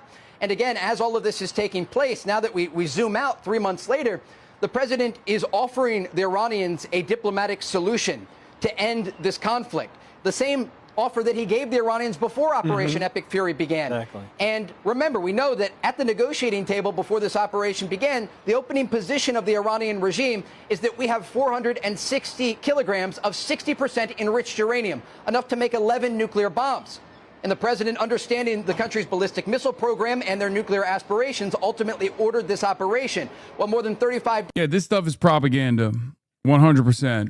Iran said that they would concede on the nuclear enrichment. Iran said that they would concede on everything, according to the Omani negotiators and other mediators that were in the room when these conversations were taking place. Iran has already conceded on this stuff before to Barack Obama. All this, like, it shows exactly what the Trump administration's goals were here, right?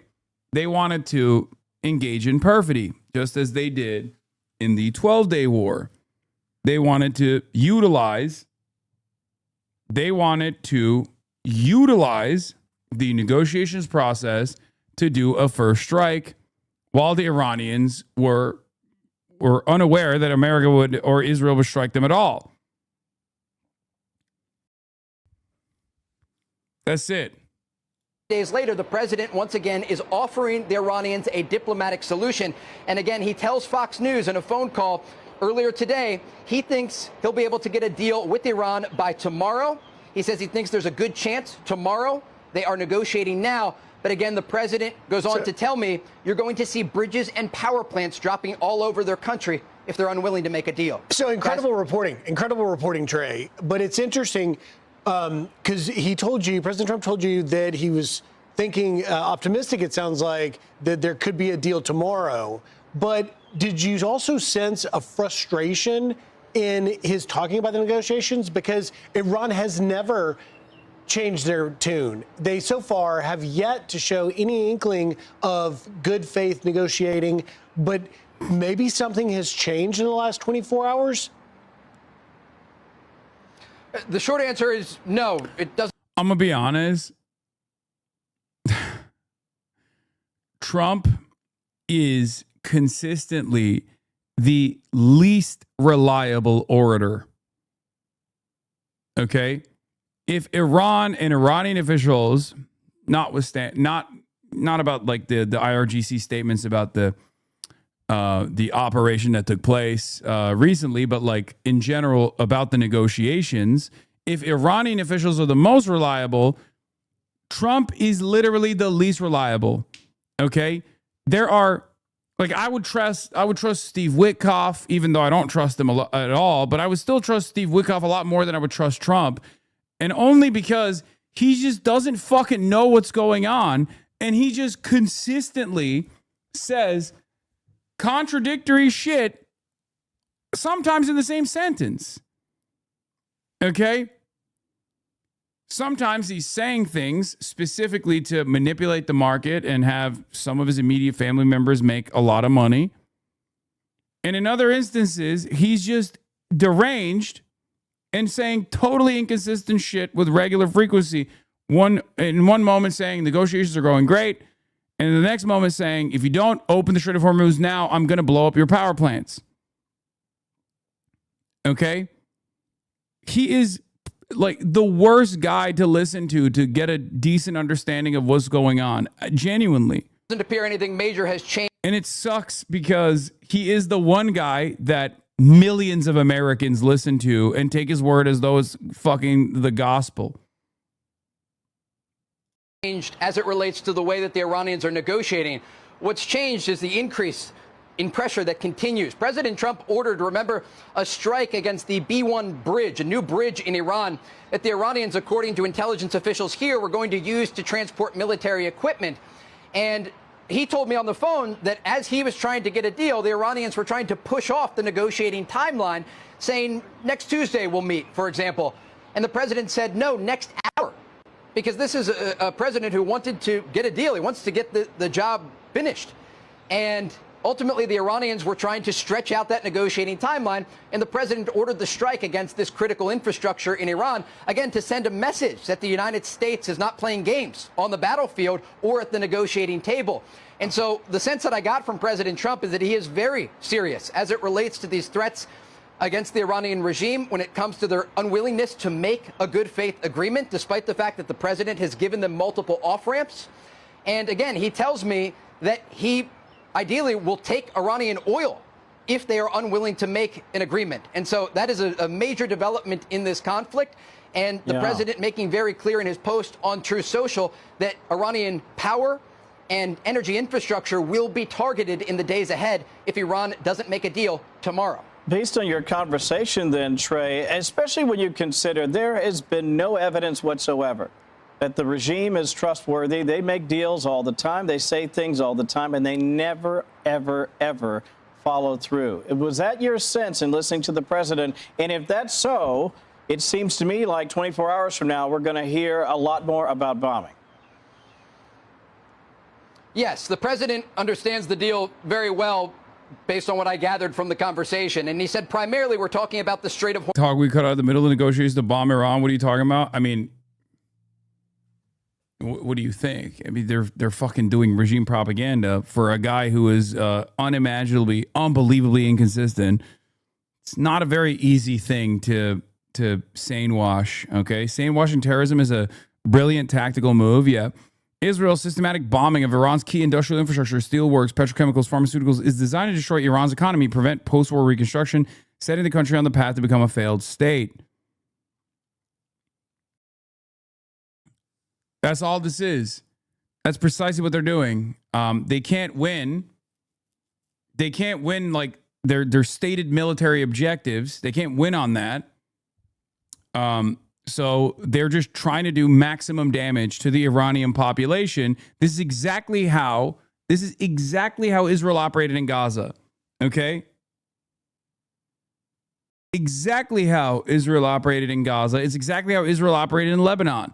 When they can't achieve their stated military objectives, just fucking kill as many people as possible. Do maximum damage to the civilian infrastructure. Do maximum damage to the civilians. It's an insanely cruel way to operate. And unfortunately, there is very little pushback from even America and Americans towards this kind of endeavor.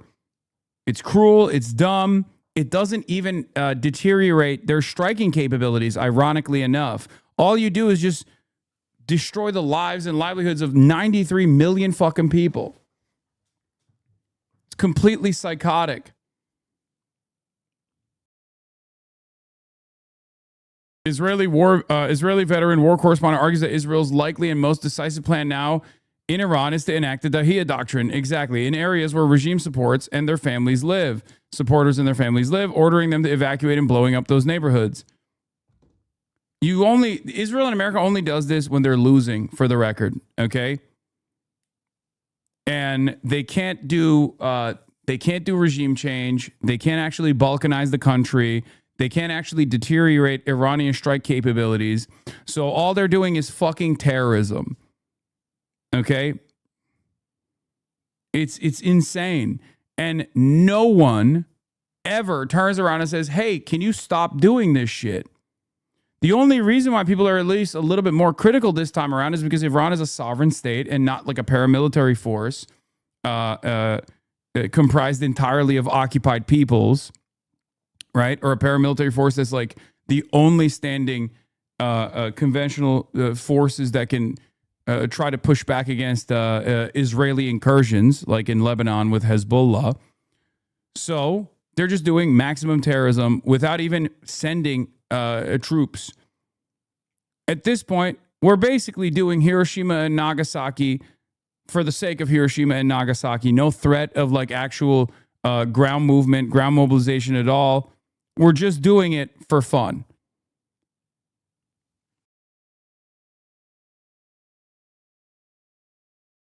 Felix described Israel's military strategy in Gaza as the equivalent of throwing a tantrum with nuclear armed states military. It's the same with America and Iran now. Yeah. And for that reason, it's more so a game of attrition. It's like, will Israeli defenses diminish to such a significant level that Iran is more successful at striking both military targets and strategic targets inside of Israel before Israel decides to apply the Dahiyya Doctrine on Iran? And at what point, I mean, I worry that Israel will escalate up the nuclear ladder if they're, openly threatening to do the Dahiyya Doctrine in Iran anyway. And this has been the calculation from the start.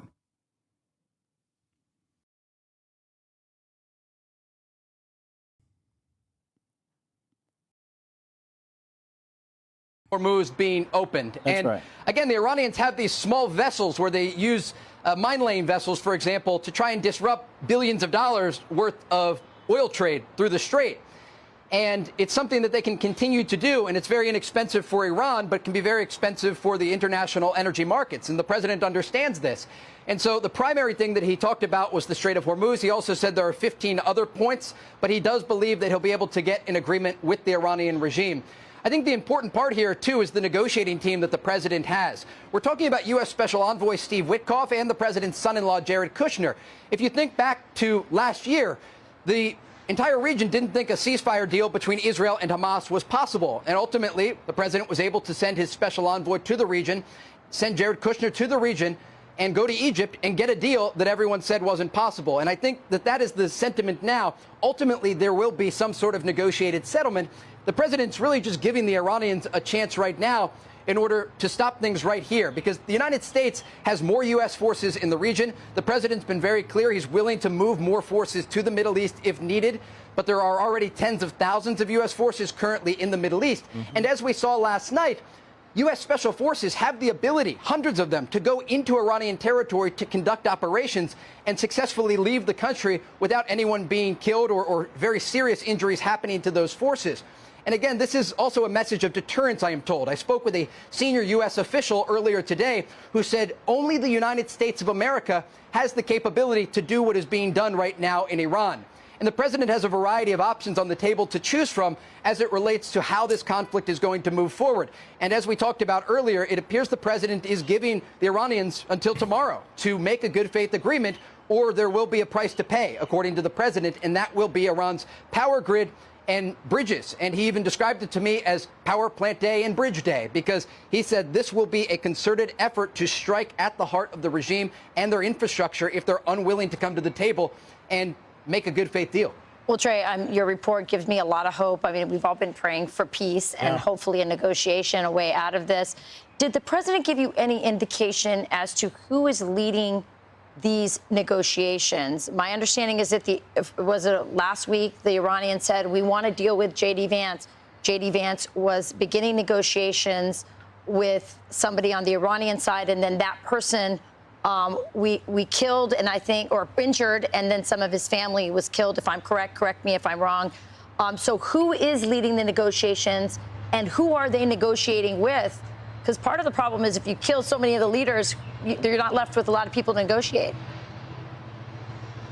Yeah, I want to be careful with my reporting here, but I can tell you I spoke with President Trump both on and off the record. We talked for about 15 minutes. I understand. And he told me that the current negotiators from the Iranian side have been granted limited amnesty right now. They're not going to kill them as these negotiations continue. And that's something that the Iranians requested, and the president was willing to grant, given the fact that he is controlling the scope of these negotiations right now.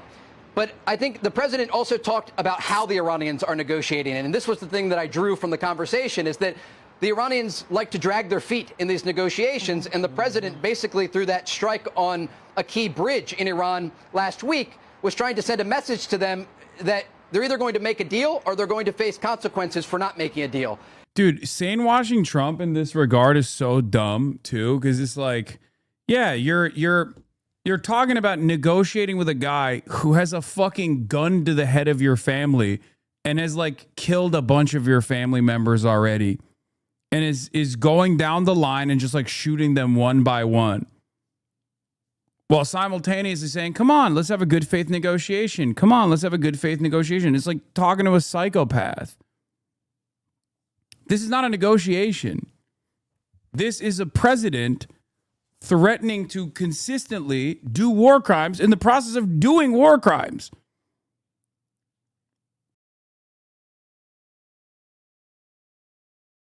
And they're doing this because they can't. Like, they're doing this because, again, they cannot actually achieve any of their fucking military objectives. And so, again, the president told me that the Iranians were trying to push off the negotiations an additional week and a number of days ahead. And the president said, no, next hour you're going to negotiate. Because, again, this is a president who is directly involved and speaking on a daily basis with U.S. Special Envoy Steve Witkoff, with his son-in-law Jared Kushner, because they understand the framework of this deal. They also understand how the Iranians negotiate. And they're not negotiating in good faith, despite the fact that the United States is giving them this off-ramp. Right. We have seen this in the past. We saw this during previous administrations. And the difference with this administration is that the president is not willing to let them drag it out. He's saying, if you're going to make... Joe Kent, predictably, we're seeing the Iran war cheerleaders, most avoided the global war on terror, aggressively push Bush-era war propaganda because they know there's no legitimate justification for this war. Patriotism is doing what's best for our nation, keeping our troops out of foolish wars.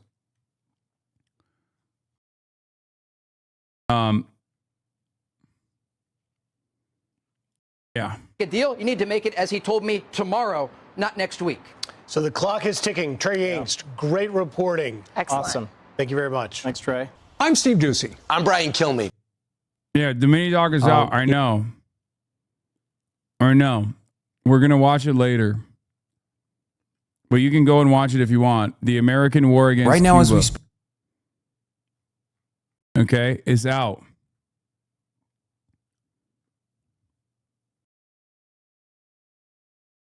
It's finally out. 34 minutes. Lots of great interviews in there. Yeah. Only 8 views you fell off. It's true. We'll watch it in a little bit after I finish some of this stuff. Here's an exclusive interview with Iran's Baghai, who warns of swift retaliation against the U.S. after Trump threats. Iran's reaction would be one of reciprocating any such attack. Our armed forces have made it clear that in case Iran's infrastructure is attacked, we would react in kind. Our armed forces would target any similar infrastructure that is owned or in any way or manner related to the United States or contributes to their Share it with your loved ones, by the way. Go like the documentary on YouTube. Share it with your loved ones. Watch it.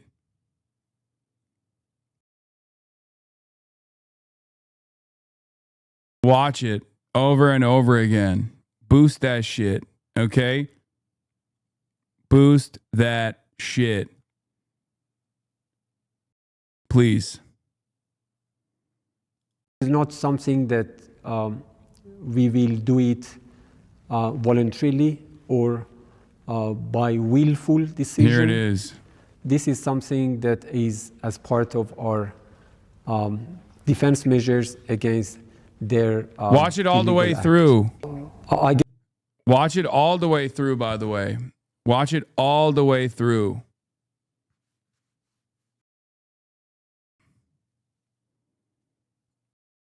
To make sure you get that algorithmic boost, and comment on it and subscribe to the channel after watching the video and like it.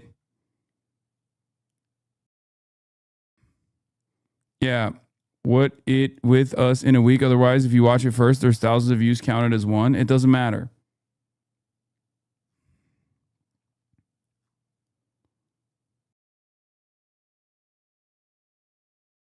Yes, the American people have come to understand that this is not their war. This is a war of choice by the United States administrations, perhaps on behalf of a genocidal regime in our region. The fact that they poured into the streets of different states and cities of the United States indicate the fact that they're not supporting this war of aggression by their administration against Iran. Everyone, not only in our region, but also globally, including in the United States, recognize that this war is illegal. This is a war imposed on a civilizational state for no reason. This is a war based on a lie that Iran is pursuing nuclear weapon, something that has never existed, a lie that there was an imminent threat on the part of Iran against the American people. That's simply untrue. They know that there was no such threat from Iran to the United States. The lie that they simply wanted to help the Iranian nation. Yes, they are helping Iranians with death and destruction. They killed in one single incident, as they call it. It was not an incident, it was a deliberate attack on elementary school in the city of Minat. The same day that they also targeted a sport hall in La Merde, Fars, killing 21 persons. So in a matter of less than 1 hour, they slaughtered more than 200 innocent girls and boys. So these are the conduct of American administration. And I think these war crimes are recorded in the name of the United States people. I think the United States people do not favor, do not approve of these atrocities. They are against these atrocities. The American administrations have been threatening Iran for the past 48 years. Iranians have shown maximum steadfastness and determination to continue their rightful path, which is safeguarding their right to self-determination, safeguarding their sovereignty, as well as their dignity. These threats are simply an indication of a criminal mindset. This is an express public incitement for war crimes and crimes against humanity. And I would say for genocide, because threatening to attack a country's critical infrastructure, energy sector, it would mean that you want to put at risk the whole population. And this is nothing less than war crimes and crimes against humanity. But apart from that, because it seems that this administration doesn't care about law or logic or basic tenets of morality. As far as Iranians are concerned, we are determined to defend our national security and sovereignty with all might. We have shown, not only during the past 37 days, but also throughout this whole almost 5 decades, that Iranians are very patriotic and are prepared to fight back their enemies. Everyone got their lesson from this brave act of defense against the aggressors. For 36 days, they propagated the idea that Iranians' defense capability has been neutralized. After 36 days, our armed forces showed that our enemies are facing another miscalculation.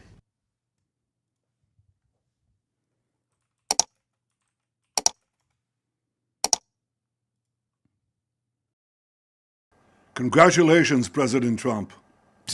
All Israelis rejoice in the incredible rescue of a brave American pilot by America's dauntless warriors. This proves that when free societies muster their courage and their resolve, they can confront seemingly insurmountable odds and overcome the forces of darkness and terror. This rescue operation reinforces a sacred principle. No one is left behind. This is a shared value demonstrated time and time again in the history of both our countries. Classic dead guy, dude. As a nation that repeatedly carried out daring rescue operations, and as someone who was wounded in such a mission and lost a brother in the Entebbe rescue, oh my Israelis God. and I, we know what a bold decision you took. President Trump, Donald, my dear friend, once again, your decisive leadership brought another great victory to America. I salute you. We all do. Through Washington, D.C., Donald Trump took a Sunday morning drive after the mission the night before. Iranian capture of a U.S. airman would have been for him a political crisis. His own reportage of the rescue read as relief. "We got him," he posted on Truth Social in the middle of the night. And he spoke of an operation without U.S. casualties involving dozens of aircraft. He didn't mention this. These are pictures from Iranian state media, filmed south of Isfahan. US officials said they'd left behind and destroyed 2 aircraft following a technical malfunction. Tehran's version was that 8 shot down 2 American C-130 planes and 2 helicopters involved in the rescue. Following prior information, further investigations by experts present at the scene determined that 2 C-130 military transport aircraft and 2 Black Hawk helicopters of the US Army were destroyed, with the fulfillment of the divine promise, the help of Almighty God, and the sacred fire of the anger of the soldiers of Islam within the powerful armed forces. This action increased the level of repeated failures of the US Army. As the US raced the Iranians to find the missing airman, details have emerged of his ordeal. US media are reporting that after he ejected, he hiked up a 7,000-foot mountain edge and hid in a crevice. He used a piece of technology unique to the CIA to tell the agency where he was. Reports then say that US military began dropping bombs in the area to keep away Iranian forces, though they didn't have to engage directly. After his F-15 was shot down, the CIA had used a deception technique, spreading word that the airman had been rescued, when in fact the hunt was still on. American officials believe that lured away some of the Iranian forces. The UK knows the experience of aircrew used as propaganda. It happened to the RAF's John Peters and John Nichol during the first Gulf War in Iraq. Such a repeat for Donald Trump could have cemented a public mood against the Iran conflict. Politically, the president has dodged a bullet. As the White House woke up on Easter Sunday, Trump was back on Truth Social, threatening like we've not heard a US president threaten before. He appeared to shut. Yeah, the thing is, there is already a public mood that's against it, right? The war is already super unpopular. Trump is already super unpopular. And it's only going to get worse as the energy crisis worsens. Some commodities traders are saying in the next 8 days,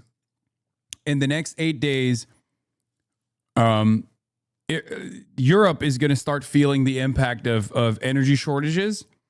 And then America will follow shortly thereafter. There's obviously countries in the Asian markets that have already experienced a tremendous amount of setbacks. They're rationing. They are demanding to the public.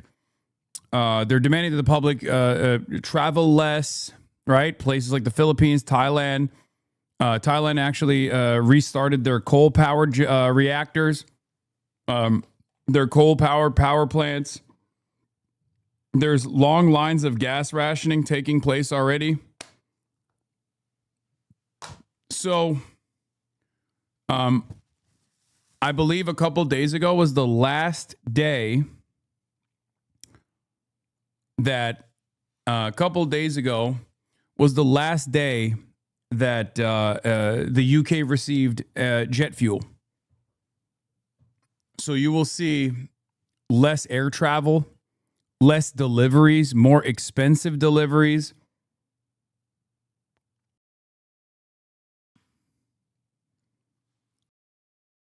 There are a lot of hardships that are coming. And obviously, because our worldview is limited by just the Western world, specifically Europe and the United States of America, we haven't felt the full brunt of it yet, but we will.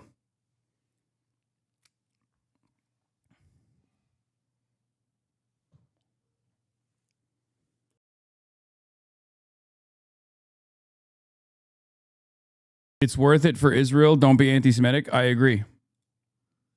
Of course, I would never say anything but that. Am Israel Chai.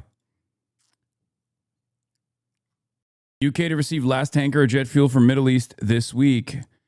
The last known shipment of jet fuel to the UK from the Middle East is expected to arrive this week, pointing to the fast approaching impact of the Iran war on airlines and travelers. The shipment on the Libyan-flagged Maytiga vessel is due to arrive in the UK around Thursday from Saudi Arabia. Data providers Kepler and Vortexa said. Would you happen to know what China is telling its citizens? China in the interim is best positioned to not only withstand the energy crisis because they have contingencies, but also develop a significant point of leverage as far as soft power initiatives, as far as influence over its own backyard. So not only do they have tremendous control over their productive forces, obviously, but they also have they've already made tremendous gains in electrifying their energy grid. Okay, like down to the massive trucks, for example. This is a huge problem because like trucks need diesel, right? A lot of commerce, a lot of the logistics require diesel. In terms of transport, they have a lot of electric vehicles, right? So for them, they are unimaginably well positioned, especially because they have massive stockpiles and they can now trade these massive stockpiles in exchange for favors from the countries that are in the region, whether it be Taiwan, where you can develop significantly better relationships with Taiwan at a time of desperation, moving towards peaceful reunification step by step.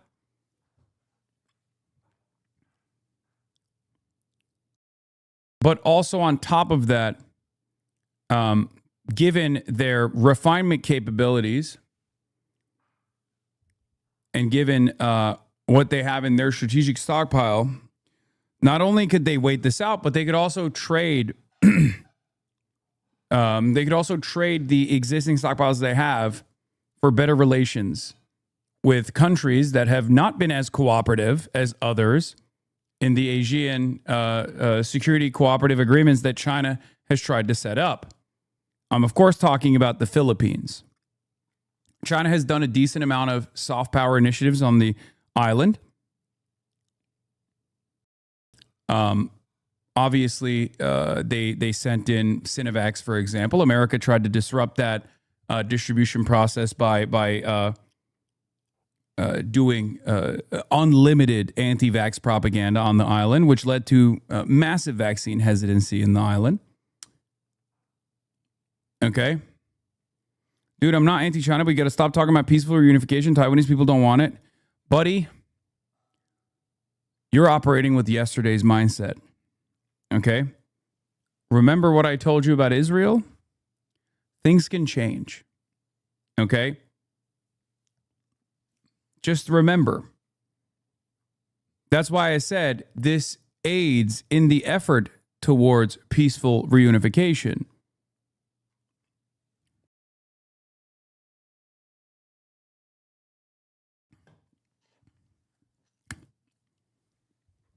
Every step that America takes as far as undermining Taiwan's position, hurting Taiwan's economy, hurting the global economy, as China is a factor of stability, makes that argument for Xi Jinping.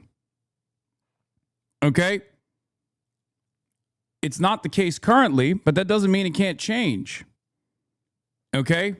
That's all I'm saying. I don't know why you get so resistant. Like you're so reactive to what I am explaining here.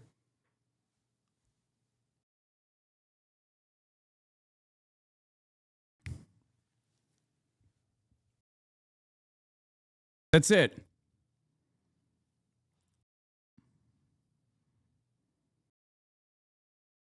It's very strange whenever I bring this up, when status quo is obviously the overwhelming majority position, approximately 68% want status quo, permanent status quo, 1 foot inside of the mainland, 1 foot in the Western world. Okay? When I describe the situation and what the People's Republic of China is doing, right? as far as attempting peaceful reunification in spite of the status quo attitude that the polled Taiwanese population have, a lot of people turn around and go, "What the fuck are you saying? What do you mean? How dare you say this?" It's very strange.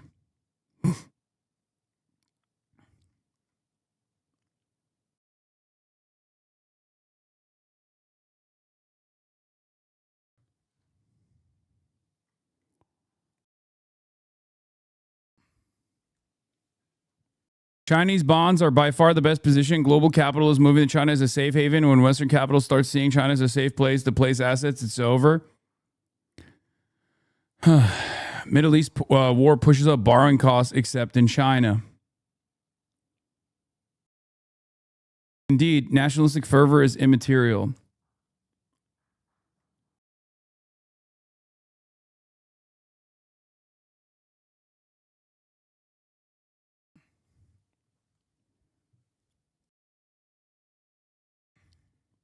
Chinese government bonds have sidestepped the global debt sell-off since the start of the Iran war, emerging as a haven from soaring energy prices and rising global inflation. What's behind Chinese bonds' resilience? It's because China provides stability in a world that is increasingly unstable. These are the powers of, these are the immediate powers of a centrally planned economy, for the record. These are also benefits of not engaging in instability with regular frequency in the way that the United States of America has, for example. And we're not alone on this. I mean, this is back in the day, this would be met with tremendous resistance. Okay? Look. This is incredibly fucking annoying that people do this, okay? And I don't do this to make an argument, so neither should you. 2025 National Chengchi University poll shows 63% of Taiwanese identify solely as Taiwanese and only 2.4% support unification. Did you notice that I was being fair and I gave you the most popular poll? I know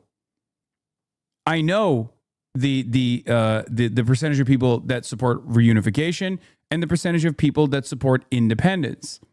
Okay? You're not trying to be a dick, but you are being a dick because you know that I know that poll because I'm giving you the position that is the most popular. Okay? I'm telling you from that exact same poll what the most popular position is. You, on the other hand, are trying to make it seem as though I'm making an argument that I'm not. Okay? Please stop doing this. It's very frustrating.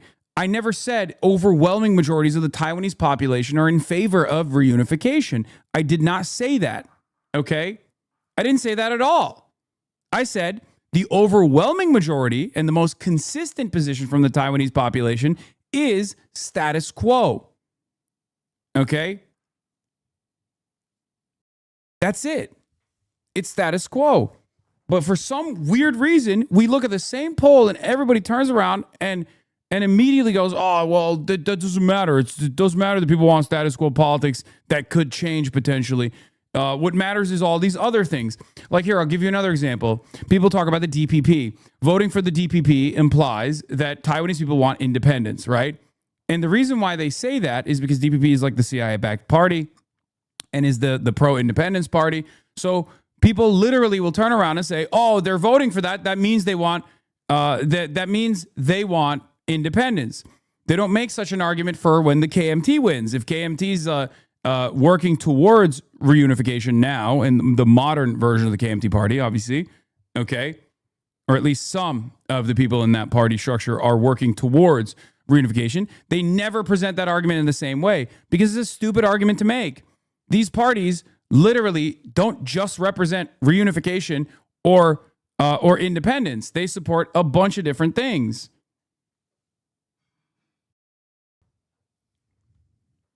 When you talk about peaceful reunification, I think it sounds to a lot of people that you're promoting unification against the wishes of the people of the island. People hear peaceful reunification and just hear Chinese state media. They don't actually look into what you say. Exactly.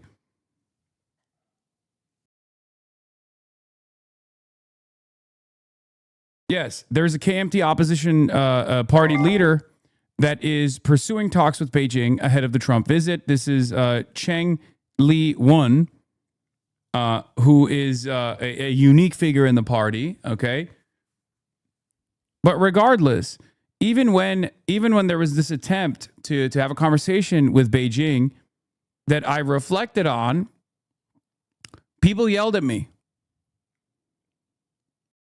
Okay? People were just so fucking unbelievably contentious. KMT was pro-reunification, right? No, initially the KMT was pro-reunification because they said that they were the one true China. The Republic of China was the real China, and the PRC was fake China, and that KMT wanted forceful reunification that comprised of the entirety of China, including Mongolia. That's obviously gone. That's not a real position at all.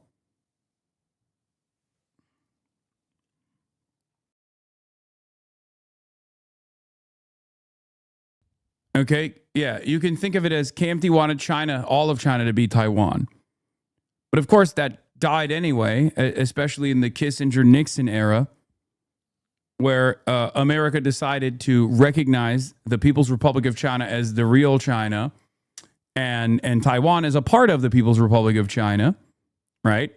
While implementing a process known as strategic ambiguity, which is also known as lying, where they would still funnel arms to the KMT forces and would mount defenses and basically have Taiwan exist there as a island 100 miles off the coastline of China that they can always use to posture against China. Okay? But the modern modern KMT obviously doesn't reflect that old school mentality at all. I can't believe we've gotten into this conversation because I was talking about like China being better positioned than the United States of America due to the way that people reflect on China, due to the way that the Chinese government operates amidst this Strait of Hormuz crisis that America brought about to the rest of the world at the behest of Israel. Okay?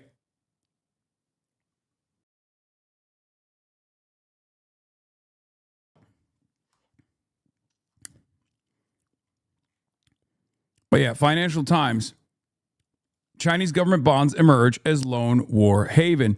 Yields on China's debt are down marginally since the start of the conflict, while those of other major economies have risen. Chinese government bonds have sized up the global debt sell-off since the start of the Iran war, as the world's second biggest economy emerges as a haven from soaring energy prices and rising global inflation. The real question is what Japan will do. Japan is the largest foreign owner of alongside China, ironically, of American debt. We are destroying their economy. They are going to experience an unprecedented energy crisis directly because we decided to fucking blow up Iran and force Iran's hand to do what they've never done before, which is close the Strait of fucking Hormuz, which is where Japan gets all of its energy from. And it's an island. They don't have oil and gas. They're fucked. Okay?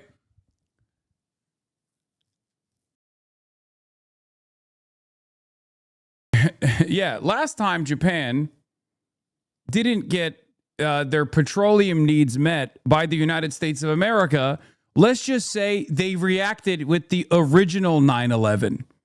Okay? Also known as Pearl Harbor, which Donald Trump brought up to Takaichi, the current leader of Japan. Not saying that they're going to do another Pearl Harbor, but like, you know, they would be understandably disturbed, right? They would be understandably frustrated that American actions have caused them to experience an unprecedented energy crisis. Things might change quite a bit.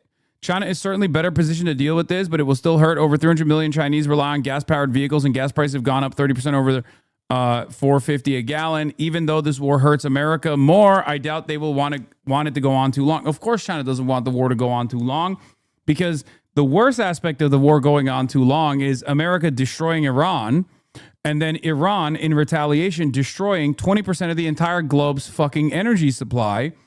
Okay, which, you know, is where China gets its fucking petroleum needs from. Now, Iran has allowed the refineries, or Iran has allowed Chinese flag tankers to pass through for the time being. Iran is sending its own oil to China as well. However, that's not the same as allowing the Strait of Hormuz to be to remain open, and it's certainly not the same as if Iran were to retaliate and go up the escalation ladder in retaliation to destroy and potentially destroy the entirety of the refinement, the entirety of the refineries in the GCC. That would not be good for China. That would be good for nobody in the world. Obviously, China doesn't want that to happen.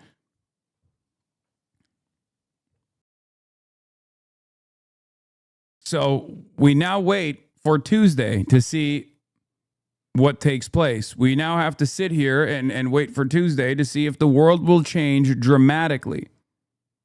Okay? Post Tuesday, we might be looking at a very different world.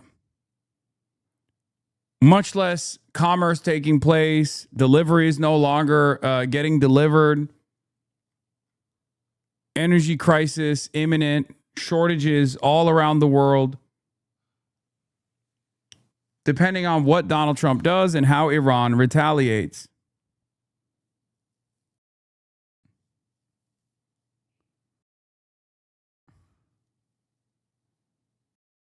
Iran is only allowing Chinese tankers with Iranian oil through the strait. Oil from GCC countries is not allowed.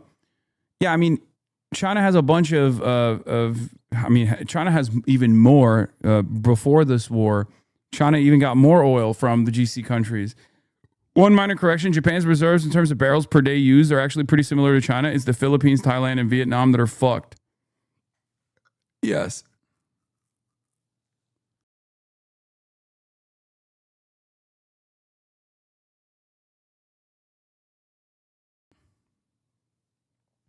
I'm stupid. I'm trying to understand what the strategic ambiguity regarding Taiwan means. Could you please elaborate? Yes. The American government recognizes Taiwan as Chinese Taipei and as a part of Chinese territory. The American government officially recognizes Taiwan to be a part of China. Okay? They do. That's in their official communiques, in the official documents. As a matter of fact, much of the world also does the same. However, strategic ambiguity implies that they publicly recognize Taiwan as a part of China, but privately, and not so privately, they don't recognize Taiwan as a part of China. They have consistently built the defenses of Taiwan and have engaged in arms shipments, weapons shipments, and have always been a big advocate for Taiwanese independence on the island as well, by way of, I guess, more secret initiatives.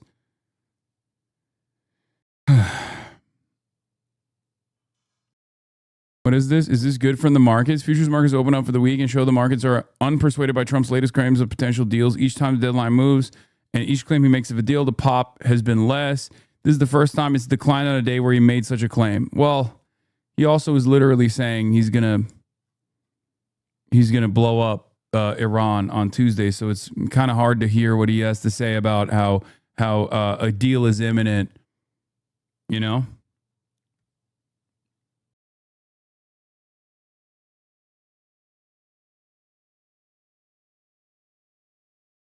Don't know if you saw this over broke much earlier, but New York Times, no firefighter in Iran. U.S. commandos fired their guns but did not engage in any firefight with the Iranian forces while rescuing the F-15 weapon system officer, New York Times reports. It's not clear how close Iranian forces ever got to the officer. Yeah, I covered this. Will Trump pull the trigger? I don't know.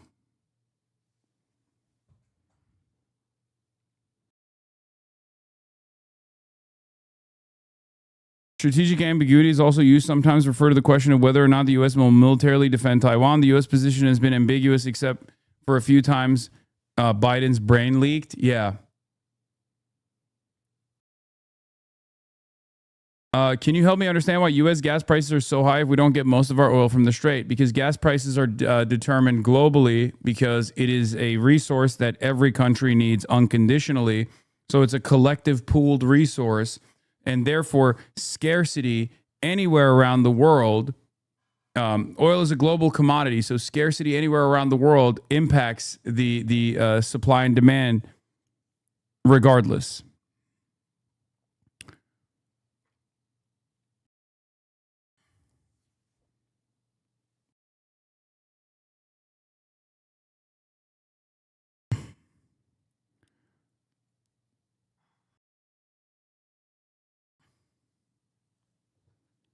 Why is Taiwan so important to the U.S.? Why is Israel so important to the U.S.?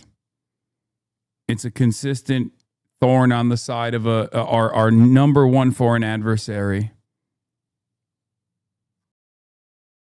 It's a impenetrable fortress island, basically. There's also obviously chip production as well, but it has a lot of strategic importance. The U.S. also exports a significant amount of oil, so not all the oil we produce is used here. Even though our gas prices are going up, they're still not nearly as high as Europe because of our strong domestic industry. Yes.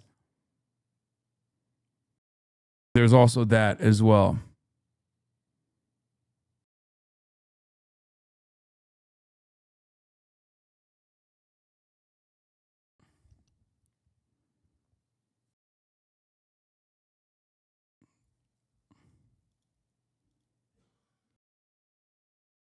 All right, where was I? All right, let's continue. Up in his warning of attacks on Iranian infrastructure when he posted, Tuesday will be power plant day and bridge day, all wrapped up in one in Iran.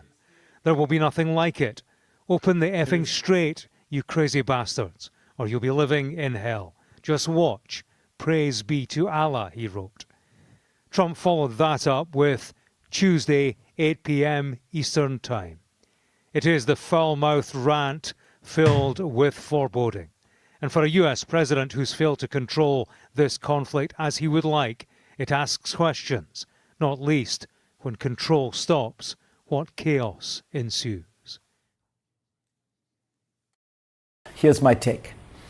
Well into the second month of the US-Israeli war, it is worth taking stock of where things stand. Here's what things look like in Iran and its neighborhood before the war. Jay Mershon, stop spamming the Cory Booker clip. We already watched it on the stream. You weren't here. All right, let's see perhaps one of the worst takes of all time. I don't know what Fareed Zakaria said, but I know what he has said in the past. And oftentimes he has this tendency to find the absolute worst possible position on any issue, especially issues that pertain to foreign policy, especially issues that pertain to Israel. So I suspect this will still be bad, but who knows? War began in late February. In June 2025, Iran's nuclear enrichment facilities had been, in President Trump's words, completely and totally obliterated by a 12-day bombing campaign by U.S. and Israeli forces using American stealth bombers and 30,000-pound bunker-busting bombs. The head of Israel's defense forces agreed with Trump, saying, "We have set Iran's nuclear project back by years, and the same goes for its missile program." That conclusion was reiterated by Israel's Atomic Energy Commission, which added that the achievement can continue indefinitely as long as Iran did not get access to nuclear materials, and that access was actively being denied. Iran's military capabilities had been substantially weakened by separate Israeli air campaigns in 2024, which killed key Revolutionary Guard leaders, destroyed air defenses, and struck ballistic missile facilities. Israel also heavily bombed Iran's most deadly militia ally, Hezbollah, killing several layers of its top leadership and, by many analyses, crippling the military strength of the organization. It had already taken apart Hamas in Gaza. Finally, Israel's campaign against the Iran-backed militias that supported the Syrian government played a part in the collapse of that regime. One thing that I always notice with commentary like this is that it's virtually identical to what Fox News is saying, right? Cope and see this on. The gay Ayatollah is dead, Lamont. Hell yeah, brother. The analysis is damn near identical to what you heard from Trey Yingst over at Fox News. Now, is that because this is truthful analysis? Or is that because this is pure pro-Israel and pro-American government propaganda? I think it's because it's propaganda. Obviously, if what they're saying was correct, they wouldn't be successfully closing the Strait of Hormuz and also continuously bombing Israel with greater efficiency.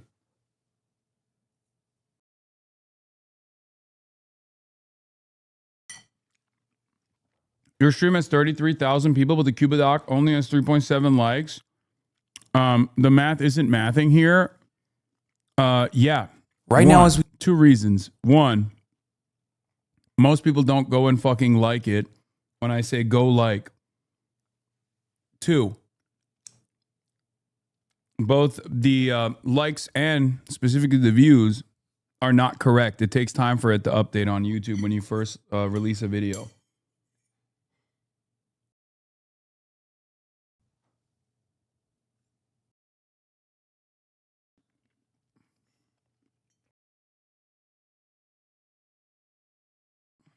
Those are the reasons.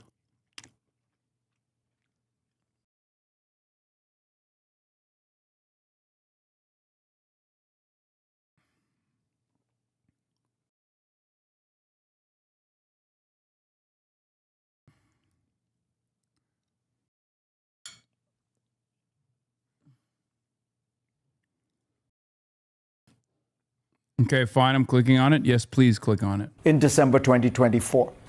In other words, Iran was in very bad shape militarily. In addition, its economy was a mess, destroyed by the tightening of sanctions and its own corrupt regime. Hardly anyone could argue that Iran posed a threat to its neighbors, let alone to the United States, which sits roughly 6,000 miles away.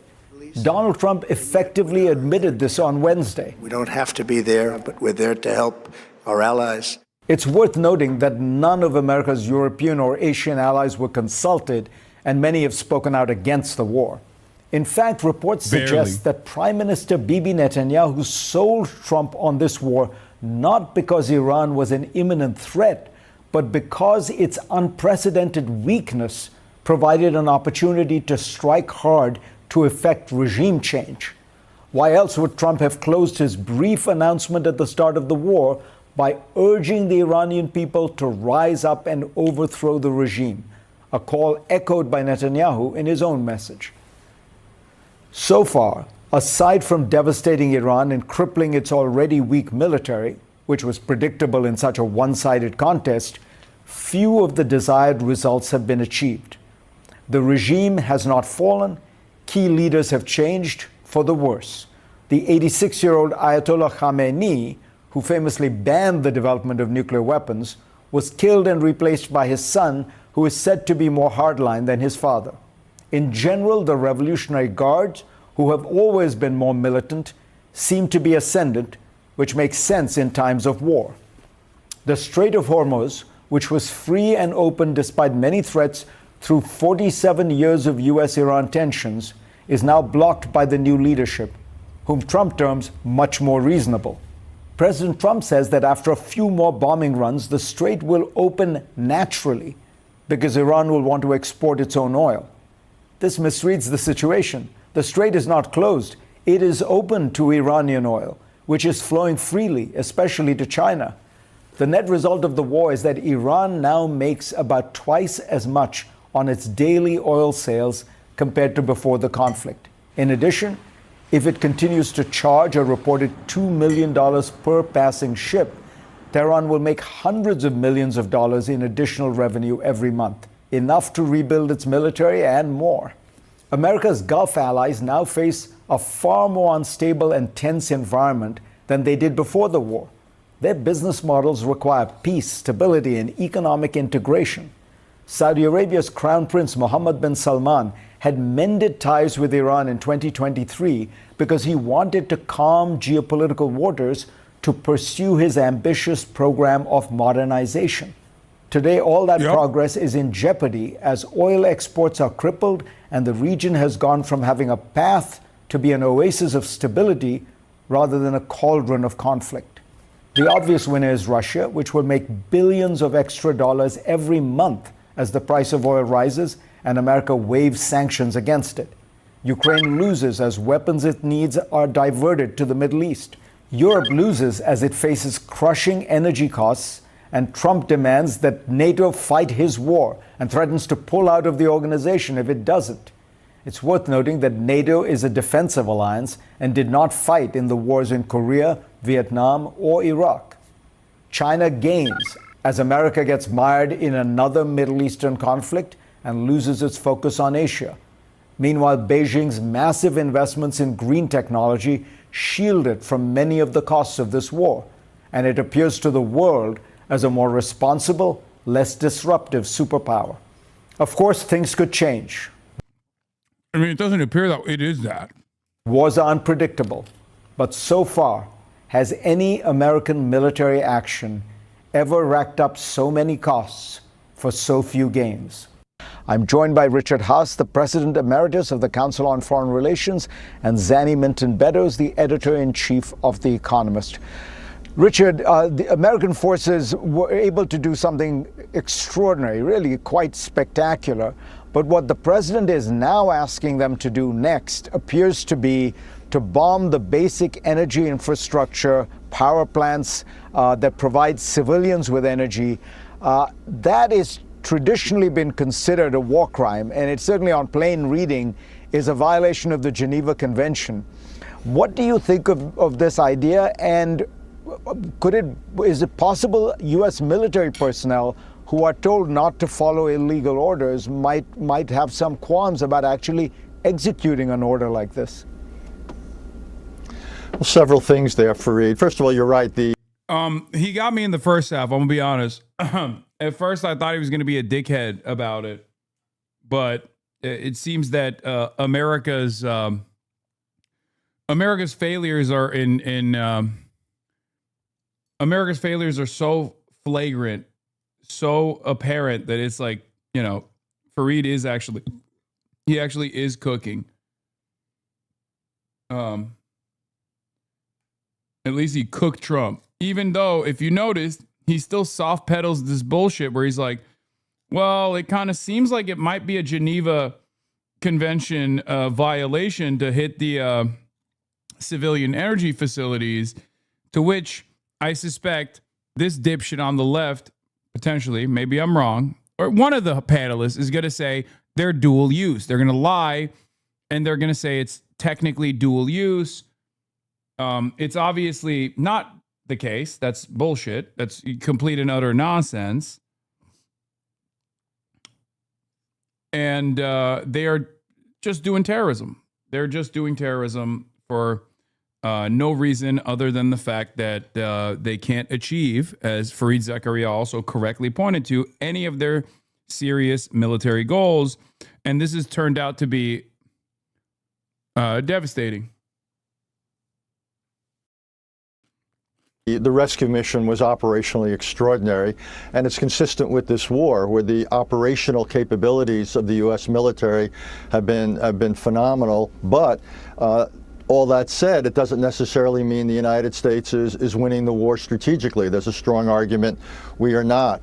What you raise is the idea of going after infrastructure. I think it does raise fundamental legal questions, also raises real policy questions, because what Iran has shown is its willingness and ability to respond in kind against the water plants, the energy infrastructure of all of its neighbors. Whether individual soldiers would balk, I think that's unlikely, simply because there are those making the argument that because energy, for example, somehow contributes to military activities or leadership activities, my guess is it's in something of a gray area. But this is the responsibility of the commander-in-chief. I told you, see? And the kind of post that the president put out on Truth Social, which really raises fundamental questions. President says, bomb them back to the Stone Age, okay? And then openly says they're going to target civilian energy infrastructure. And you still got a guy who's like, well, you know, maybe it's not. Maybe it's a war crime. Maybe it's not. You know, what if some of these power plants are powering the weapons? It's not a gray area at all.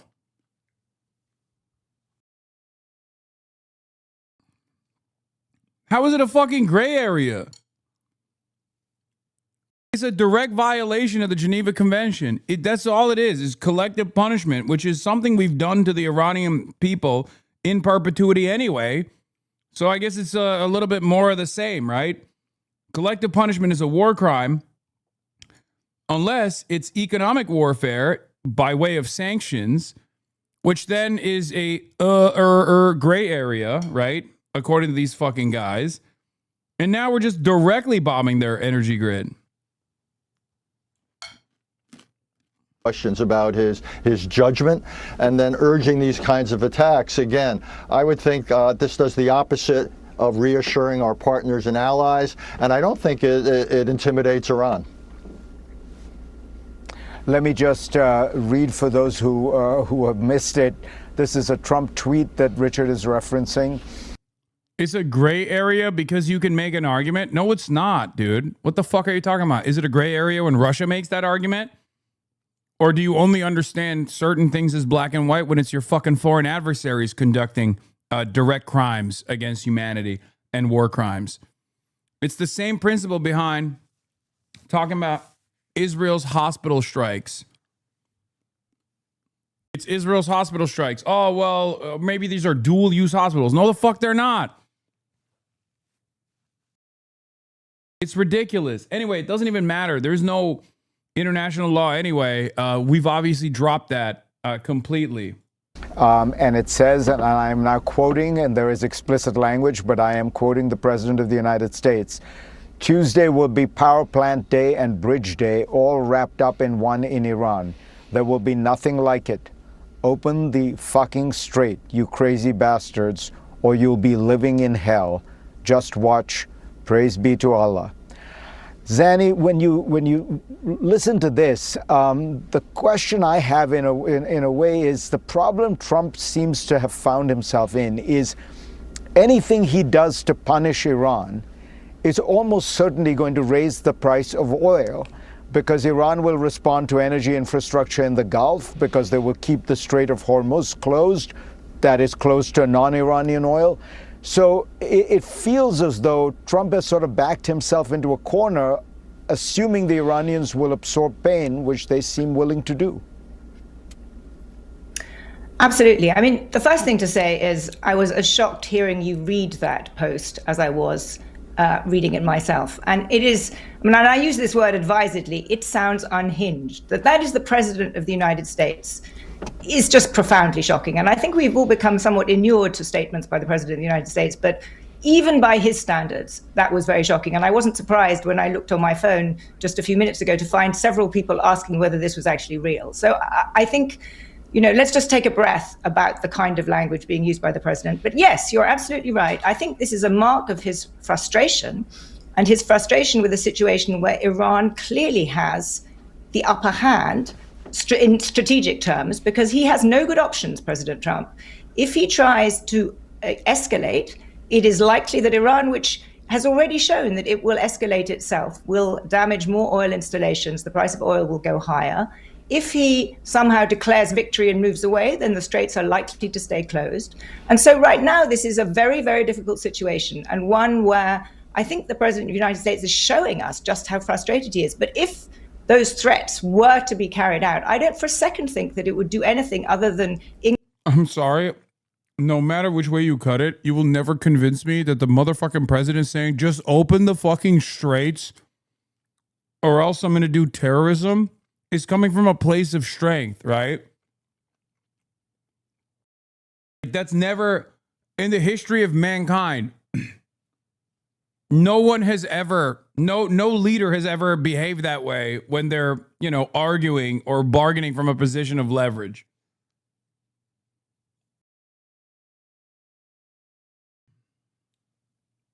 Increase Iran's resolve to maintain the straits being closed.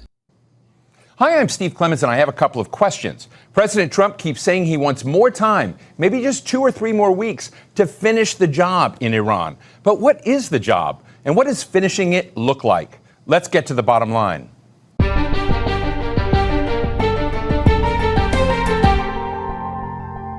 U.S. President Donald Trump. You aren't on this list? It seems weird. I am. I'm just tiny. Wait, maybe I'm not. I thought I was here.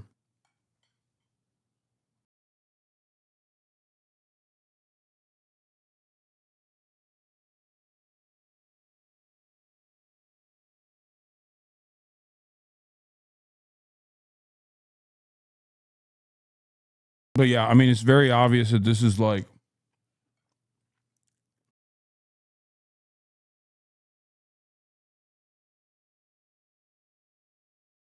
I thought I was, but I guess it's Hassan Mafi. I will say this is a clear-cut indication. This is a clear-cut indication that like the right is so fucking dominant on the platform.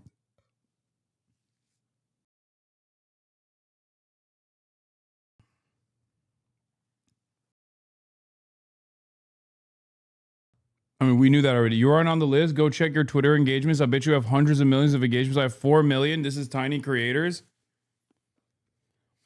How do I see my engagements? Like, where do I see it? Is there like an analytics thing? I don't fucking know.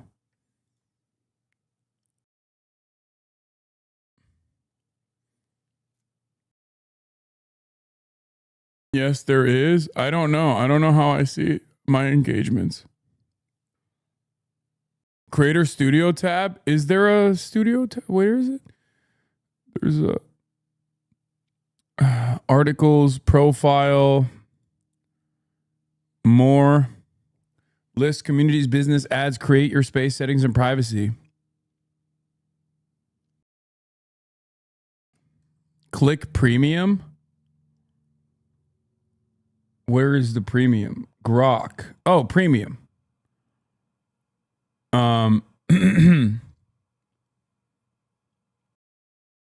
My brand impressions is 17 million. Is that what it is?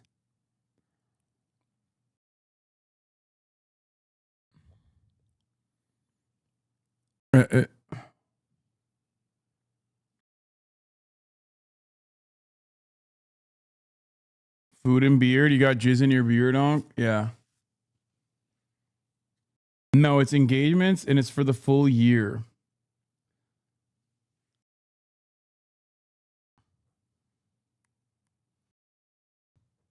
Anyway, this is fucking irrelevant. We got the GOAT. This is GOAT Talk with Mersheimer. Trump is threatening to bomb Iran back to the Stone Ages if it doesn't make a deal in the next few weeks. Despite seeing many of its key political, theological, and national security leaders killed, Iran has been able to absorb wave after wave of Israeli and U.S. bombings, which are also killing civilians, as in the case of 168 schoolgirls killed on the very first day of the conflict, and destroying the country's industrial and energy infrastructure.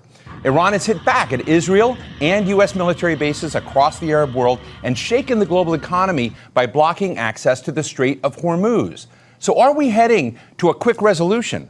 Or are we heading to a long war of attrition? And is the war on Iran triggering something much bigger, a very new and different global world order? Today we're talking with U.S. political scientist John Mearsheimer. Can you just mock them by doing a modicum of effort? I just don't know where to fucking find the analytics, and I don't really care. I don't know. How do I find it? I can't find it. I got articles, creators. Oh, is it Creator Studio?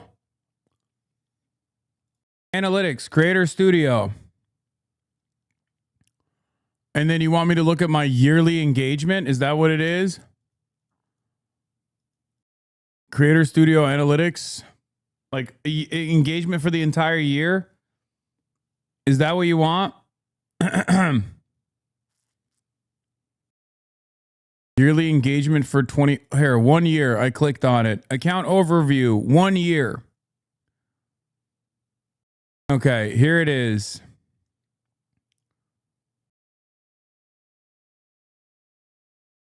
Here it is.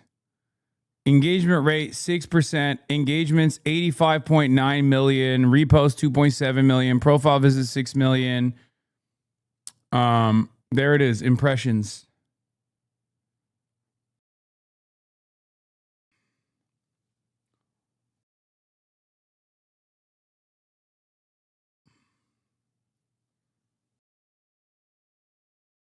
I don't really know what this means. I don't know what this proves for people. But I guess it does show that I have a lot more engagement than a lot of these other accounts, I guess. Is that right? 1.4 billion impressions. You're a billionaire, bro. This is just for 2026. Okay. You have to do a YTD. Oh, it's so far, 2026. Okay, I'll do that. Can everybody fucking calm down? I don't know how this stuff works. Okay. Chill out, chatters. From April 5th till December 30th, right? Old ass motherfucker. Okay, the number went down. It's now 37 million engagements.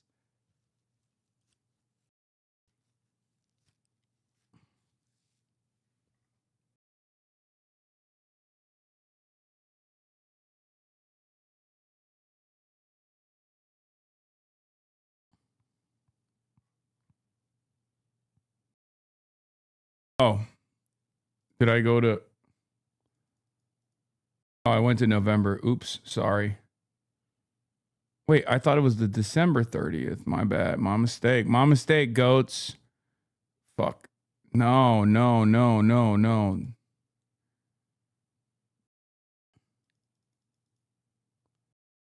There you go. 30.6 million. All right. Are you happy? Is this good?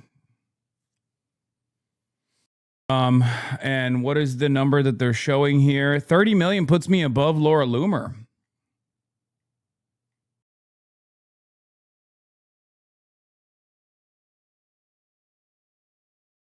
Still way more than most people on this list. He intentionally left you out.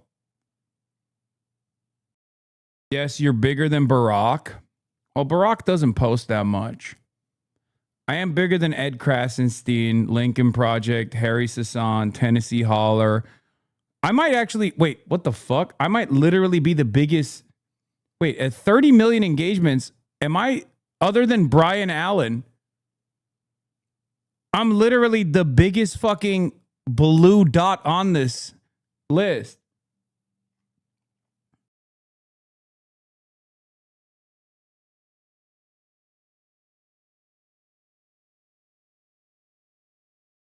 This is why I wanted you to do this. What the hell? I'm bigger than the White House account. You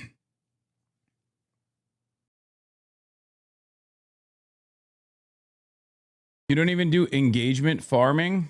Tweets like Brian Allen does? I don't know who Brian Allen is. Time to cut all that. I'm just a Twitch streamer. Chud shit out, buddy. I mean, Twitter engagements don't mean anything, I think.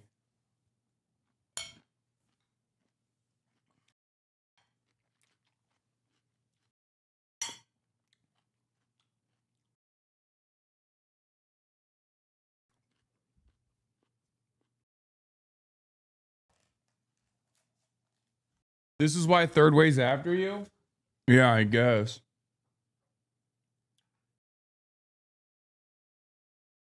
Oh, you met him? I did? Allen Analysis. Just shook Hassan the Hun's hand at Zoran Mamdani rally. Hassan, if you see this, let's collab. Hell yeah.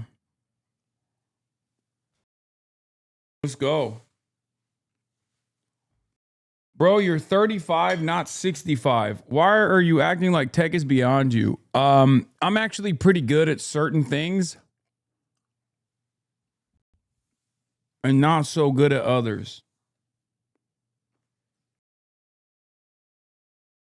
Advertisers learned long ago that Twitter engagements are meaningless. I think so too. But I do find it strange that like Nate Bronze did not include me in this. These are the Twitter X accounts with the most engagement so far in 2026. I suppose I had some intuition for how bad it was, but geez, this is what you get when the ecosystem is broken.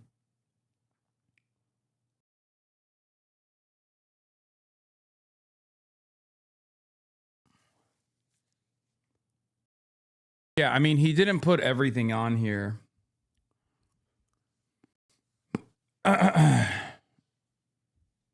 Check the community note on Nate's original post. It's only on some selected accounts. Yeah, I mean, I can't see the community post, but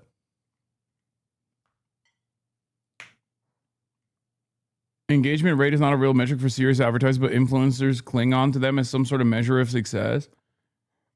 Yeah, I don't really care. I'll be honest. I've never. Mike wants you to ratio. Now go quote retweet that with the image I just DM'd you. What? Why are you making me do this? Oh my God. Oh my God. Oh my God.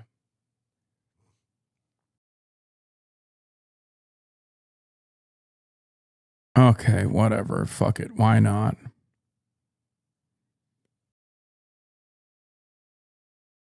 Now you have to own them.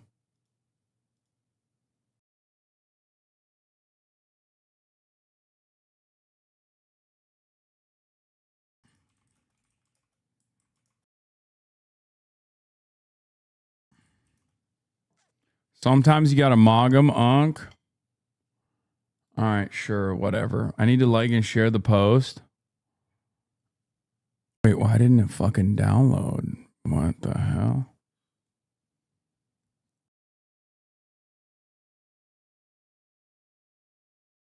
Desktop. Oh, wait, I already got it. There it is. Okay, boom. Do you ever take a fucking day off? No. I don't. Chat making Hasanabi beef with Nate Bronze. It's not even chat. It's literally Michael directly doing this. It's just Mike. He just wants to fucking own him. And he had it in his mind to own him. So he's like, please own his ass. That's what he's doing. It's a classic Michael from Taiwan activities.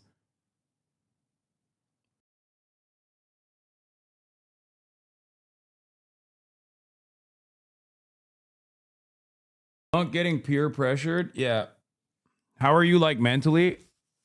Very sound. Very sound. Very good.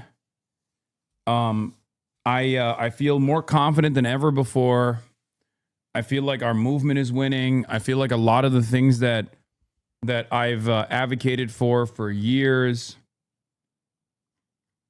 I feel like the values that I have held on to and positions that I've advocated for years is now becoming much more popular. People are infinitely more charitable to that perspective. Like, as I've described to you already,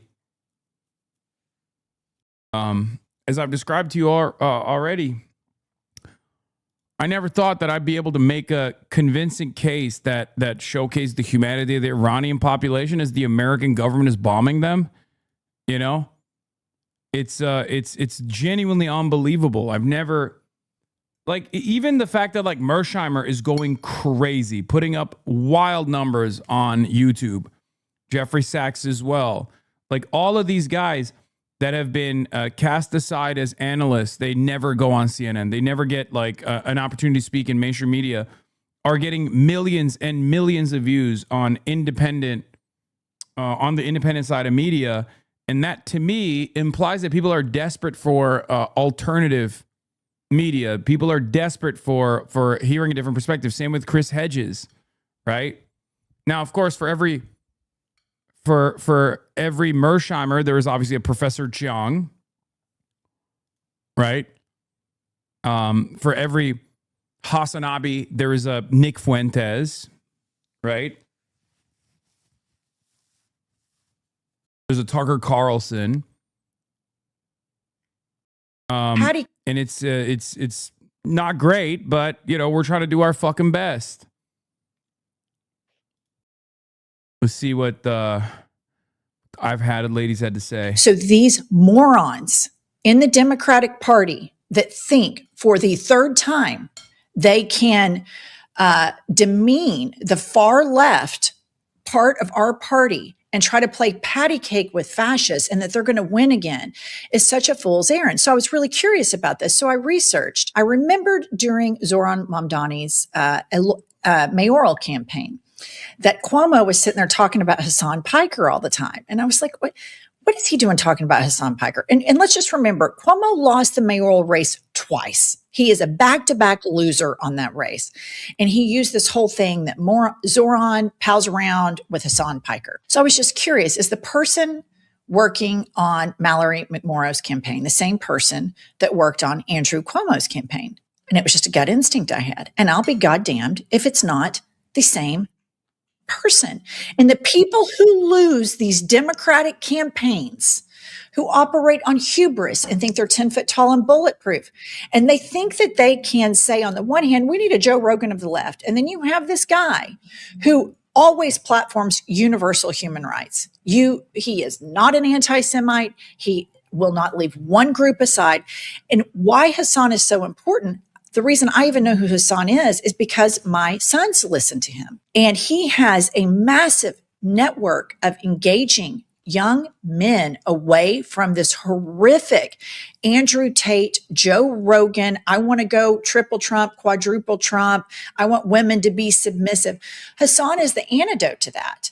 And for this centrist candidate to do what we know fails, what we know doesn't work, and it makes me want to bang my head up against the wall, because that person who led Andrew Cuomo to back-to-back defeats, I'm sorry, I just think you're not that good at your job, and maybe you need to do something different, and you shouldn't be working on another political campaign with the exact same tactic. Hell yeah. One point of correction for what Jen is saying. The person that she, I think, is talking about is Liz Smith, but Liz Smith didn't actually run the mayoral campaign for Cuomo. Liz Smith did work for Andrew Cuomo in the past. Liz Smith also famously ran Pete Buttigieg's campaign as well. But fair is fair. Liz Smith actually is a fan of Zohran Mamdani, as far as I understand. She is, however, the person, I believe, running McMorrow's campaign. So, like, she did run Cuomo. She did do comms for Cuomo back in the day. She has done Pete Buttigieg's campaign. But I do think that, if I remember correctly, I was also fascinated. But if she's talking about Liz Smith, I mean, I was fascinated that Liz Smith was actually a big fan of Zoran. Zoran definitely pulled together a very unique coalition. And even people, I mean, after he won, no, I think she might have even been a fan of Zoran before. I think she's just I think she's friendly or really good friends, maybe even with the agency, the fight agency that Zoran tapped into to make those ad campaigns after the primary victory. So.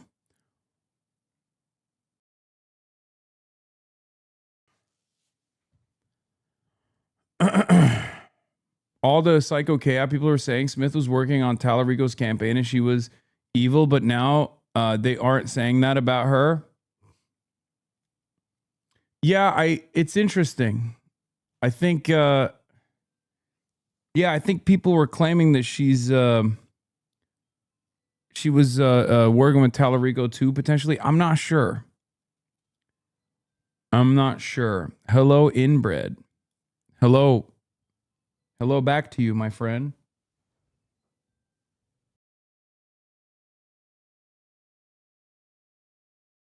I've got my soon-to-be 20-year-old nephew listening to you on our drives.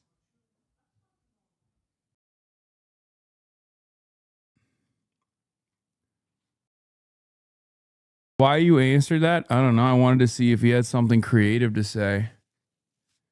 Whenever there's like whenever I'm in the news or if like someone makes a video that like even tangentially references me, there's always like a bunch of people that come in and just be like, dude, what's up, dog shocker?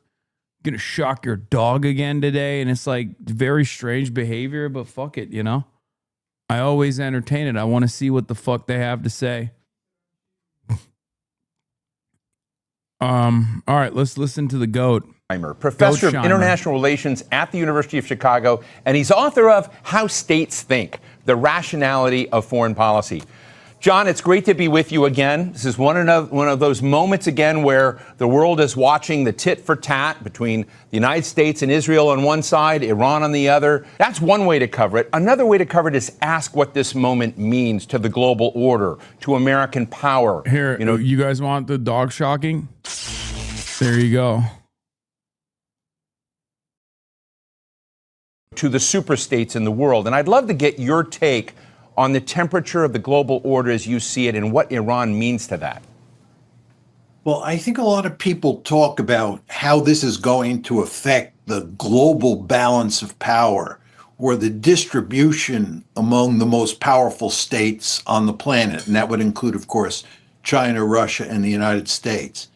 And I don't think that this war is going to have any effect on the distribution of power in the international system. Where this war really matters is in terms of how the United States uses the power that it has. And I think that under the Trump administration, what we have seen is that the United States has pursued a set of policies that undermine our ability to project all of that power that we have around the globe. Now, what exactly am I saying here? I think if you're a great power like the United States and you're interested in using all that power you have, it's very important that you pay attention to international institutions, which you, by the way, have created.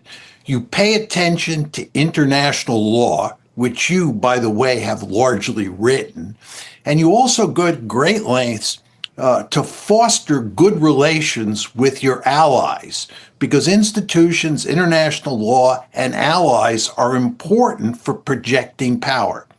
And what the Trump administration has done, and it is doing very clearly in the case of the Iran war, is that it's undermining international law, it's undermining international institutions, both of which it needs, and it's doing great damage to its relations with allies in Europe, in Asia, and certainly in the Persian Gulf.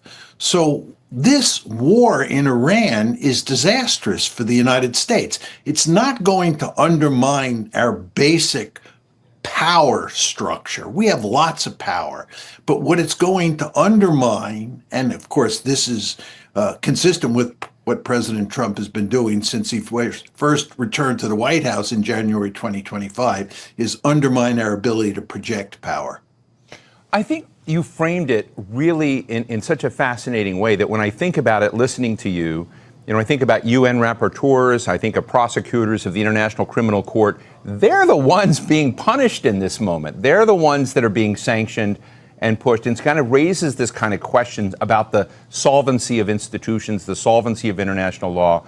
But I'm interested in the equation that you said after this is over, the distribution of power remains the same. But doesn't America basically suffer at all in a world where it has tossed out its own systems? Well, the point here that you want to keep in mind, Steve, is that the power that any country has is largely dependent on the material capabilities that it has. The two building blocks of power are wealth and population size. And you use that wealth and you use that population size to build powerful military forces. And the fact is that the United States is able to behave in a rather cavalier and one could argue reckless way, and that will not have any effect on those material factors. To give you a good example, the United States lost the Vietnam War. Between 1965 and 1975, we engaged in this war in Vietnam and suffered a devastating defeat. But it had no effect on the balance of power. The United States was not less powerful. We didn't have less people, less wealth, and a weaker military as a result of the war. And that's the same basic argument that I'm making here. This foolish foreign policy. I mean, he's saying that America is sheltered from the worst impact of its actions due to its proximity to the conflicts that we are responsible for. And then the example that he's using is World War II, which wasn't a conflict that we were responsible for, but like obviously we're capable of thriving in the aftermath of, because again, we didn't lose like 20, 30 million people in the process. We didn't have our entire economy destroyed. We didn't have our Vietnam. Sorry. Oh, okay. I thought he was talking about post World War II, Vietnam. But the difference with Vietnam, same shit. It doesn't matter. We're fucking blowing up Vietnam. We're so far removed from it. It's 20-year quagmire. It doesn't matter, right? Okay? Because we're far away. We're far away. The difference in this regard, and the reason why I think like the global order is going to change, the reason the global order is going to change and America won't actually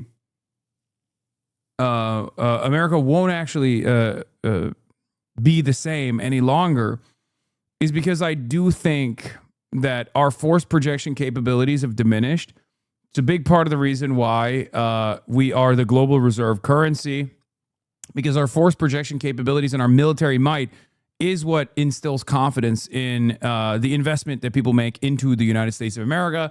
And the other part of the reason why we're dominant is because petroleum is traded on the dollar, the petrodollar.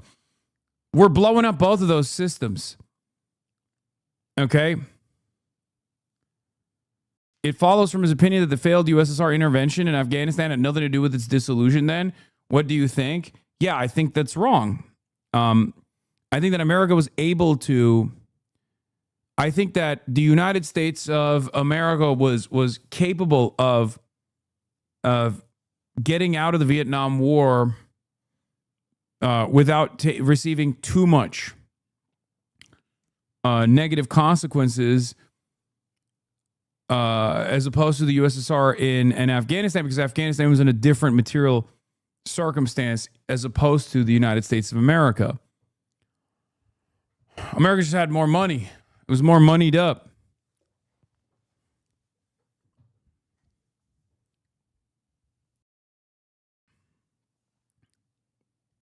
Policy that President Trump is pursuing, as evidenced by what's going on in Iran, is not weakening American power. What it's weakening is our ability to project power. Okay, well, that's... Maybe I shouldn't have fucking paused then given commentary because he is separating American power with American force projection capabilities or power projection capabilities. I think power projection is power. I think that's what it is. Never mind. Because it's undermining institutions. Just think about NATO. NATO is an international institution. The United States has depended heavily on NATO for... What is this? Notice how the Kaya cam is off now? Wait, what? No, Kaya is on a walk currently. Kaya goes on multiple walks throughout the day. She's not here in the room right now, but you guys were so fucking annoying about the Kaya cam that I literally put a separate cam so that you can see her.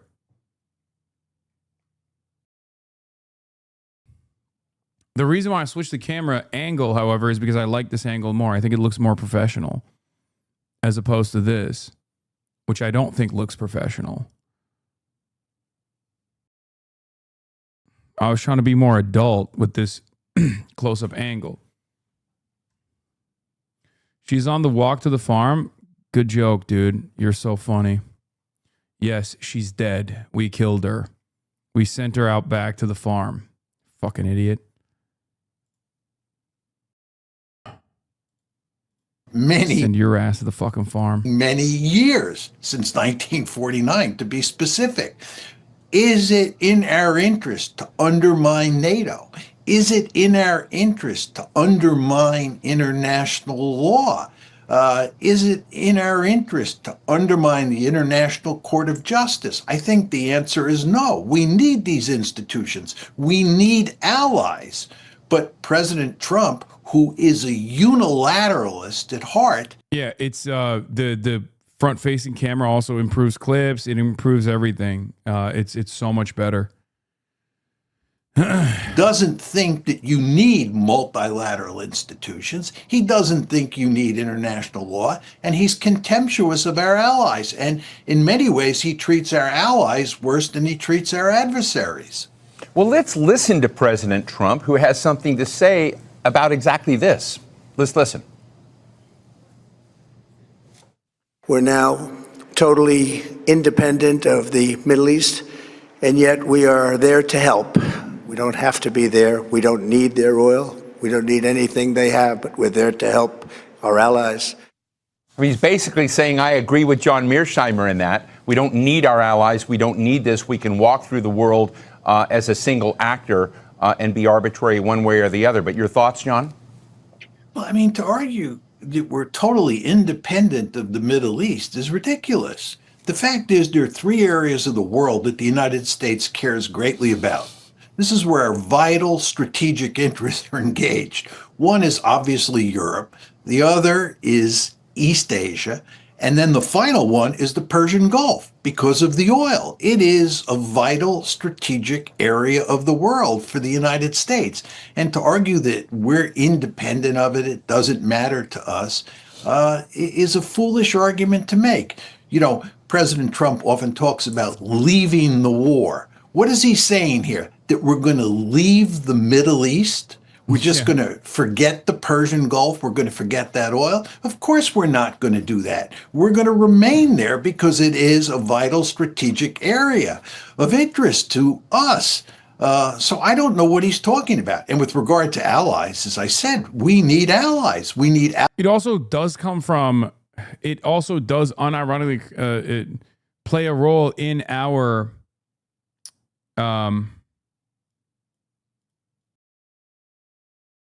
it plays a role in our power. Allies in the Gulf. We have allies in the Gulf. We need allies in Europe.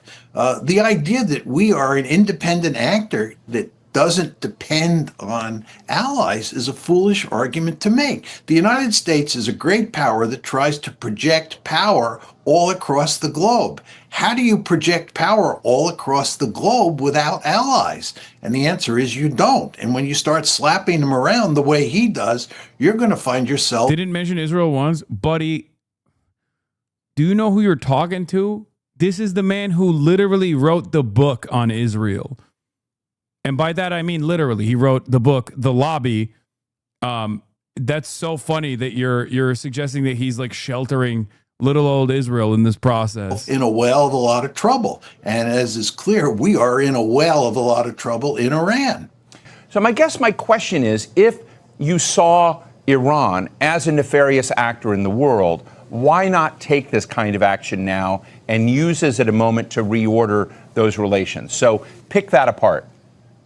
First of all, this argument that Iran is a great threat to stability in the Middle East and a serious threat to the United States. Yeah, I think it's really disrespectful for Dr. Mersheimer to fucking say that we're losing our allies, especially when you consider that Hungary, a great power, is firmly committed to our cause. And also Belarus just joined the Board of Peace. That's a big one. Okay. Have you thought about that? Who else? I mean, Israel, obviously Israel is there. Argentina is another major, great power in the world. And El Salvador, that's another one. So it's pretty fucked up that he's not talking about where we're gaining, you know? In a way, it's like the Chuck Schumer method. For every France we lose in the European continent, we win 2 Viktor Orbáns. For every France we lose in the European continent, we win 2 Hungaries, okay? States is nonsense. The greatest threat to stability in the Middle East is the United States working closely together with Israel. Oh, Taiwan too. Iran Taiwan's an has ally. not started a war in centuries, as best I can tell. It's not a highly aggressive country. The country in the Middle East that is highly aggressive is Israel. The country that has committed genocide in Gaza is not Iran. It's Israel. And we were complicit. We, meaning the United States, were complicit in that genocide. Twice, once last year in June of 2025, and again on February 28th of this year, the United States and Israel launched unprovoked attacks against Iran. So the idea that Iran is this great destabilizer in the Middle East is a myth that the United States and Israel purvey. This is not to say that that Iran doesn't present some problems in the Middle East that the United States has to be concerned about. But the idea that this is a serious threat, much less an existential threat, is not a serious argument.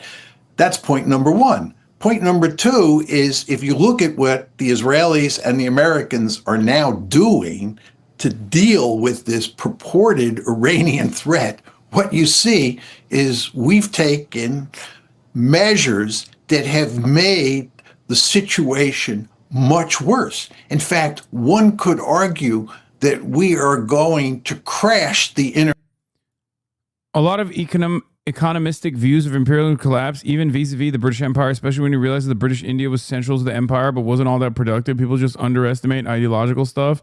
1,000%. Same with America's relationship with Israel, or the reasons why America invaded Iraq. No. I don't agree. It's not like he means economistic as in like a Marxist interpretation of imperialism and like why imperialism takes place. Do I think that ideology does play a role? Abso-fucking-lutely, okay? But there is an argument that you can make about the ideological warfare that you are waging in an effort not to allow the threat of an alternative, the threat of a good example to take root in your country.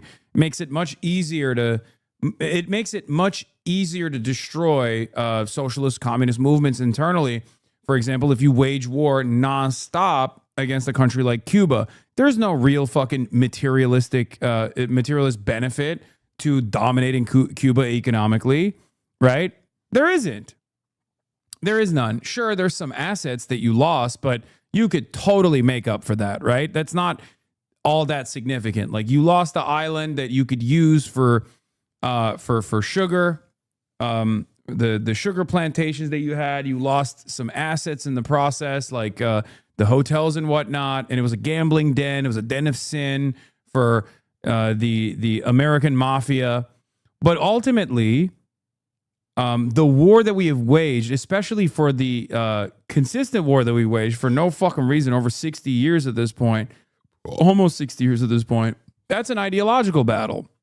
But the reason why it's an ideological battle is because I think Americans do have the American State Department has this assessment that, like, if Cuba was able to be a successful communist economy so close to the United States of America, if it was allowed to thrive, for example, that would be a giant issue for them.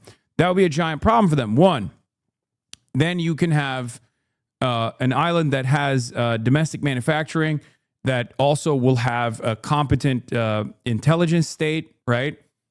That's, again, close in proximity to the United States of America. Cuba, with far, far less resources, has been able to successfully do a lot of very impressive spying operations on U.S. soil, right? They've done so for many, many years. I don't think they're capable any longer, but they did, especially in the heyday when they were basically being propped up by the USSR.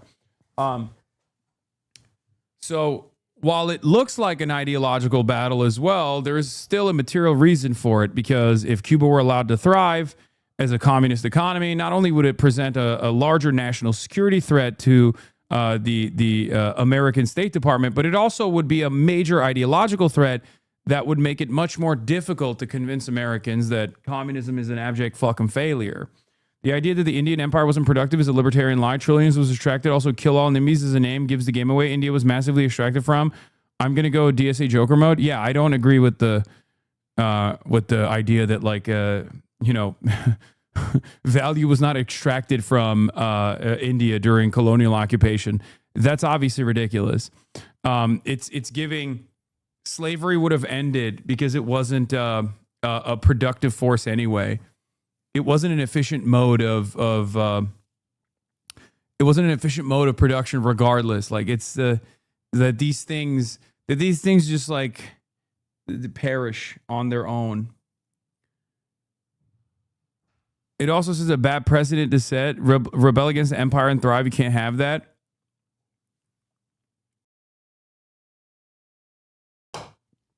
Slavery absolutely was still a productive force. It was a giant. It was a ginormous part of the output. Not individually, but at the level of interface with the slave market, it was individually profitable. In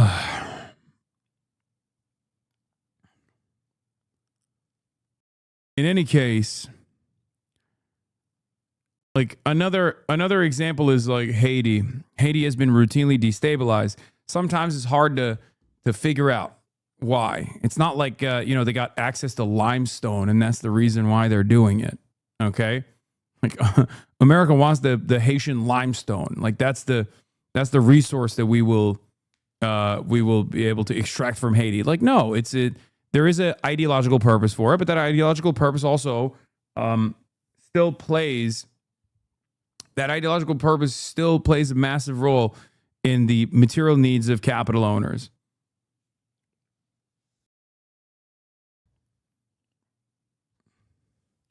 Hasanabi? What does that even mean? Why are you even saying that?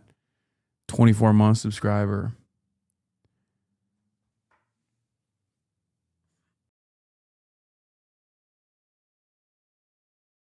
Anyway, let's continue. International economy as a result of this war that Israel and the United States started. I would make the argument that we are on the edge of the precipice in terms of the state of the world economy because of this war. This war shows no signs of ending anytime soon, and already great damage has been done to the international economy, and more damage will be done the longer the war goes on. So this idea that Number one, Iran is a great threat to the United States is bogus. And number two, the idea that President Trump and his friends in Israel are making a safer and more stable Middle East is a ludicrous argument. In fact, what they're doing is they're putting the entire world on the precipice of a disaster. You know, one of the things that I find interesting is when you kind of talk to war planners, strategists across Republican and Democratic circles, it's hard to find anyone that wouldn't have expected that Iran would shut down and use the Strait of Hormuz as a choke point, that in fact the Strait of Hormuz was really Iran's nuclear bomb, that if you wanted to create something that they thought was deterrence. I'm just interested in why you think this White House had none of that input or just disregarded that element. I actually think it's quite clear. President Trump has said that he was forewarned that the Iranians were likely to shut down the strait. But he said that it didn't matter. And the reason that it didn't matter is that the administration thought that they could win a quick and decisive victory. They thought that they could launch, and when I say they, we're talking about the United States and Israel, which I like to refer to as the tag team. The tag team thought that they could launch a shock and awe strategy against Iran, which would involve decapitating the regime. And because that regime had so little support in the general population in Iran, the decapitation or the shock and awe strategy would lead to a revolution. The regime would be overthrown, and the new regime would either submit to our demands, or the old regime would remain in place and just surrender. Those were the two things that they thought might happen. But the point is that this shock and awe strategy would produce a quick and decisive victory. And therefore, you wouldn't have to worry about the Iranians closing the straits. But what happened here, obviously, is that the shock and awe strategy failed, and we're now in a war of attrition. And in this war of attrition that we now find ourselves in, the Iranians hold almost all the cards, not us. And that's why we are in desperate straits. It is interesting that President Trump said the opposite. We have all the cards and Iran has none. So I take your point. But another element here is other big global powers, China, Russia. How are they looking at this moment? Is China fearful of a more muscular United States willing to deploy power like this? Or is it basically applauding this moment as an opportunity for itself? Well, I think from a Chinese point of view, one could argue that what's happening is manna from heaven, that this is a case of the United States, which says that it's... Up until a certain point, America bringing about instability around the globe, specifically in the Asian markets, where China can now make tremendous gains, showing itself as a true stabilizer, okay, as a true reliable partner, is great. But if this war continues and Iran is destroyed in its entirety, and Iran in the process destroys the GCC productive capabilities, then China is fucked as well. For the record, it's less fucked than the rest of the globe, but it's still fucked.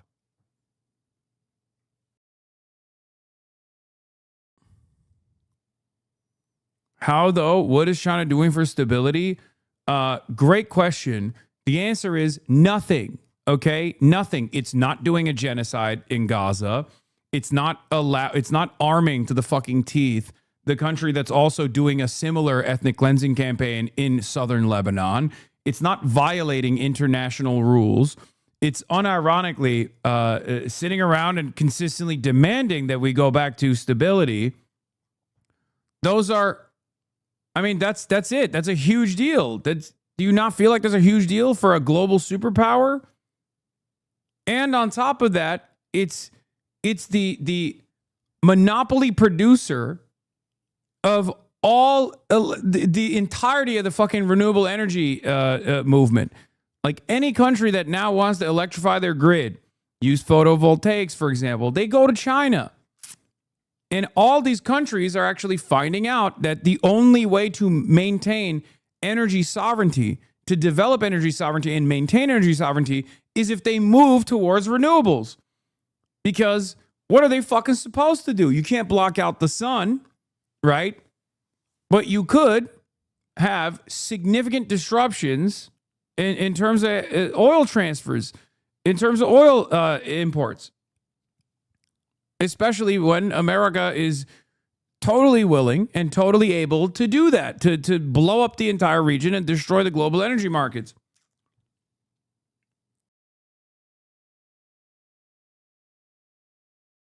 It is, but why would I see it as a trustworthy partner to have? Buddy, all of these countries already see China as a trustworthy partner to have. They already, whether they trust China or not, work with China. It is, am I too conditioned in needing to have an empire superpower as boss? Yes, most likely.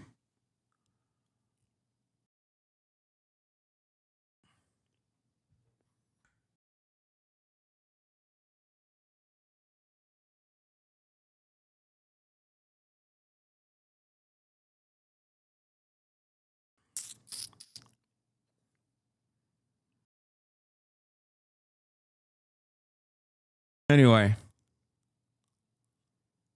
Principal threat in the world is China, and that its principal mission is to pivot to Asia and contain China, has now enmeshed itself in a war in the Persian Gulf that is causing it to pivot away from East Asia and weaken its containment strategy towards China. You want to remember that the United States is moving Patriot and THAAD missile batteries out of East Asia.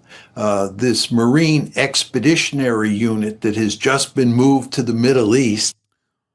Crazy how the Democratic Party is allowing itself to be hijacked by moderates and neocons because of a fucking dumbass Twitch streamer who's at best simply slightly left to center. Okay, that I find a little bit fucking ridiculous. Okay, a fucking dumbass Twitch streamer and also slightly at best left to center. Jesus Christ. Don't do this fucking wishy-washy, mealy-mouthed way of defending me, okay? Be, like, you know, stand on your fucking convictions.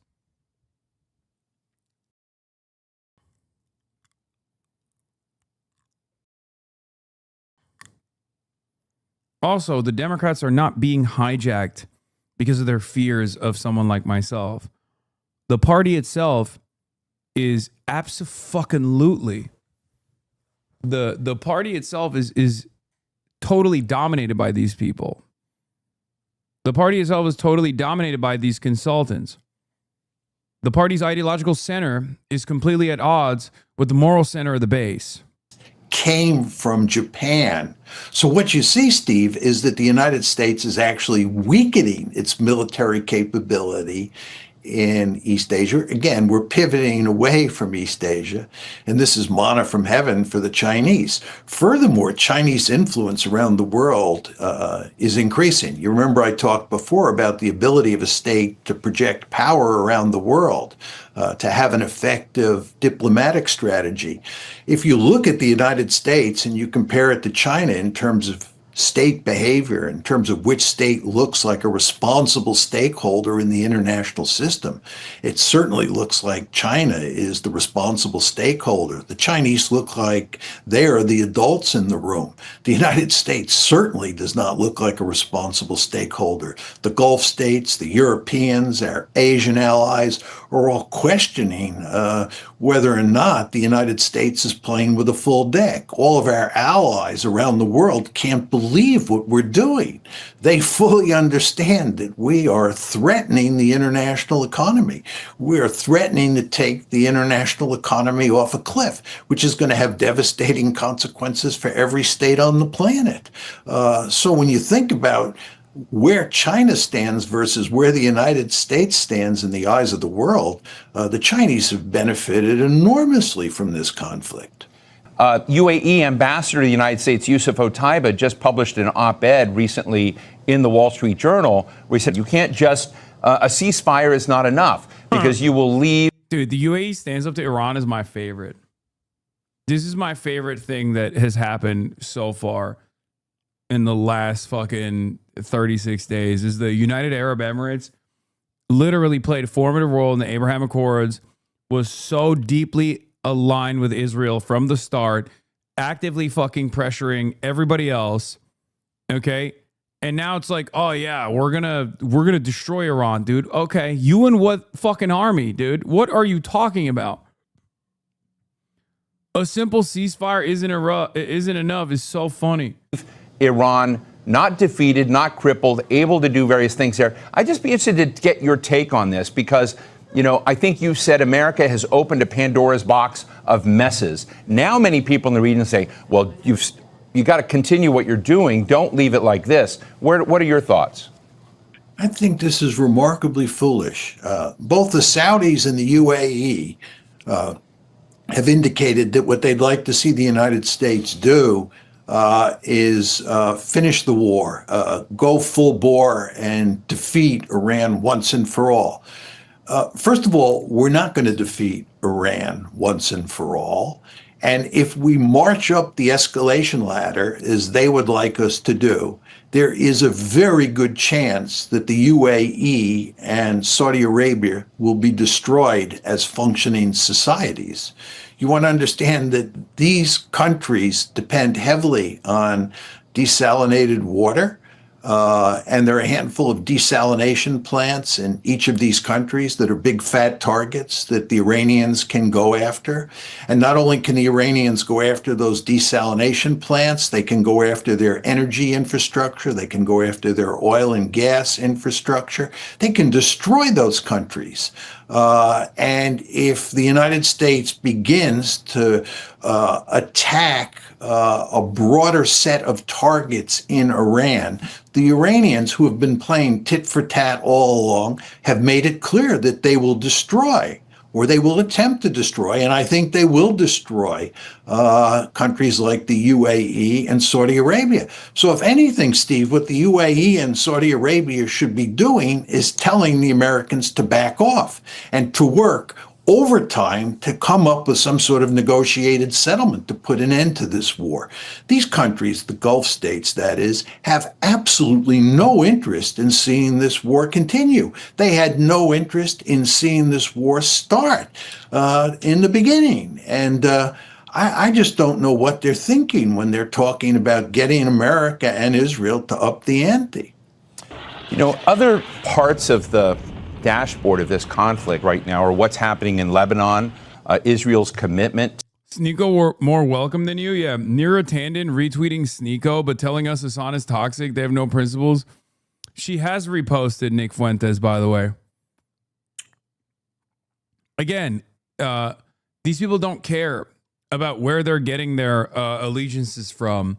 Even if someone has like a brief moment to grift or a brief change of heart, like people who have literally denied the Holocaust, Neera Tanden is fine with and is happy to endorse because they're, you know, even for that brief moment, leaning into centrist democratic voices. And that's all she cares about.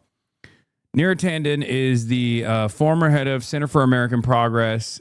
These guys they play a big role in basically alienating the left flank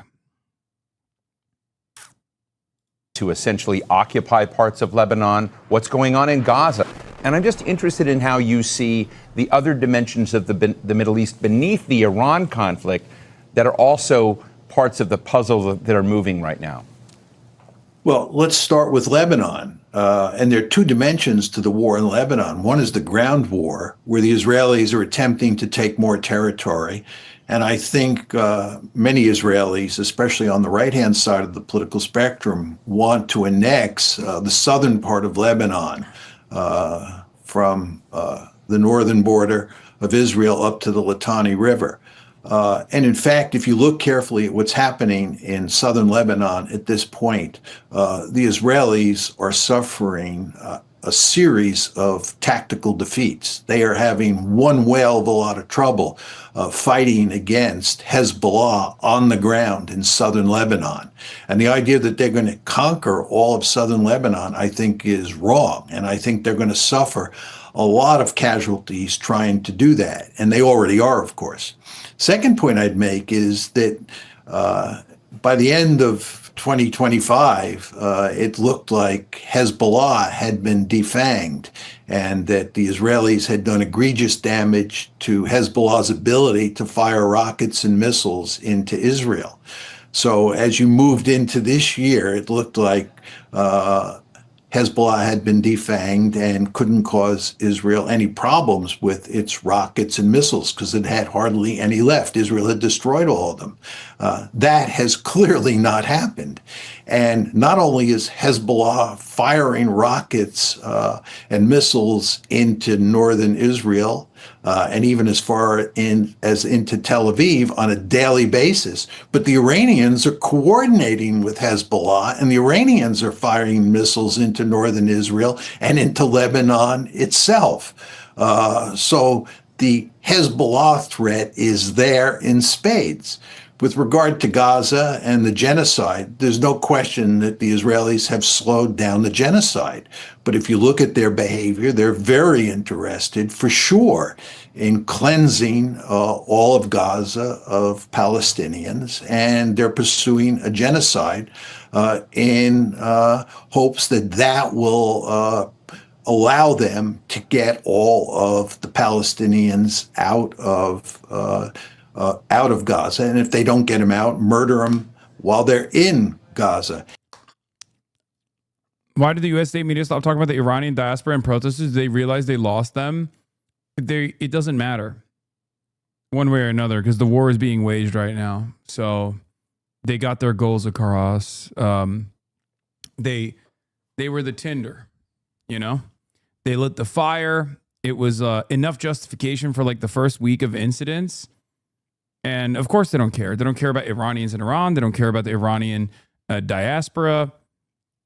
America doesn't even care about its own soldiers. America doesn't care about its own citizens. America doesn't care about anything other than the interest of capital. Please understand this. Okay? Anyone and everyone is disposable. They will use the anger and resentment that the Iranians might have, or they'll greatly elevate that. They'll cause that resentment. They'll cause the material conditions, the deterioration of such, to cause that resentment initially, and then they'll turn around and use that instability as a reason for why they must bomb Iran.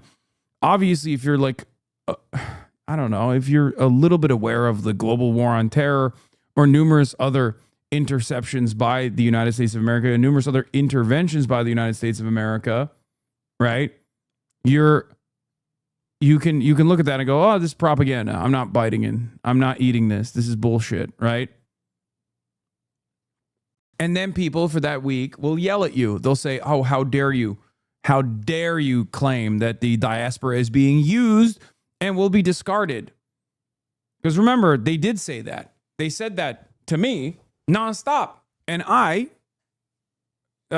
stuck to my principles and even told the people in the diaspora that they were wrong for this advocacy, that they were totally wrong, and they would see the impact soon enough. They said I was, silencing their voices, right? Guess what? Their voices have been silenced at this point. They're not really talking about it anymore, right?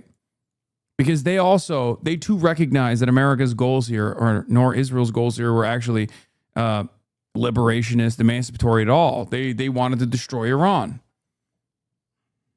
And we don't want to lose sight of the fact, Steve, that on the West Bank, the Israelis are launching pogroms on an almost daily basis because they're interested in ethnically cleansing the West Bank as well.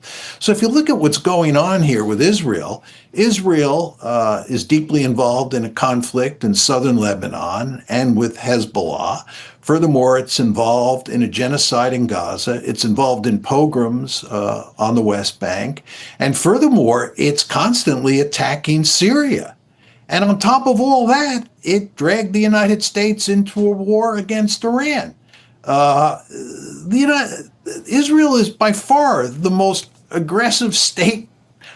Dude, the propaganda on diaspora is still in overdrive. It's insane. My mom says she saw on the news, Iran International, Voice of America, that Iranians actually helped the pilot evac Iran because they hate our government so much. Insanity, and there's no reasoning with the diaspora. That's unbelievable.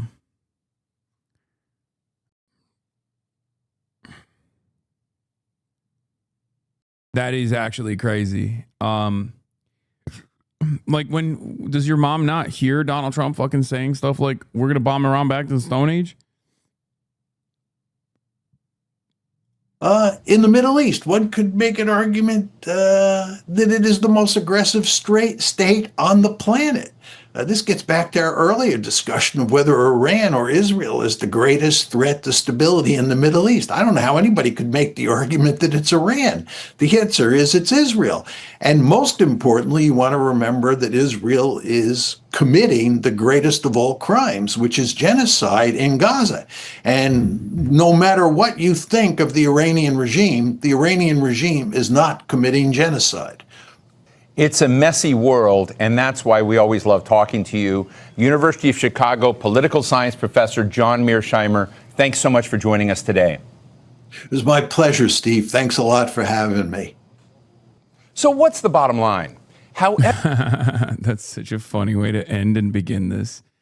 Ooh, young voters, We haven't heard from like former Trumpies, or even like current Trumpies, honestly, on like what they're thinking about the Iran stuff as much. We haven't done a lot of hogwatch. My mom thinks the regime can somehow get wiped out in the process of the U.S. seeking out their own interests. That's insane, dude. Yeah, the only thing that's going to get wiped out is their fucking relatives that remain on Iranian soil. And also thousands of years of cultural artifacts and the entire Iranian energy grid.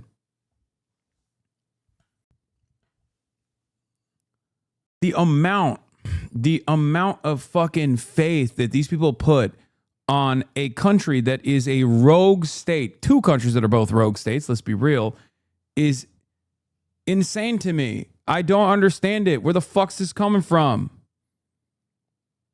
I wish I had faith in anything like people, like the faith that like the Iranian diaspora places upon the United States of America and Israel. Right now, as we also 2 hours, only 26. It's over. It's all over. It's over. New video is over. We tested it. It's done. Let me see what this new video, the American war against Cuba, what it's at. It's a 6 out of 10. Oh my God, no motion. Only, I mean, it's 10K likes. That's not bad. But it's a fucking 6 out of 10 on my end. That's crazy. Please go and watch.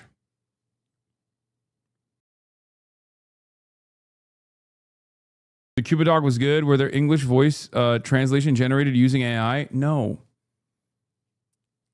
Why do you... it's literally voice actors. We hired voice actors to do it. Not entirely certain as to why you think it's AI. Not everything is AI, okay?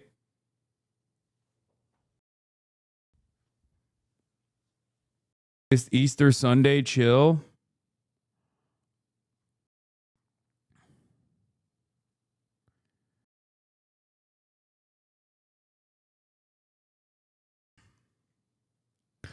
Maybe we should put mini doc in here too. Mini doc.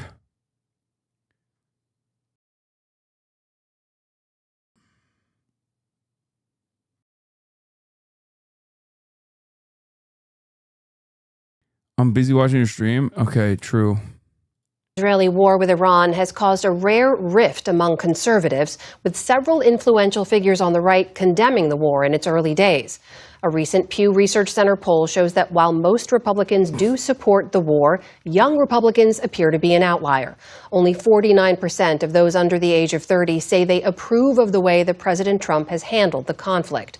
Turning Point USA, the organization founded by the late activist Charlie Kirk, has been key in organizing young conservatives, especially at their signature campus rallies. Our White House correspondent Liz Landers spoke to some of them at one such event right here in Washington last night. So Liz, tell us about the event, who you talked to, and what they had to say. This was at George Washington University's campus, which is right here in the heart of Washington. This event was a conversation between Erica Kirk and White House Press Secretary Caroline Leavitt there. TPUSA has become a particularly powerful organizing tool for conservatives and the Republican. It's so cool that these fucking college campuses that, as you guys saw, were making it a nightmare for people like myself to speak, have no problem with the motherfucking press secretary and Erica Kirk coming on the campus. I could fill out a room like this with ease on any college campus around the country. Okay? Any college campus. And yet, as you guys saw, there was a room larger than this one at Stanford University that we were supposed to speak at. It sold out in like a minute. And the college literally turned around and was like, let's put you in a smaller fucking room. Just makes you think about how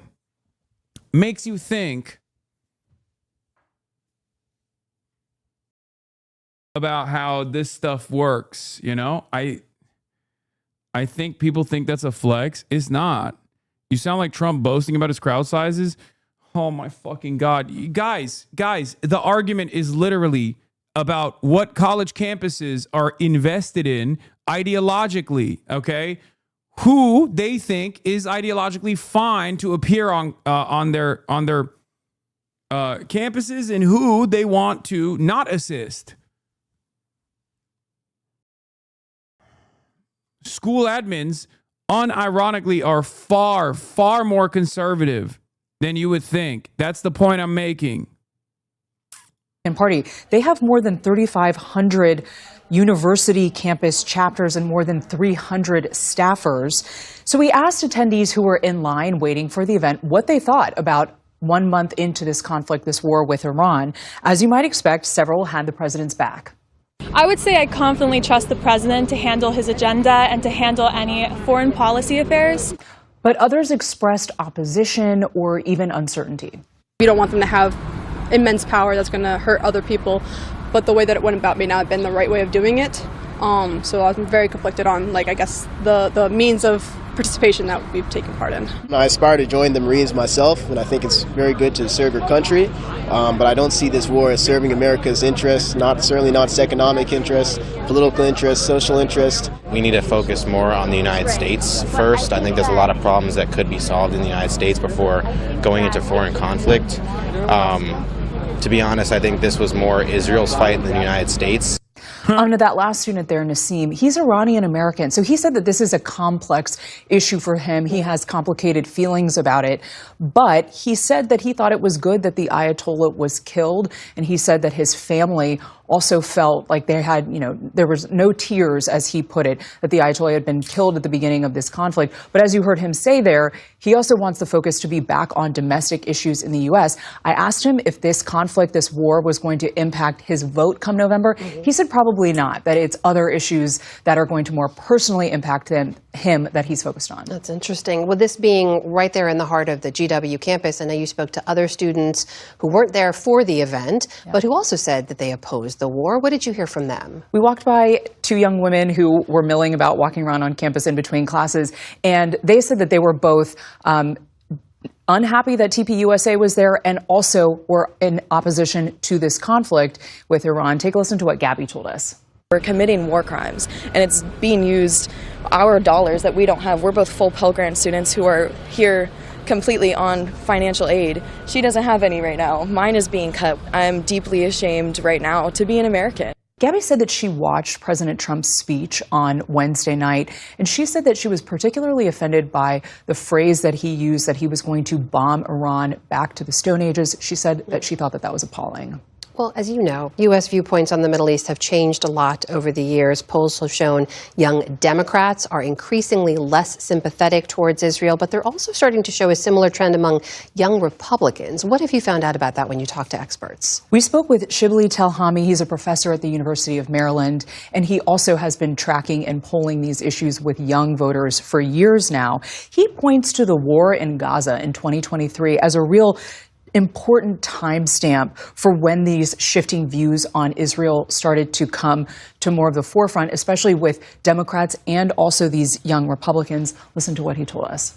We've seen the gap between younger and older Republicans became huge, particularly in terms of justifying what Israel was doing in Gaza. And that has increased of late, particularly with regard to the Iran war, in large part because many of the podcasters and the commentary on the right, particularly the America First movement, have been highlighting the link between the Israeli aim to have war with Iran and the causes for the war, the U.S. going to war. He attributes these shifts in attitudes for young Republicans in particular to two different things. He says, first of all, it's about the anger of the United States supporting Israel in that Gaza conflict starting several years back. That started during the Biden years, honestly.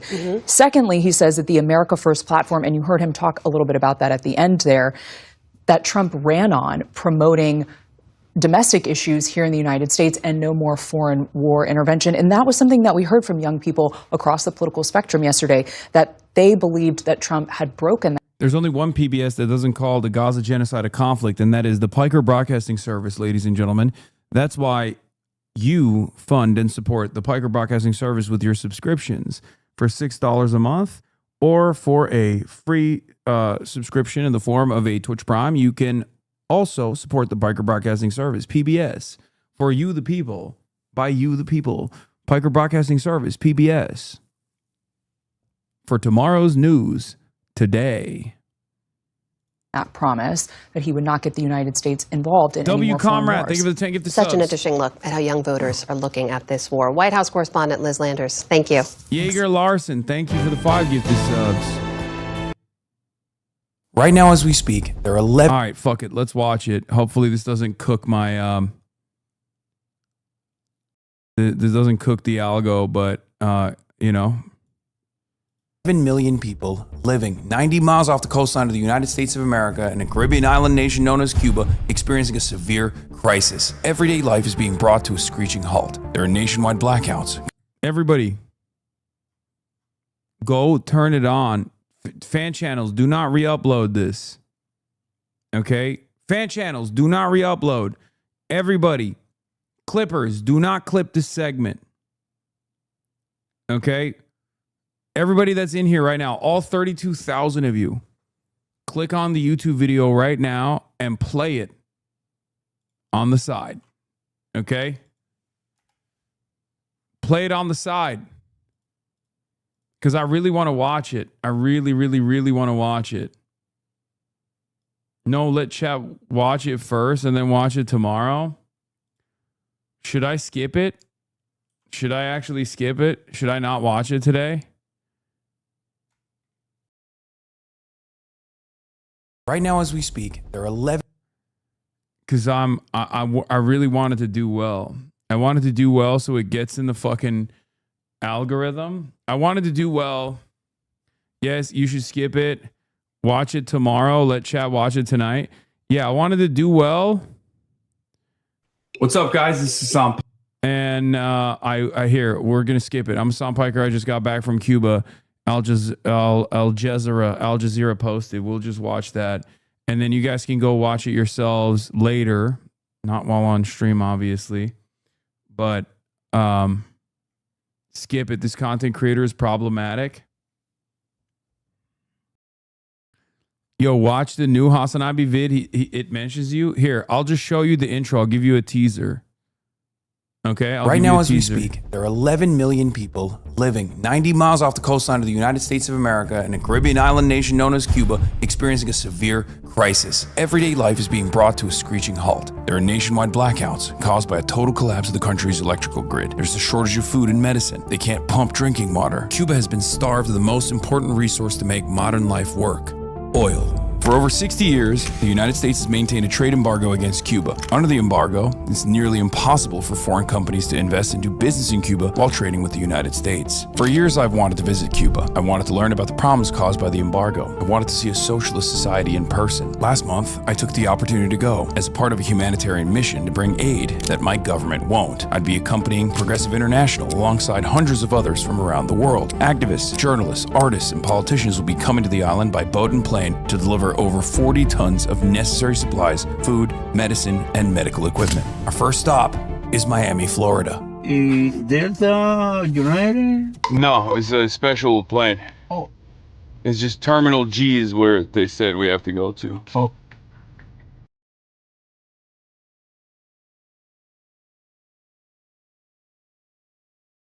Why do you do this voice? Shut up. Just watch. Skip it. He's anti-Semitic. Also, the Copain Cancer Coalition, RISP International, they set up a flight with medical aid, solar panels, food, numerous things that the Cuban population desperately needs right now. We are basically the last leg of this international convoy that's coming from. Anyway, that's all you get. That's all you get. 1 minute and 34 seconds. Okay, 1 minute and 34 seconds. Skip it. He's also a communist. That's all you get for now. Here, we'll watch the Al Jazeera video. What's up, guys? This is Hasan Piker. Just got back from Cuba. We were on a humanitarian aid mission, and I saw firsthand the struggles of the Cuban population on the island. This is going through a massive energy crisis. The United States has had one of the most rigorous and over-encompassing sanctions regime on Cuba since Cuba had a successful revolution. Yeah, muting the YouTube player can kill engagement. Mute the tab instead if you're gonna fucking play it on mute. And develop sovereignty for itself. However, the situation has gotten much worse in these past couple of months as Donald Trump came out and openly implemented a total blockade of oil. Cuba's in its last moments of life. Whether I free it, take it, I think I could do anything I want with it. You want to know the truth? There's around 10 million people living on this Caribbean island, and there are rolling blackouts. Food is spoiling. Sometimes there's no running water. I mean, it's an absolute devastating situation that is totally man-made as a consequence of the American blockade. It's unbelievably cruel.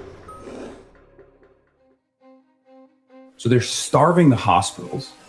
They're starving the entire energy grid. One of the things that was so shocking was if the electricity grid fails, you have to wait for the generators to turn on. There's like a 5-minute window. Talking to some of these doctors, and they were saying that, you know, they have to hand pump the ventilators that children are on for the 5-minute period until the generators kick in. And sometimes the generators also run out of fuel. And when that happens, a surgeon that we were talking to basically said, look, we just sew up the patient and we try again afterwards. And then also getting to and from work is virtually impossible as well. The surgeon was explaining to me that because gas prices are so high, it's like you would have to pay more to go to and from work to the hospital than what you get paid by the government. This is just the Al Jazeera Plus video about the trip, chat. This is not the actual documentary. The documentary we skipped because I don't want to watch it on stream right as it came out. Tremendous medical research coming out of Cuba, especially in the field of biomedicine. They have been able to design new drugs like a lung cancer vaccine. I talked to a neuroscientist that was working on what is now. The Al Jazeera audio is not bad because of Al Jazeera. It's because of my. It's bad because I fucked up and the mic. I'm out of focus. The mic is in focus, and I didn't even use the microphone. It's like the laptop microphone being used. Known as the only real, active, successful treatment for Alzheimer's and dementia. It's currently being tested in Canada as well. I mean, these are incredibly impressive feats for any country, but it's exceptional when you think about the conditions that Cubans are subjected to and the restrictions that they have, even in the field of academia. Obviously, there's a lot of emphasis on education in Cuba, a lot of emphasis on providing healthcare. It's a big part of the social contract. Not only does the Cuban government use most of their resources to offer education and healthcare to citizens unconditionally for free, but also Cuba has this incredible international medicine corps where they educate their doctors coming from all around the world, and then they send them to some of the most underserved countries, developing nations all around the world. I believe Cuba sends more doctors to developing nations than the entire G7 nations combined. Cuba has tried to send doctors to the United States of America after Katrina. We refused. There's this incredibly cruel thing that America is doing, obviously, to regular Cubans, but the cruelty doesn't end there. Marco Rubio last year announced that he was going to stop these international medical missions. Marco Rubio successfully pressured countries like Jamaica and Costa Rica and many others to discontinue the medical missions. They've sent back in Jamaica all of the Cuban doctors that were working there. I'm very worried for the country. It's unfortunate that we are victims of a great power rivalry, because that's exactly what it is. And it's unfortunate that we're trading the healthcare of our Jamaicans for diplomatic goodwill. I talked to the head of this program, and he was very shook. He was very sad about this. He's like, I've been to Jamaica. We had 100% coverage in Jamaica. Maybe the politicians that were pressured and caved to American pressure will still be able to get healthcare. Maybe they'll even be able to fly to America. But a lot of the people that we were taking care of, they're not going to get any healthcare whatsoever any longer. They're very resilient. And in spite of the horrible conditions, obviously no society is monolithic. But the one thing that I saw that was consistent is everyone has an attitude about it where they think life goes on. You know, we're still going to play dominoes in the dark. We're still going to try to make the most of the situation, the cards we were dealt with. The thing that shook me, aside from the cruelty of American policy and the invisibility of it all, and how little Americans know about what we are doing to this island, is the fact that there is so much potential. Increasing its literacy rate to 88%, which is higher than the United States of America, having a higher life expectancy than the United States of America. Like, all of this happened in spite of American intervention, which left me wondering, what would Cuba look like if we didn't do all of this? What would Cuba look like if we didn't stop Cuba from being able to trade with other countries normally and develop its heavy industries if necessary, and be able to exist as a normal country? There are a lot of problems because people are suffering. People aren't making enough money to purchase food, for example. When that happens, there is a lot of black market stuff going on. There's a queue system for gas, for example. The government sells very cheap gas to the Cuban population through a queue system now that there's like tremendous shortages. People go and purchase that gas and then they sell it in the black market. People are just like trying to do whatever they can to survive, right? But also there's a lot of solidarity as well, a lot of sharing, a lot of taking care of one another. One thing that I saw that was fascinating is people are always giving each other rides. There is also this shared struggle. Yes and no. So we were in Havana for the most part, so I can't speak for other parts, but Havana also has a lot of tourism. So there were markets that were open, although the pharmacies are not. And that's a real problem. And that is, from what I understand, a direct consequence of no distribution mechanisms being readily available. Like, transit on the island is like almost completely shut down at this point. It's truly devastating.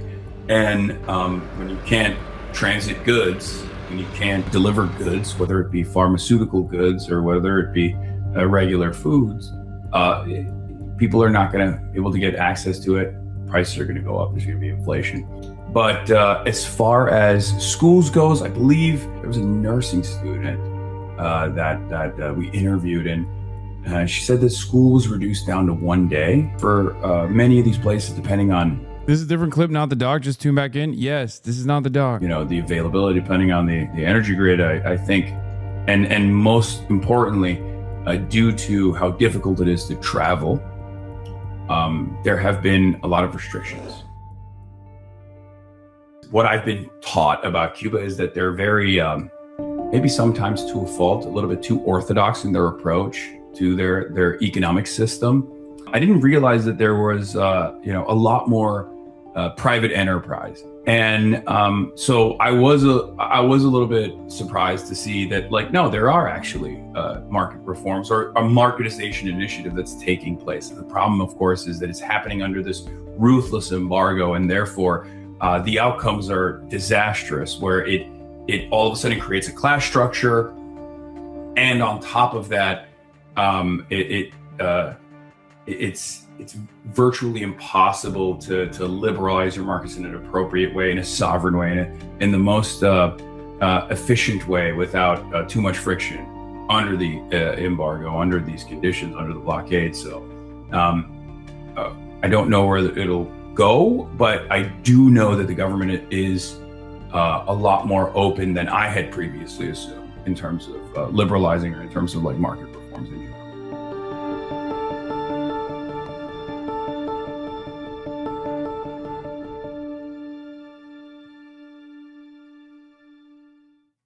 There are many Kanye Wests, or Ye.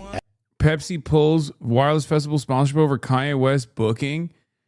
Bro, that's the other side of this, like, that's the other side of this story, where it's like you got straight up people who are pro-Hitler back in action, selling out fucking arenas, you know? It's actually crazy.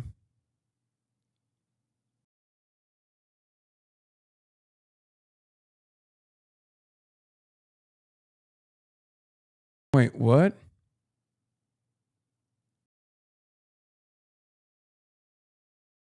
Oh. As he's renamed himself. Let's introduce him chronologically, starting with 2004, his debut album, College Dropout. Didn't he apologize? Bro, that's crazy. Come on, man. Come on, buddy. But he apologized to a rabbi? Are we being for real? Are we being for fucking real, dude? Come on. I think you have to recognize something pretty significant here. I just think that people don't care. I think people don't care about anything. A lot of people unironically took the apology seriously. It's messed up. What the fuck? I'm just saying, like, I think cancel culture is like totally fucking fake. But he apologized and met with a bunch of rabbis and took all that shit back and donated a bunch of money. I still don't believe him, and I think he should remain canceled, but I think there may have been some underlying untreated mental health crisis. Yeah, that's fine. He met with a rabbi. It's good. I just don't think that like cancel culture is a real concept. It's only as real as you take it. Okay, it's only as real as you take it. If someone is actually pumping treats to the masses, that's all it takes. Right? If someone is pumping treats to the masses, that's all it is. That's all people care about. They don't give a shit about like cancel culture at all. Got flashed by the paparazzi. Damn, these niggas back. Is he gonna say it? I hate these niggas more than a Nazi. More than a Nazi! He's back! Who's gonna tell him who Kanye is talking about?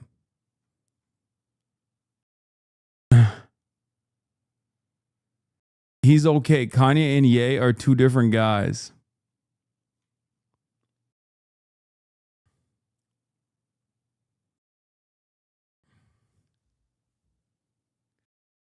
I just,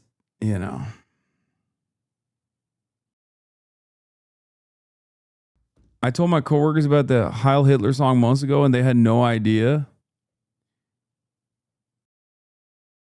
The zoomed out shots make it look like an artistic comeback tour, and the close-ups are a white Groyper convention riot. Yeah, this is the floor ticket experience of Ye's Night 2 show at SoFi Stadium. Would you have gotten these tickets?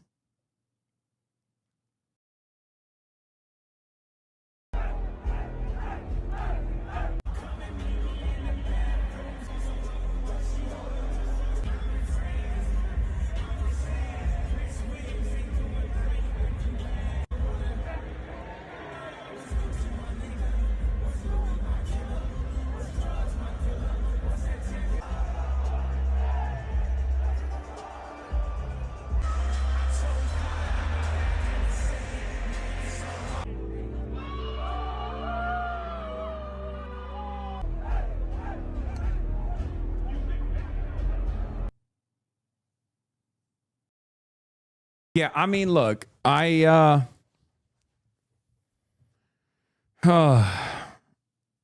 mean, Jason and Ron were there. They were. Oh, God. Oh, brother. I don't fucking know anymore. I just think that it's like not a woman in sight. Yeah.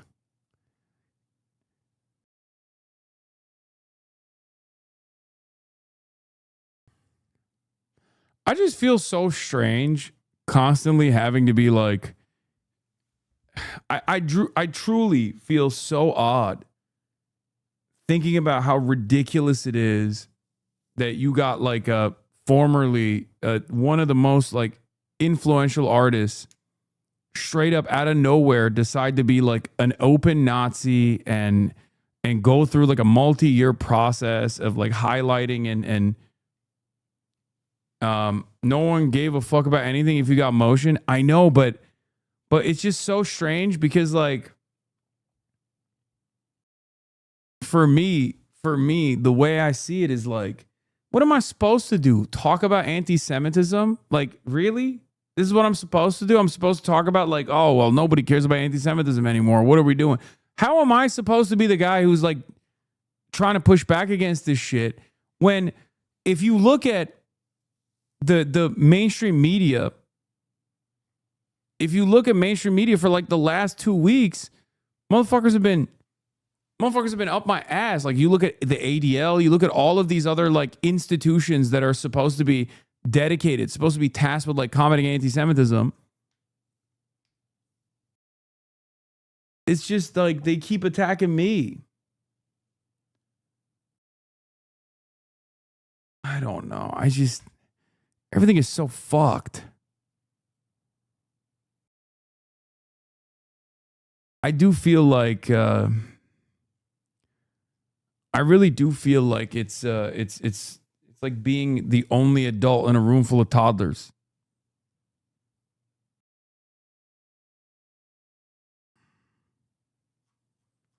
I will say though, it is funny that he was, he did maximum damage and is such a hipster that the moment where like anti-Semitism was on the rise and it was super fashionable to be anti-Semitic, like openly, he turned around and was like, yeah, I'm done with this actually. It's too cool now. I'm good. It's mainstream now. I don't really fuck with this. He's always ahead of the curve, you know?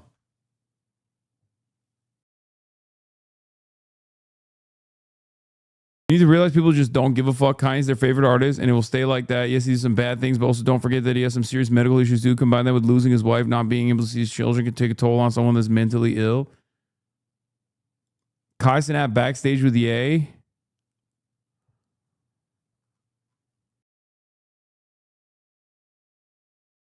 The conflation of anti-Zionism and anti-Semitism also is directly visible with Ye. Most of the people I saw voiced an objection to him and his album release. He's still getting reviewed. Are doing so over his anti-black stuff. The Nazi stuff is secondary now.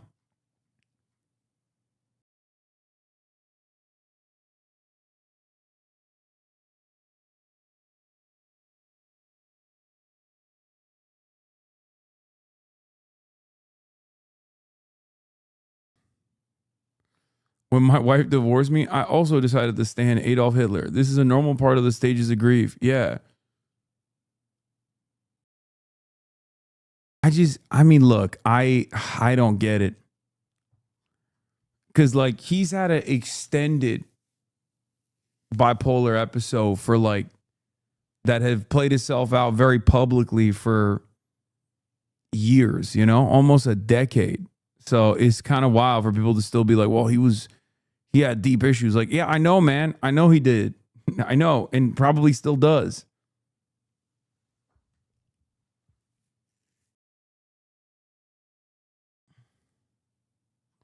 Bro might just be a bad person. I think he is. I do.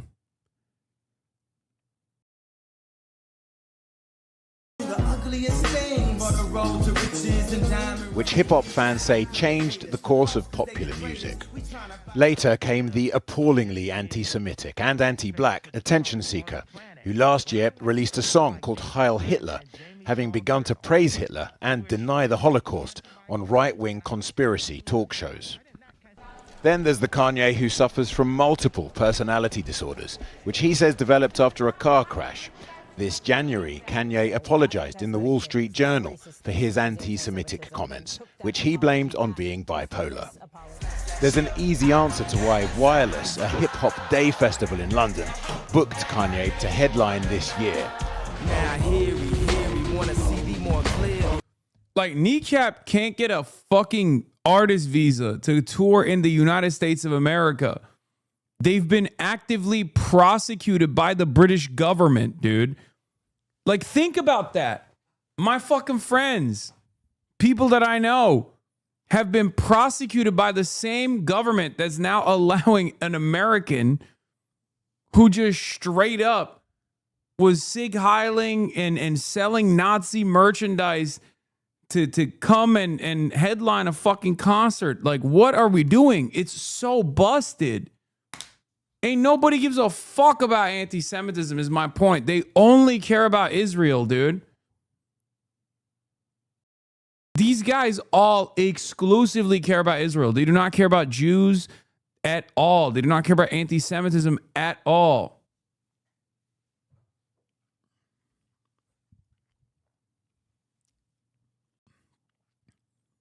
It's so fucking strange to me that, like, no one recognizes inconsistency at all. Like, there's not any adults in any of these fucking countries, in the governments. He hasn't performed in the UK for a decade, and his music is still hugely popular and therefore lucrative. But many say Wireless has put profits before principle. This afternoon, the main sponsor, Pepsi, pulled their support. And a reminder that music is rarely far from politics. The government could decide that Kanye isn't welcome here in the UK and refuse him a visa on the grounds that his presence would not be conducive to public good. The Prime Minister himself... I just, like, I don't know. I wish we could just be fair about it, right? Like, I wish we would just drop this shit then. You can say whatever the fuck you want. Just let it all out, you know? If like, I'm not even, like, demanding consistency. I'm not even saying, like, oh, dude, fuck it. Like, you know, don't let Kanye perform in the UK. But it is unbelievable that there are still people who are trying to maintain the institutional institutional powers, the institutional stigma of anti-Semitism. They grab onto it and they use it exclusively against critics of Israel. What the fuck are we doing? You know what I mean? Like, ay. What am I, like, why am I the only one who seemingly cares about this shit? Like, all these other fucking outlets don't give a shit. What is this? In, criticizing Wireless for booking Kanye. Having someone who has repeatedly praised Nazism, praised Adolf Hitler, said that he was going to go to war with Jews. I think someone like that, his presence here would not be conducive to the public good. So I'm pretty surprised that the Prime Minister's issued this statement saying how concerned he is without backing it up with any form of action. Wireless have yet to comment, but on their website say they deeply value diversity and inclusion. So what happens next? It's unlikely Kanye will pull out, but can he rehabilitate himself? There needs to be some real effort from his part to really, like, put his 10 toes down to the ground and really speak to people that he's affected and really get that understanding. And he's not there yet. He hasn't done that yet. An apology is all well and good, but an apology means nothing if you don't do the work. Kanye is calling this year a comeback, selling out a gig in LA on Wednesday. His visit to the UK could come down to the fans. Are they prepared to buy Wireless tickets, despite the controversy? Yes, the answer is yes. It will sell out 100p. I normally try. Yeah. Yeah.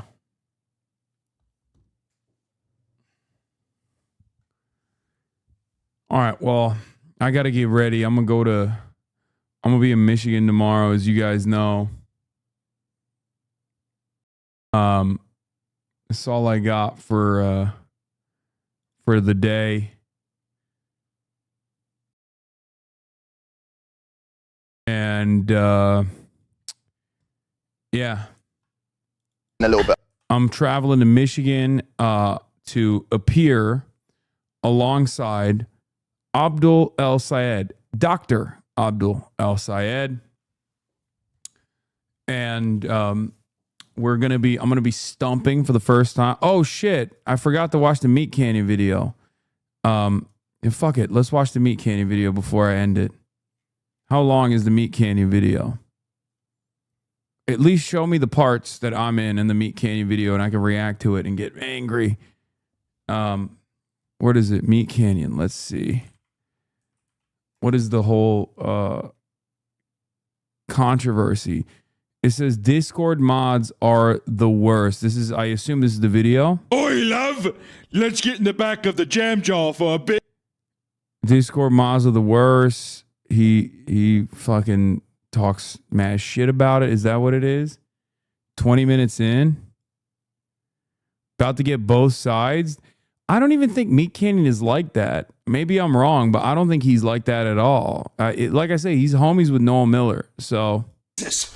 God! I've been lying to you because I like this girl in your Sleep Token Discord server. So, dude, just please stop. Stop trying to kiss me. He's pals with haters of yours? I mean, yeah, but he's also pals with lovers of mine, too. And also, you guys need to be fucking way chiller about the shit. Don't Who cares? fucking kick me. Yeah, he's not a bad person. He's a nice person in general. He has a pretty solid politics. I thought you were gonna treat me like a Chinese finger trap. Konnichiwa. Bro, he's not chill. Lamau, I don't care what you think.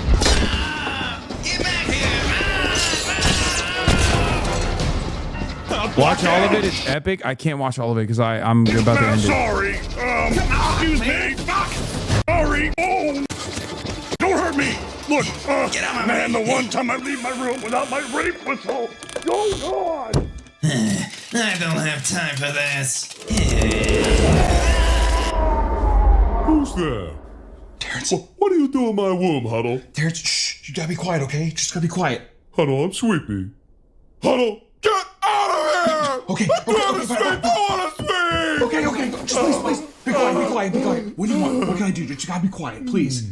Fine. You can stay if you read me a bedtime story. Which one? That one right there. This one? Oh.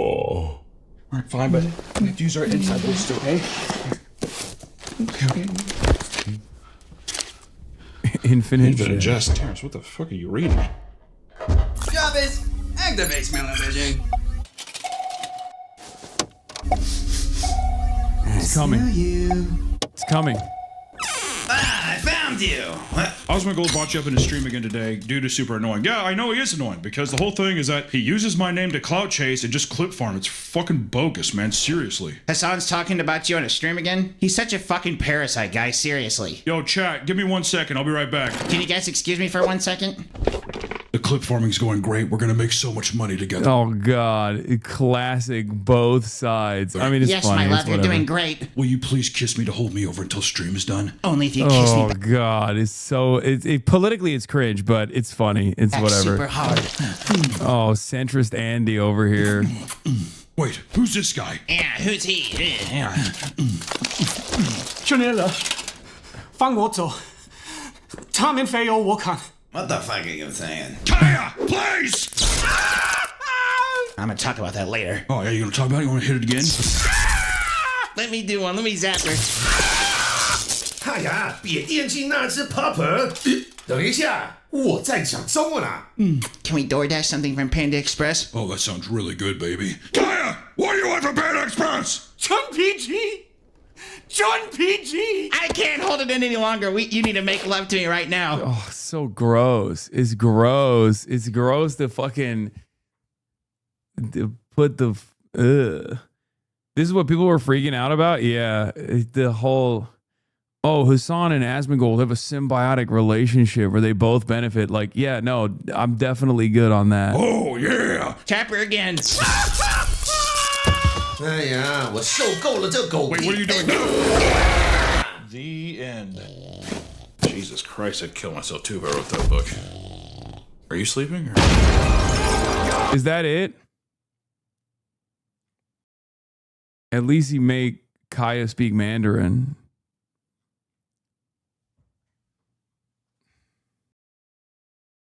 That's it? Finish it? Meet Canyon lovers with Wendigoon, who's kind of like Southern coded Hasan that likes guns. You're in it again at the end? Where?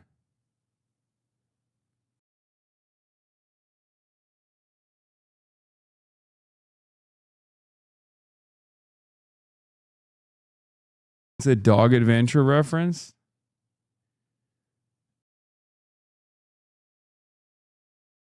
I demand compensation for this torture. Please pay my college debt. I mean, it's fine. Who gives a shit? It's like a hacky bit. Yes, God, glad to be out. How did we get outside? Who wants Panda Express? Oh, yeah! That's it. Yeah. Hasan and Asman are the same size of the Griff Spectrum slop. That's it. And Kaya is a Chinese asset. I mean, at least he made you Jack. Yeah. He got the nail biting, though. That's true. He did. Did you do the voice? No, I did not. Designer brand on the t-shirt. Yeah, his art style is great. He's he is a very talented guy. And like I said, he's homies with Noel Miller. I'm sure his politics are not as like dog shit as the way he presents it here. And is not like, oh, these guys are both the same. It's just mostly, I suspect it's mostly just hacky shit, you know? He is talented, but this was atrocious. You guys need to be less serious about this stuff. The creator is Meat Canyon, and the video is Discord mods are the worst.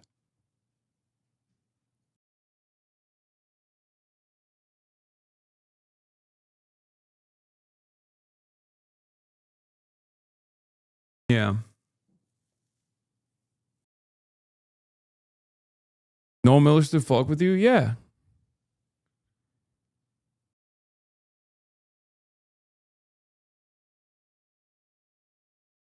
Is peanut? Yeah, is burnt peanut humor a little bit. He had a video shitting on ICE. Chad is just being defensive of you. Yeah, no, it's the classic. It's the classic. Like, look, any content creator on the internet, okay, any content creator on the internet has to literally lean into the apolitical audience, and the best possible way to do the apolitical audience, the best possible way to farm an apolitical audience is by being like, I call balls and strikes. And obviously, you know, someone like Hasan is pretty much the same as someone like Asmongold, right? Like I'm above it all. Like that's the mentality that people present. But that's it. You know, it is what it is. He's a very talented guy, and I don't think his politics are anywhere near as like centrist as he presents it in that bit. He's not wrong about Chowder's annoyingly doing that. He's talking about you again all the time on both streams. Yeah. Made a whole video about XQC. You need to relax. Are we comparing my contributions to the American political sphere the same as like XQC's contributions to the gambling debt? XQC's contributions to child gambling? It's fucking insane. Don't lean into that.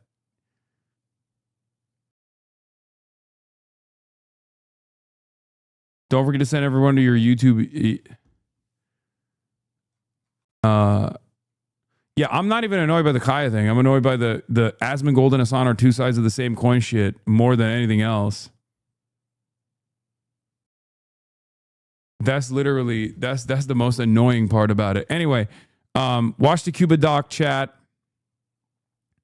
Go watch the YouTube video, the Cuba Doc.